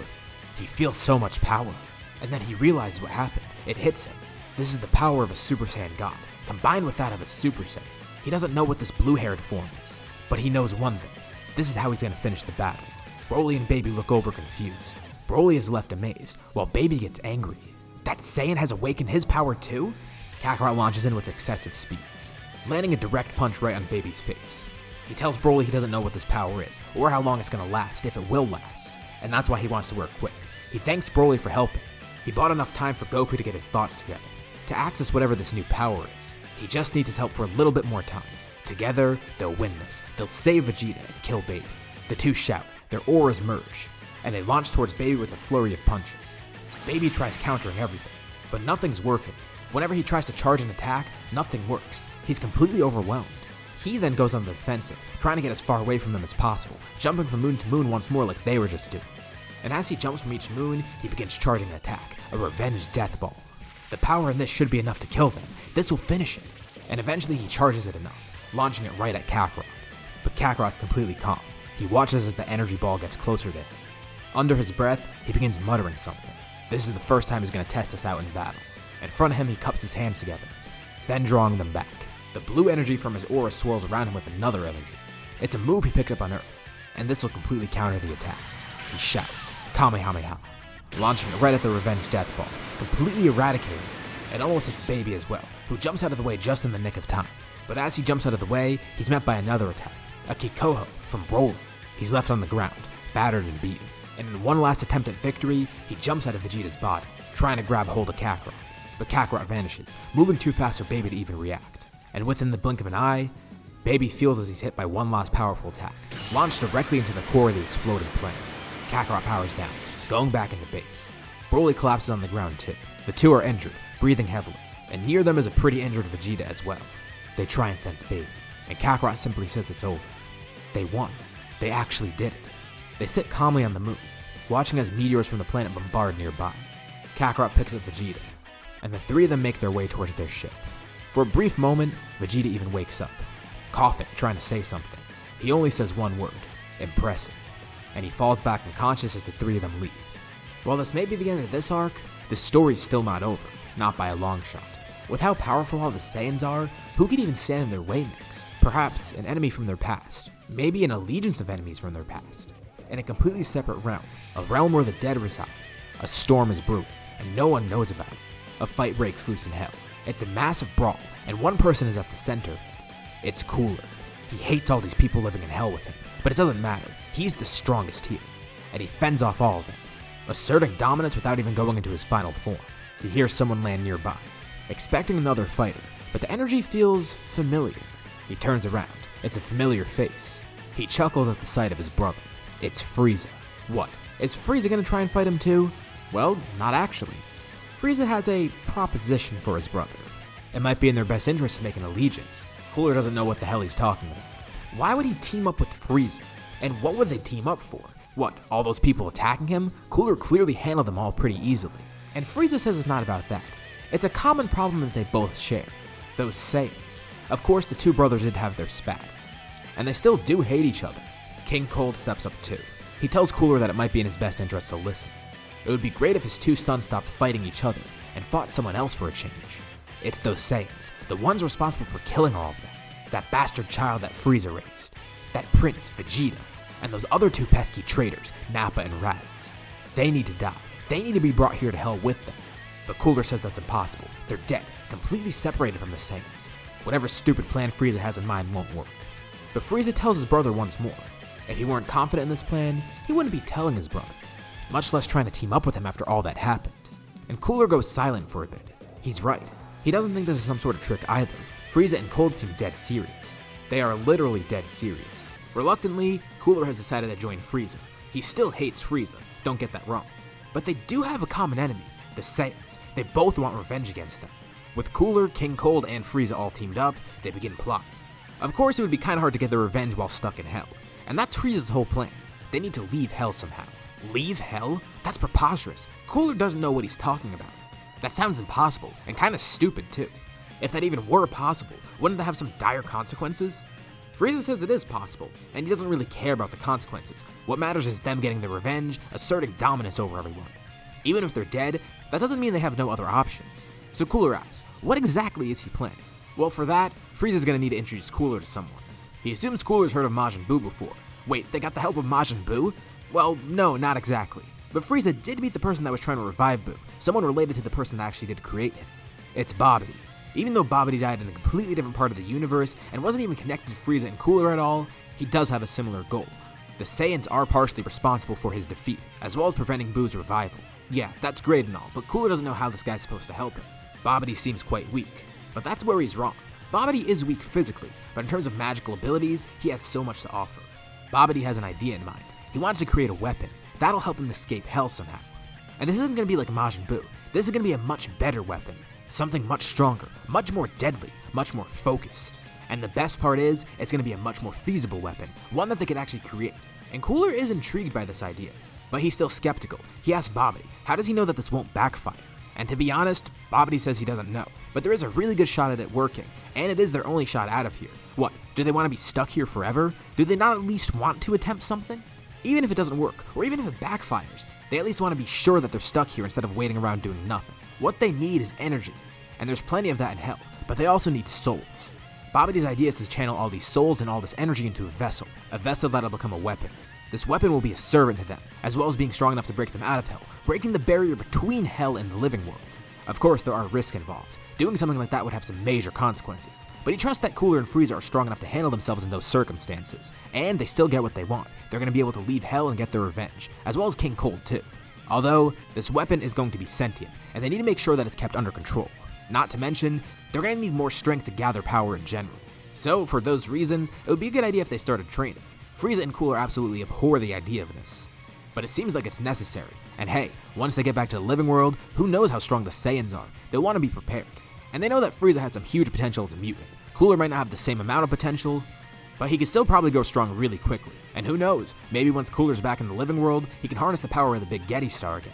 Sending a glare over to Frieza, who he partially blames for destroying it. Cold told them to stop bickering. They all have a common goal after all. They need to put all that aside. Just train for a bit and gather this power. Fine. For a few months, they begin their training. They both get bored of it pretty quickly, but they see some great gains. And because they are dead, they don't have to worry about energy either. They can just keep going and going.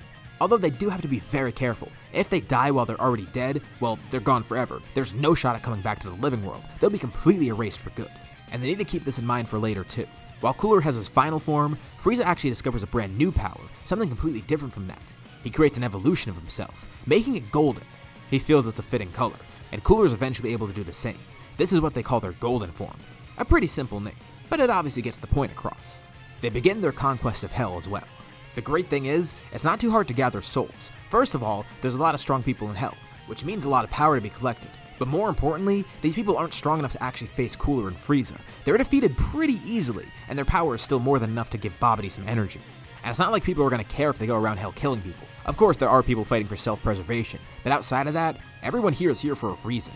People going around fighting others is pretty normal here, and no one really bats an eye. And it doesn't take too long for them to gather the energy and the souls that they need. Of course, Babidi's plan isn't still fully realized. He has something really great in mind, but he actually does have the ability right now to open up a portal out of Hell. He tells Frieza and Cooler that they should wait. They need to wait for this weapon to be done, then that'll assure their victory. But they can't wait. They want to go right now. And even though Babidi keeps suggesting this, he eventually gives in, opening the portal for them, letting them do their own thing. And this might actually work out better for Babidi. Who cares if those two die up there?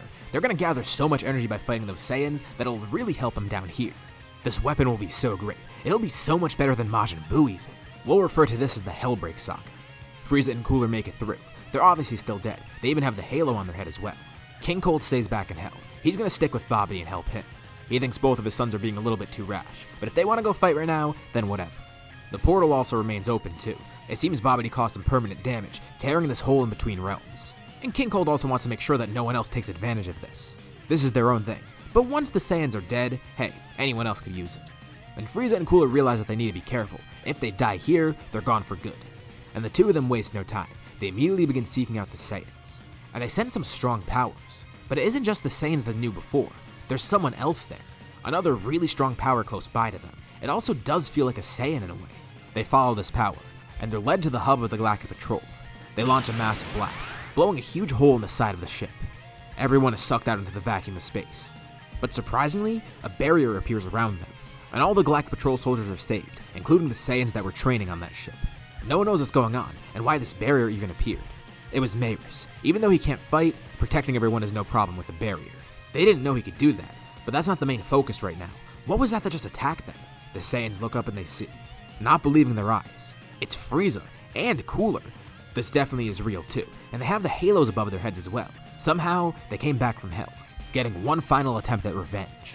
They're ready to fight, but not sure what to do. They're out in the middle of space and can't really do anything, but Maris decides to help. Kakarot obviously knew his identity, but Maris reveals it to the others as well. They were hoping he could help, but he can't really do that, at least not directly. He can help indirectly. As an angel, he's forbidden to fight, but there's nothing against him helping out others. And this seems to be a battle for the Saiyans. He says he'll help get the rest of the patrol to safety, and the Saiyans suddenly are surrounded by a bunch of barriers. This is going to be a bit temporary, but this will help. He created their own atmospheres for them. After what happened against Baby, they all saw that it's going to be a big issue if they're fighting out in space. Kakarot and Broly almost did die out there because of it, but this should be a good solution, even though it won't last forever. This barrier will allow them to breathe, and they waste no time either, going out and confronting the two brothers. Frieza and Cooler are just as confused as to what happened, but that confusion disappears as the Saiyans encounter them. This is what they wanted. They reintroduce themselves, glad to see the Saiyans again. Although that large one isn't too familiar, and Broly's not too familiar with these two either. But the formalities don't really matter. They just want to get down to fighting. If that guy's a Saiyan too, then whatever, he'll just die with the other ones as well. Vegeta yells out, asking how they got back here. Frieza and Cooler say that's none of their business. Right now, all that's important is that they are back. And they're gonna finish what they started. A fight immediately breaks out. The two of them are in their final forms, with Frieza already being in his and Cooler transforming into his. If they're lucky, the battle might be as quick as doing this. And the Saiyans are surprised. They all transform into Super Saiyan. Effortlessly, in fact. This doesn't really surprise the two brothers. They kind of expected this. But the Saiyans are much stronger than before. The Saiyans even comment on this too. Frieza and Cooler are way stronger than when they were killed. And they say they haven't been sitting around doing nothing. Obviously, them being here is proof of that. But as I mentioned before, they don't want to waste any time. They've already gauged the strength of the Saiyans, and their final forms aren't going to be enough. They're going to need that brand new power that they just unlocked. Mid-battle, the Saiyans are confused. The two brothers begin glowing, surrounded by golden auras. Their energy is soaring. It's amazing. After a brilliant flash of golden light, they're revealed there now in their golden forms. A new transformation? That's definitely going to be a big issue, especially with how powerful it is from what they're sensing. But with all the Saiyans together, this might not be too big of a deal. Before Frieza and Cooler launch into battle, Kakarot tells them something. Yeah, they might have gotten new transformations, but did they really expect the Saiyans to only have Super Saiyans still? Frieza asks what they mean, and Kakarot questions him. After being around Frieza for so long, Kakarot knows what Frieza knows. He has to have heard of the legend of the Super Saiyan God before, right? A Super Saiyan God? Of course not. That can't be possible. And this makes Kakarot chuckle. With a quick flash of red light, he turns into one. Frieza can't sense his ki. Cooler tries to as well, and can't get anything. And Kakarot says he's entertained by how terrified they look. But he'll admit, one Super Saiyan God isn't going to be enough to fight them. Frieza and Cooler begin laughing. Why would he say this? So he's confirming that they've already lost? Well, not exactly. They didn't let Kakarot finish. There's not just one Super Saiyan God here. There's 4 of them. Oh yeah, and if that wasn't good enough, there's a level beyond Super Saiyan God as well. And that Broly guy over there, he might not have that form, but he has something just as great. Frieza and Cooler watch on in terror. They're blinded by a collection of brilliant blue lights and one green light. What did they get themselves into? Did they actually leave too early? There's no way their golden forms are going to be overcome this easily, right? Well, that might actually be the case. Forget Super Saiyans and Super Saiyan Gods. Right now they're facing 4 Super Saiyan God Super Saiyans. Just the name alone says what it is. Plus, that huge green guy over there. That's terrifying as hell. The two of them don't care. They're still gonna fight regardless. They didn't come all this way for nothing. The great thing is, even though they are using their golden forms, they're still dead, so they don't have to worry about stamina. They can keep going on for however long they like, and they won't have that problem that Frieza had in the original story. But even with that, they're facing 4 Super Saiyan Blues and Broly. I don't think I need to spell it out for you how bad that is for them. Raditz tells them they should have stayed dead, and Nappa says they're gonna just send them right back to where they came from. But actually it's not gonna be that way. Once they kill these two, they're gonna be done for good. And even though the Saiyans are confident right now, they're still a little bit pissed off. I mean, the entire Galactic Patrol base just blew up because of Frieza and Cooler. And they almost died with the rest of the Galactic Patrol. Thankfully, Mayer saved them all. So they at least need to make up for that. A massive space battle occurs. It's so great to be able to travel around without having to worry about breathing. The Saiyans are loving this. They have so much space to fight and have so many places to maneuver to. Using space to its fullest is actually great for battle. They need to do this more often. Well, not in these circumstances, but this is fun still. Their Saiyan blood is pumping. And the best part is, they get to defeat Frieza and Cooler again.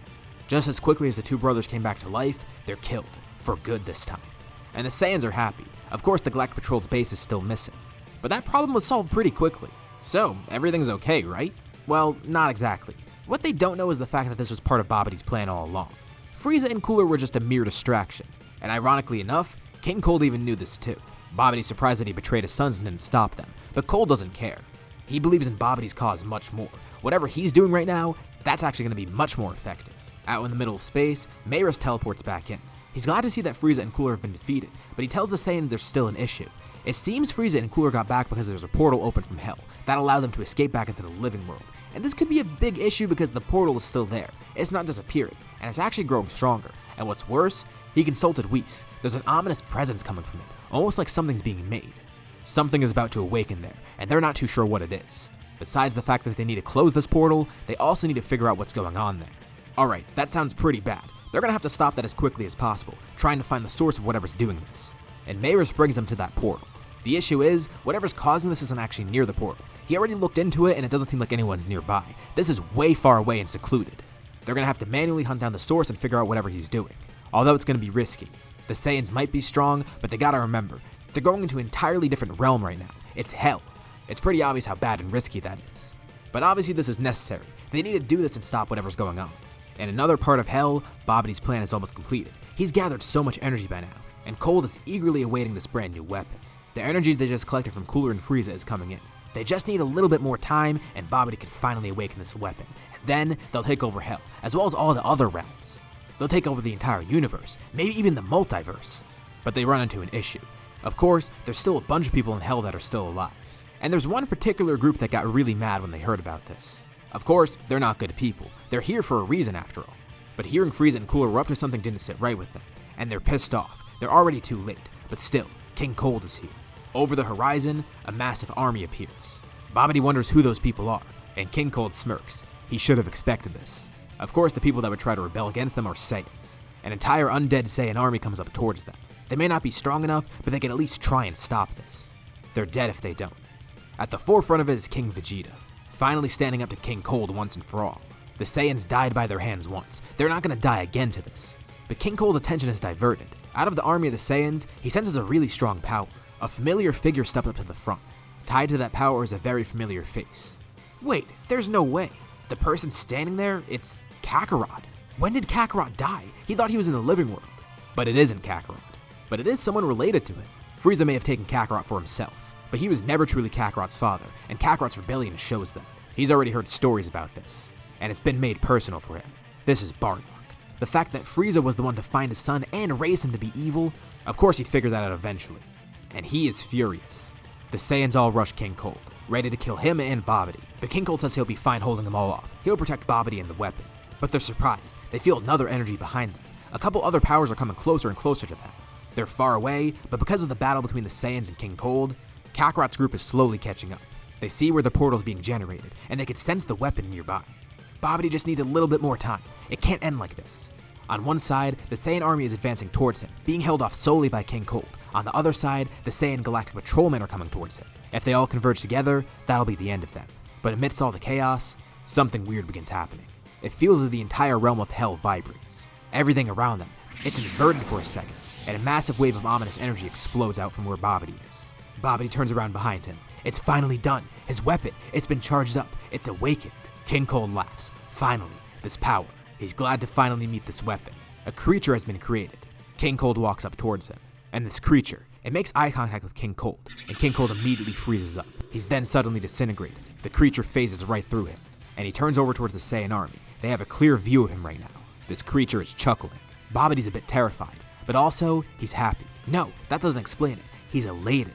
This is what he's always wanted. This is so much better than Majin Buu. He floats up above the Saiyan army. He introduces them. This is his greatest creation yet. Janemba. Janemba's face contorts into a smile. The awakening of Janemba completely shocks everyone. Everyone in Hell feels it. The Galactic Patrol Saiyans feel it as well. They're just about to get to the area and they feel this ominous presence. But more importantly, even out in space it's felt in the living world. Across the universe, this presence is felt. Roshi, Krillin, and Shinhan note this presence, as well as the other humans around them. This power, it's unlike anything they've ever sensed before, and they can't necessarily tell where it's coming from. Tarble, at another end of space, even he feels it with his limited sense of ki. Mayris feels it, and currently he's with Whis and Beerus. Mayris does feel a little bit concerned, but Beerus says it should be okay. He trusts that those Saiyans will handle this. They've found a way out of everything else so far, and they should be able to find a way out of this. Whis concurs with this. It'll be interesting to see how they manage in this situation. Immediately, the Saiyan army only has one option. They go and attack Janemba. With King Vegeta commanding them, they all head forward. Janemba doesn't even try to attack them. He just effortlessly dodges all of their attacks. And simply him just powering up is enough to knock all of them back. The Saiyans are so weak compared to him. Although, if he does harness their souls and their power, he could grow a lot stronger too. He lifts a single finger up, and all the Saiyans brace themselves. They know this is a losing battle. Janemba charges an attack, and right as he's about to launch it, it's suddenly blocked. Some extra Saiyans appear, jumping in front of the army. King Vegeta's confused. What is he looking at? They're Saiyans with golden hair. Are these the fabled Super Saiyans? And, more importantly, he recognized one of their hairstyles. It's Vegeta. With a combined attack, all the Saiyans knock Janemba far away. Babidi's quick enough to put up a shield, but he's also knocked back by this blast too. The Galactic Patrolmen turn around, equally shocked to see an army of Saiyans. Then Bardock sees too. Kakarot? Raditz? Vegeta, Kakarot, and Raditz look on completely confused. They should have expected this. But it's still surprising to see all the Saiyans here. And even though Kakarot only has vague memories of Bardock, he can of course tell who he is. I mean, the hairstyle is a dead giveaway. But the fight continues before any reunion can commence. Super Saiyan definitely isn't going to be enough. They tell all the Saiyans to stand back. Vegeta, Nappa, Raditz, and Kakarot all power up into Super Saiyan Blue, with Broly going into his full power form. They continue their assault, but none of their attacks seem to do anything against Janemba. He's able to dodge them effortlessly, and at one point, they all hit him with a full power attack. And at first, they're glad to see that it does deal some damage, until Janemba effortlessly regenerates it. Babidi laughs with delight. This is just what he wanted. But he tells Janemba to not let this battle go on too long. They need to go on to the actual universe itself. As everyone continues launching attacks at Janemba, he creates a portal to catch all of them. Portals open behind the Saiyans, and they're hit by their own attacks. And once again, Janemba lifts up a finger. He creates a massive wave of energy, launching shards at them, finishing it off with a large burst of ki. A massive explosion occurs, and Babidi uses this as an opportunity to escape. He and Janemba head through the rift and go into the living world. The Saiyans are bloodied and beaten, but thankfully it seems that the Saiyan army behind them is protected. They definitely couldn't have survived that attack. They get up looking around for Janemba, but they don't see him or Babidi anywhere. The Saiyans run up to them, confused, but Bardock and King Vegeta step up. Obviously all the Saiyans know the prince. The resemblance is pretty clear, and as for Bardock, he's equally surprised to see his two sons here, especially Raditz. Did he die again? No, he's not actually dead this time. The Galactic Patrolmen discuss what's been going on. Thankfully in the living world, Frieza and Cooler were killed by them. Again. Of course the Saiyans are elated to hear this. Frieza and Cooler are dead. These Saiyans killed them twice, which means they not only avenged their race, but those two are never going to come back again. Some of the patrolmen explain more of the situation to the Saiyans, but Bardock pulls Kakarot and Raditz aside. This is obviously awkward for both of them. Bardock says he's aware of what happened to Kakarot. As a kid, he was kidnapped by Frieza and raised by him. But it seems Kakarot turned out pretty alright. He ended up being with the Saiyans anyways, and he even killed Frieza twice. Kakarot doesn't even really know what to say. Besides the awkwardness, it's just the whole situation with him and Frieza. This is his true father right here. Bardock says he wished he could have lived to help raise him. Anything would have been preferable to Frieza. But Frieza clearly did a pretty crappy job. Well, not in terms of Kakarot's power. He's definitely strong, but his own adoptive son rebelled against him. He acknowledges that this isn't Kakarot's fault, and he's proud of his two kids. He's mainly just glad that he got to see Kakarot again, even if it's under these circumstances. At least the two of them aren't dead. He already had his reunion with Raditz, though. But the two of them still have work to do. Whatever that thing was that was just created, they can stop that. Kakarot says he's not so sure. Even with all their combined power, it still wasn't enough. They're gonna need some special trump card. But he has no idea of what to do. He's faced tough battles before. He even tells Bardock about the Tuffles and how they created Baby. There's so many familiar faces in Hell. Bojack and his crew, Baby. The group sees so many of their past enemies. And also that guy over there, Broly, he was a pretty big deal. Even Lord Beerus. Tuffles? Beerus? And even though Bardock isn't familiar with Broly, King Vegeta definitely is. And he makes it a note to avoid Broly during this whole thing. But Bardock's surprised to hear all this. These Saiyans even train with Beerus. They have godly powers now, and they're part of the Galactic Patrol. He tells them they just gotta do what they do best. If they've made it through all that crazy stuff before, they can make it through this, no matter how powerful Janemba is. And remember the stakes here. Not only is the living world at risk, but everything else. There won't be an afterlife. Even if they die, there's not gonna be anything afterwards. Janemba and Babidi will destroy it all. Who knows what they're gonna be up to now? But they definitely need some time to recover, and a way to formulate a strategy. There's more people in Hell as well. They see some of the Frieza Force. Kakarot even sees Zarbon and Dodoria. He's surprised they weren't with Frieza when he came back. And they say Frieza pretty much abandoned everyone here. That's interesting. Why did he work with Cooler of all people? They don't know too much about it, but they explain what they do know about this whole thing. And by going around and discussing with more people in Hell, the Saiyans actually do get some valuable info, filling in any of the blanks that they had with their assumptions. Of course, the reunion with Zarbon, Dodoria, and Kakarot is weird as well. But honestly, they don't even care. They're fine down here as long as they're not gonna die from Janemba. They should have never been loyal to Frieza anyways. He just dropped everyone. Even going around killing his own men just for Janemba. It's interesting to see that Kakarot's still alive though. They wonder if he'd actually be able to manage this, defeating Janemba. But they can't waste too much more time. They got to reunite with everyone down here, and they got the info they needed. They need to head back to the living world immediately. They head through the rift and see Mayra standing there. Once again, he creates an atmosphere for them to breathe in space. And also with a tap of his staff, he heals them. He says that he shouldn't be intervening too much, but considering the stakes, it's alright if he heals them. Plus, this is also a request of Lord Beerus, and he is a guest in his universe right now. But now they actually need to figure out a way to defeat Janemba. Mayra starts to brainstorm with them. And meanwhile, in another part of the universe, Janemba and Babidi are traveling around. This is amazing. He never expected Janemba to have this much power. Even if he did revive Majin Buu, it would have been nothing like this. Janemba's gotten so powerful, and it was a perfect plan. He was even able to get the souls of Frieza and Cooler, which helped to provide a bunch of power for Janemba. Janemba grows with the more destruction he causes, as well as the more people he kills and the souls he gathers. That's how Babidi built him. Babidi will have Janemba destroy the universe, and Janemba will go stronger and stronger as he does so. The whole while, he will be under Babidi's control. He seems very simple-minded. He doesn't even speak. And he's incredibly loyal to Babidi. He hasn't even shown any signs of disloyalty. Him killing King Cold was exactly what Babidi wanted.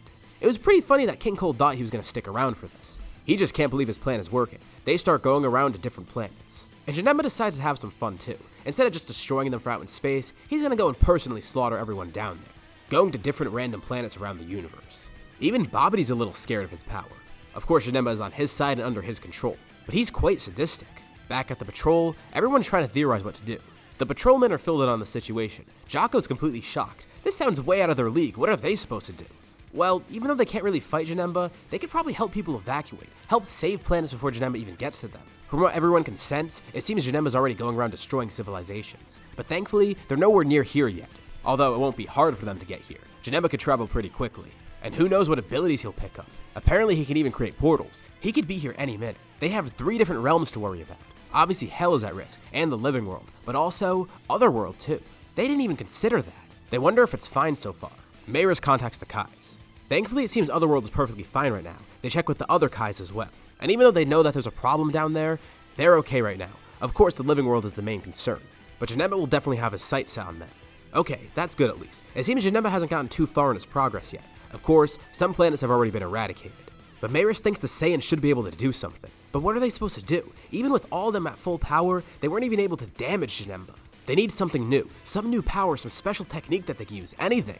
Especially because 5 of them could do nothing. If it was just 2 of them fighting before like it was against Baby, that would be one thing.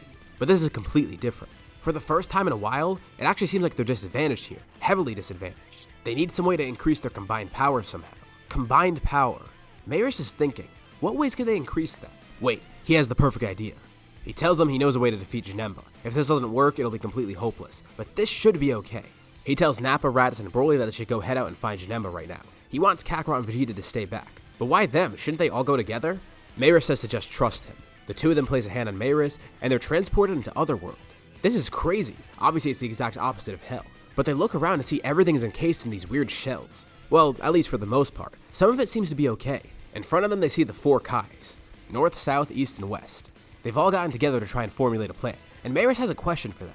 Are there any Metamorans nearby? Kakarot and Vegeta ask what's going on, and Mayris explains. He would go to the Kais for help right now, but they're preoccupied with all this. They can't be interrupted right now, and they're using their power to try and restore the rift, also trying to protect Otherworld. So for what he wants to do, he needs Vegeta and Kakarot to do it on their own. He tells them there's a way for people to fuse, combine their power together and become one person. Of course, it's temporary, but the boost in power is so incredible that it might just be enough. So why the two of them? Well, they needed people that were equal in power and equal in height.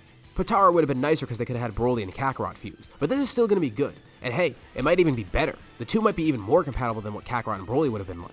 They could have probably gotten Nappa and Raditz to do it too, but the result would have been weaker than what they have here. Kakarot and Vegeta have trained so much, been through so much together, and they've gotten so strong. A fusion between the two of them would be incredible. And it might just be what they need to defeat Janemba. They just need a little bit of time. In the living world, Broly, Raditz, and Nappa all head out. They got a nice boost in power from being healed, and from what they've been told, they just need to stall for time right now. Even if they can't really kill Janemba, it's fine. They just need to stay alive and make sure he doesn't destroy anything else. They land on a planet just around the time that Janemba starts destroying it. But Babidi's surprised to see them back again. Although they're short two people, he wonders why. They tell Janemba this is where it ends. And Babidi laughs. They do know Janemba's gotten stronger since they last fought him a few hours ago, right? Not to mention, they have 2 less people. It doesn't matter how strong they got from whatever power increases they have. They're not going to be able to defeat Janemba. They tell Babidi to stop acting so confident. This is where everything ends. Babidi starts laughing even more. This is so funny to him, but his cockiness gets the best of him. Amidst his laughter, he's too distracted to put up a barrier when Broly launches a massive attack at him, killing Babidi instantly. Okay, now this kind of creates an issue. Janemba has no one controlling him. He's free to do exactly what he wants. But even without Babidi, he's still going to be going around destroying stuff. He lets out a nefarious laugh, creating a sword in his hands as he launches towards them and attacks. In Otherworld, Kakarot and Vegeta are practicing something. They wish they knew before about this technique, especially whatever that Potara thing was. But even though that might have been more convenient, this is still fine. Vegeta thinks the dance is incredibly goofy, as does Kakarot, but since this is for the sake of the universe and their lives, they have no other choice. It does take a few attempts, and thankfully with Mayris there, he makes it so that they don't have to wait 30 minutes if they fail the fusion. He tells them he really shouldn't be involved this much in their affairs, so don't expect this kind of help in the future. This is only because of the circumstances here. And this is pretty interesting to hear from him. Why, is there someone watching over him that prevents him from doing this stuff? Yeah, there's still a lot that these two don't know. They are aware of the multiverse by now, but they've never been out of Universe 7, and they don't know about any of the other angels, gods of destruction, the Grand Priest, or Zeno. But if Janemba gets powerful enough, this could be a multiversal level threat, which is exactly why they need to stop him before it gets bad. Back in the living world, the other 3 Saiyans are pretty badly beaten, but they still don't care. They're putting up a good fight, and Janemba's not able to kill them. Janemba's also having fun too, so it's not like he's trying to make this quick either. This is exactly what they needed. They need to stall for time. And with Broly there, it's pretty helpful. He's incredibly strong compared to Raditz and Nappa. He's the main offense and defense for the group, with Nappa and Raditz providing as much support as possible. And even though it's not much, after their boost in power, they are able to damage Janemba. Of course he does regenerate from it, but this shows that they're strong now, and they just need to hit him with one big attack all at once. One that'll completely incinerate him and get rid of his body before he can regenerate. But Janemba powers up even further. He's had his fun by now, and he wants to get stronger. These 3 will be great for him. Of course he doesn't say anything, he just babbles and laughs. But they can tell that he wants their power. He finishes powering up and puts his sword out in front of him. He lunges towards the group, surrounded by a bunch of shards of energy. The 3 of them power up, launching their own blast back at him. Janemba starts cutting right through the blast, and just as he's about to get to them and hit them, the blast explodes with power, getting even larger and flinging Janemba back, damaging him a good amount. Everyone's confused, and they see another person standing there. There's Mayris who teleports away soon after, but also someone who looks familiar yet also not familiar. Vegeta? Kakarot? The man chuckles. That's right, he doesn't even have a name for himself. He proclaims one thing. He's the fusion of Vegeta and Kakarot. And although we may know him as Gogeta, in this scenario there is no Goku. So does that make him Kajita? I mean, I could go with Vegito, but that seems kind of unfair to Vegito. So we have Kajita, a fusion resulting in the fusion dance between Kakarot and Vegeta. He's only in his base form right now, but his power surpasses even that of Kakarot and Vegeta in their blue forms. And he thinks it might be time to take it a step further. They gotta finish this quick after all. He tells everyone to stand back. He'll handle this. Janemba launches towards him, and Kajita effortlessly parries his attack, flipping up into the air, kicking Janemba into the ground. He jumps up into the sky. The planet is illuminated by a brilliant blue glow. He ascends into Super Saiyan Blue, launching back down. Janemba has no time to react. He tries to attack, but Kajita's too fast and too strong. Nothing's working. Everyone else just watches on in amazement. Even on Beerus' planet, he, Whis, and Mayris all watch on too. This is incredible. The fusion of 2 Super Saiyan Blues. This will definitely do the job. Kajita has one goal. He needs to kill Janemba and erase all of that evil energy. He sticks out his 2 hands to each side, and each of them, a rainbow orb appears, surrounded by a bunch of electricity. He cups his hands together. The rainbow auras swirl together, rapidly speeding up and growing larger. Angered, Janemba tries one last attack. He has his sword out, lunging towards Kajita, but the fusion launches a massive attack. A Soul Punisher final flash. With the properties of a Soul Punisher and the power of a Final Flash, they launch a massive multicolored beam at Janemba. He tries to hold it back, and briefly, he is able to. But then his arms, they start disintegrating, as well as the rest of himself. And this isn't just a normal attack. Of course, the key itself is damaging him, but he's also being completely erased. In another part of the universe, the Kais watch on too. The rift that was created, it starts to close. In Otherworld, King Kai and his associates watch on too. The casings around everything start to disappear. Everything's returning back to normal. Vegeta gives it one last push, and Janemba is completely eradicated. And with his death, everything turns back to how it should be. In Hell, the Saiyan army watches on. Bardock's at the front, looking up at where the rift once was. He chuckles and gives a slight smile. Mayris, Beerus, and Whis watch on too. Just as Whis and Beerus predicted, the Saiyans handled this, of course with a little bit of help from Mayris. To think that Frieza started all this, even from Hell, he was one of the key factors in starting this whole thing. But it's interesting, he also caused his own downfall. By raising Kakarot, he created this. This rebellion against him, this rebellion against Cooler, against Janemba, against everyone else. Who knows what would have happened if Kakarot went to his original destination? Vegeta defuses. They won. The universe, no, the multiverse is saved. Universe 7 is repaired, restored back to normal. They turn over to their group, each with a thumbs up. The Galactic Patrol and the Saiyans are victorious. Kakarot reflects on this for a moment too. It's just like what Bardock was telling him. Frieza did a pretty crappy job of raising him. If things went differently, who knows? He might have been on Janemba's side. He could be in Hell. He could be completely erased. He could be at his original destination on Earth. But even though things didn't go ideally at first, everything's turned out pretty alright, and Kakarot still has higher heights to reach. With that, we conclude this series. So, what did you guys think about this part? And if anything happens afterwards, what do you think's going to happen? And what was your favorite arc in the series since most were original? Leave your thoughts and suggestions in the comments below. I'll be sure to check them out to see what you guys think. As always, if you liked the video, be sure to drop a like. And let's try to hit that like goal from the beginning of the video so we get another part of this series. If you haven't already, why not subscribe? As well as hitting the bell icon so you're notified about any future uploads on my channel, including more videos like this one. Anyways, thank you all for watching, and I'll see you on my next video.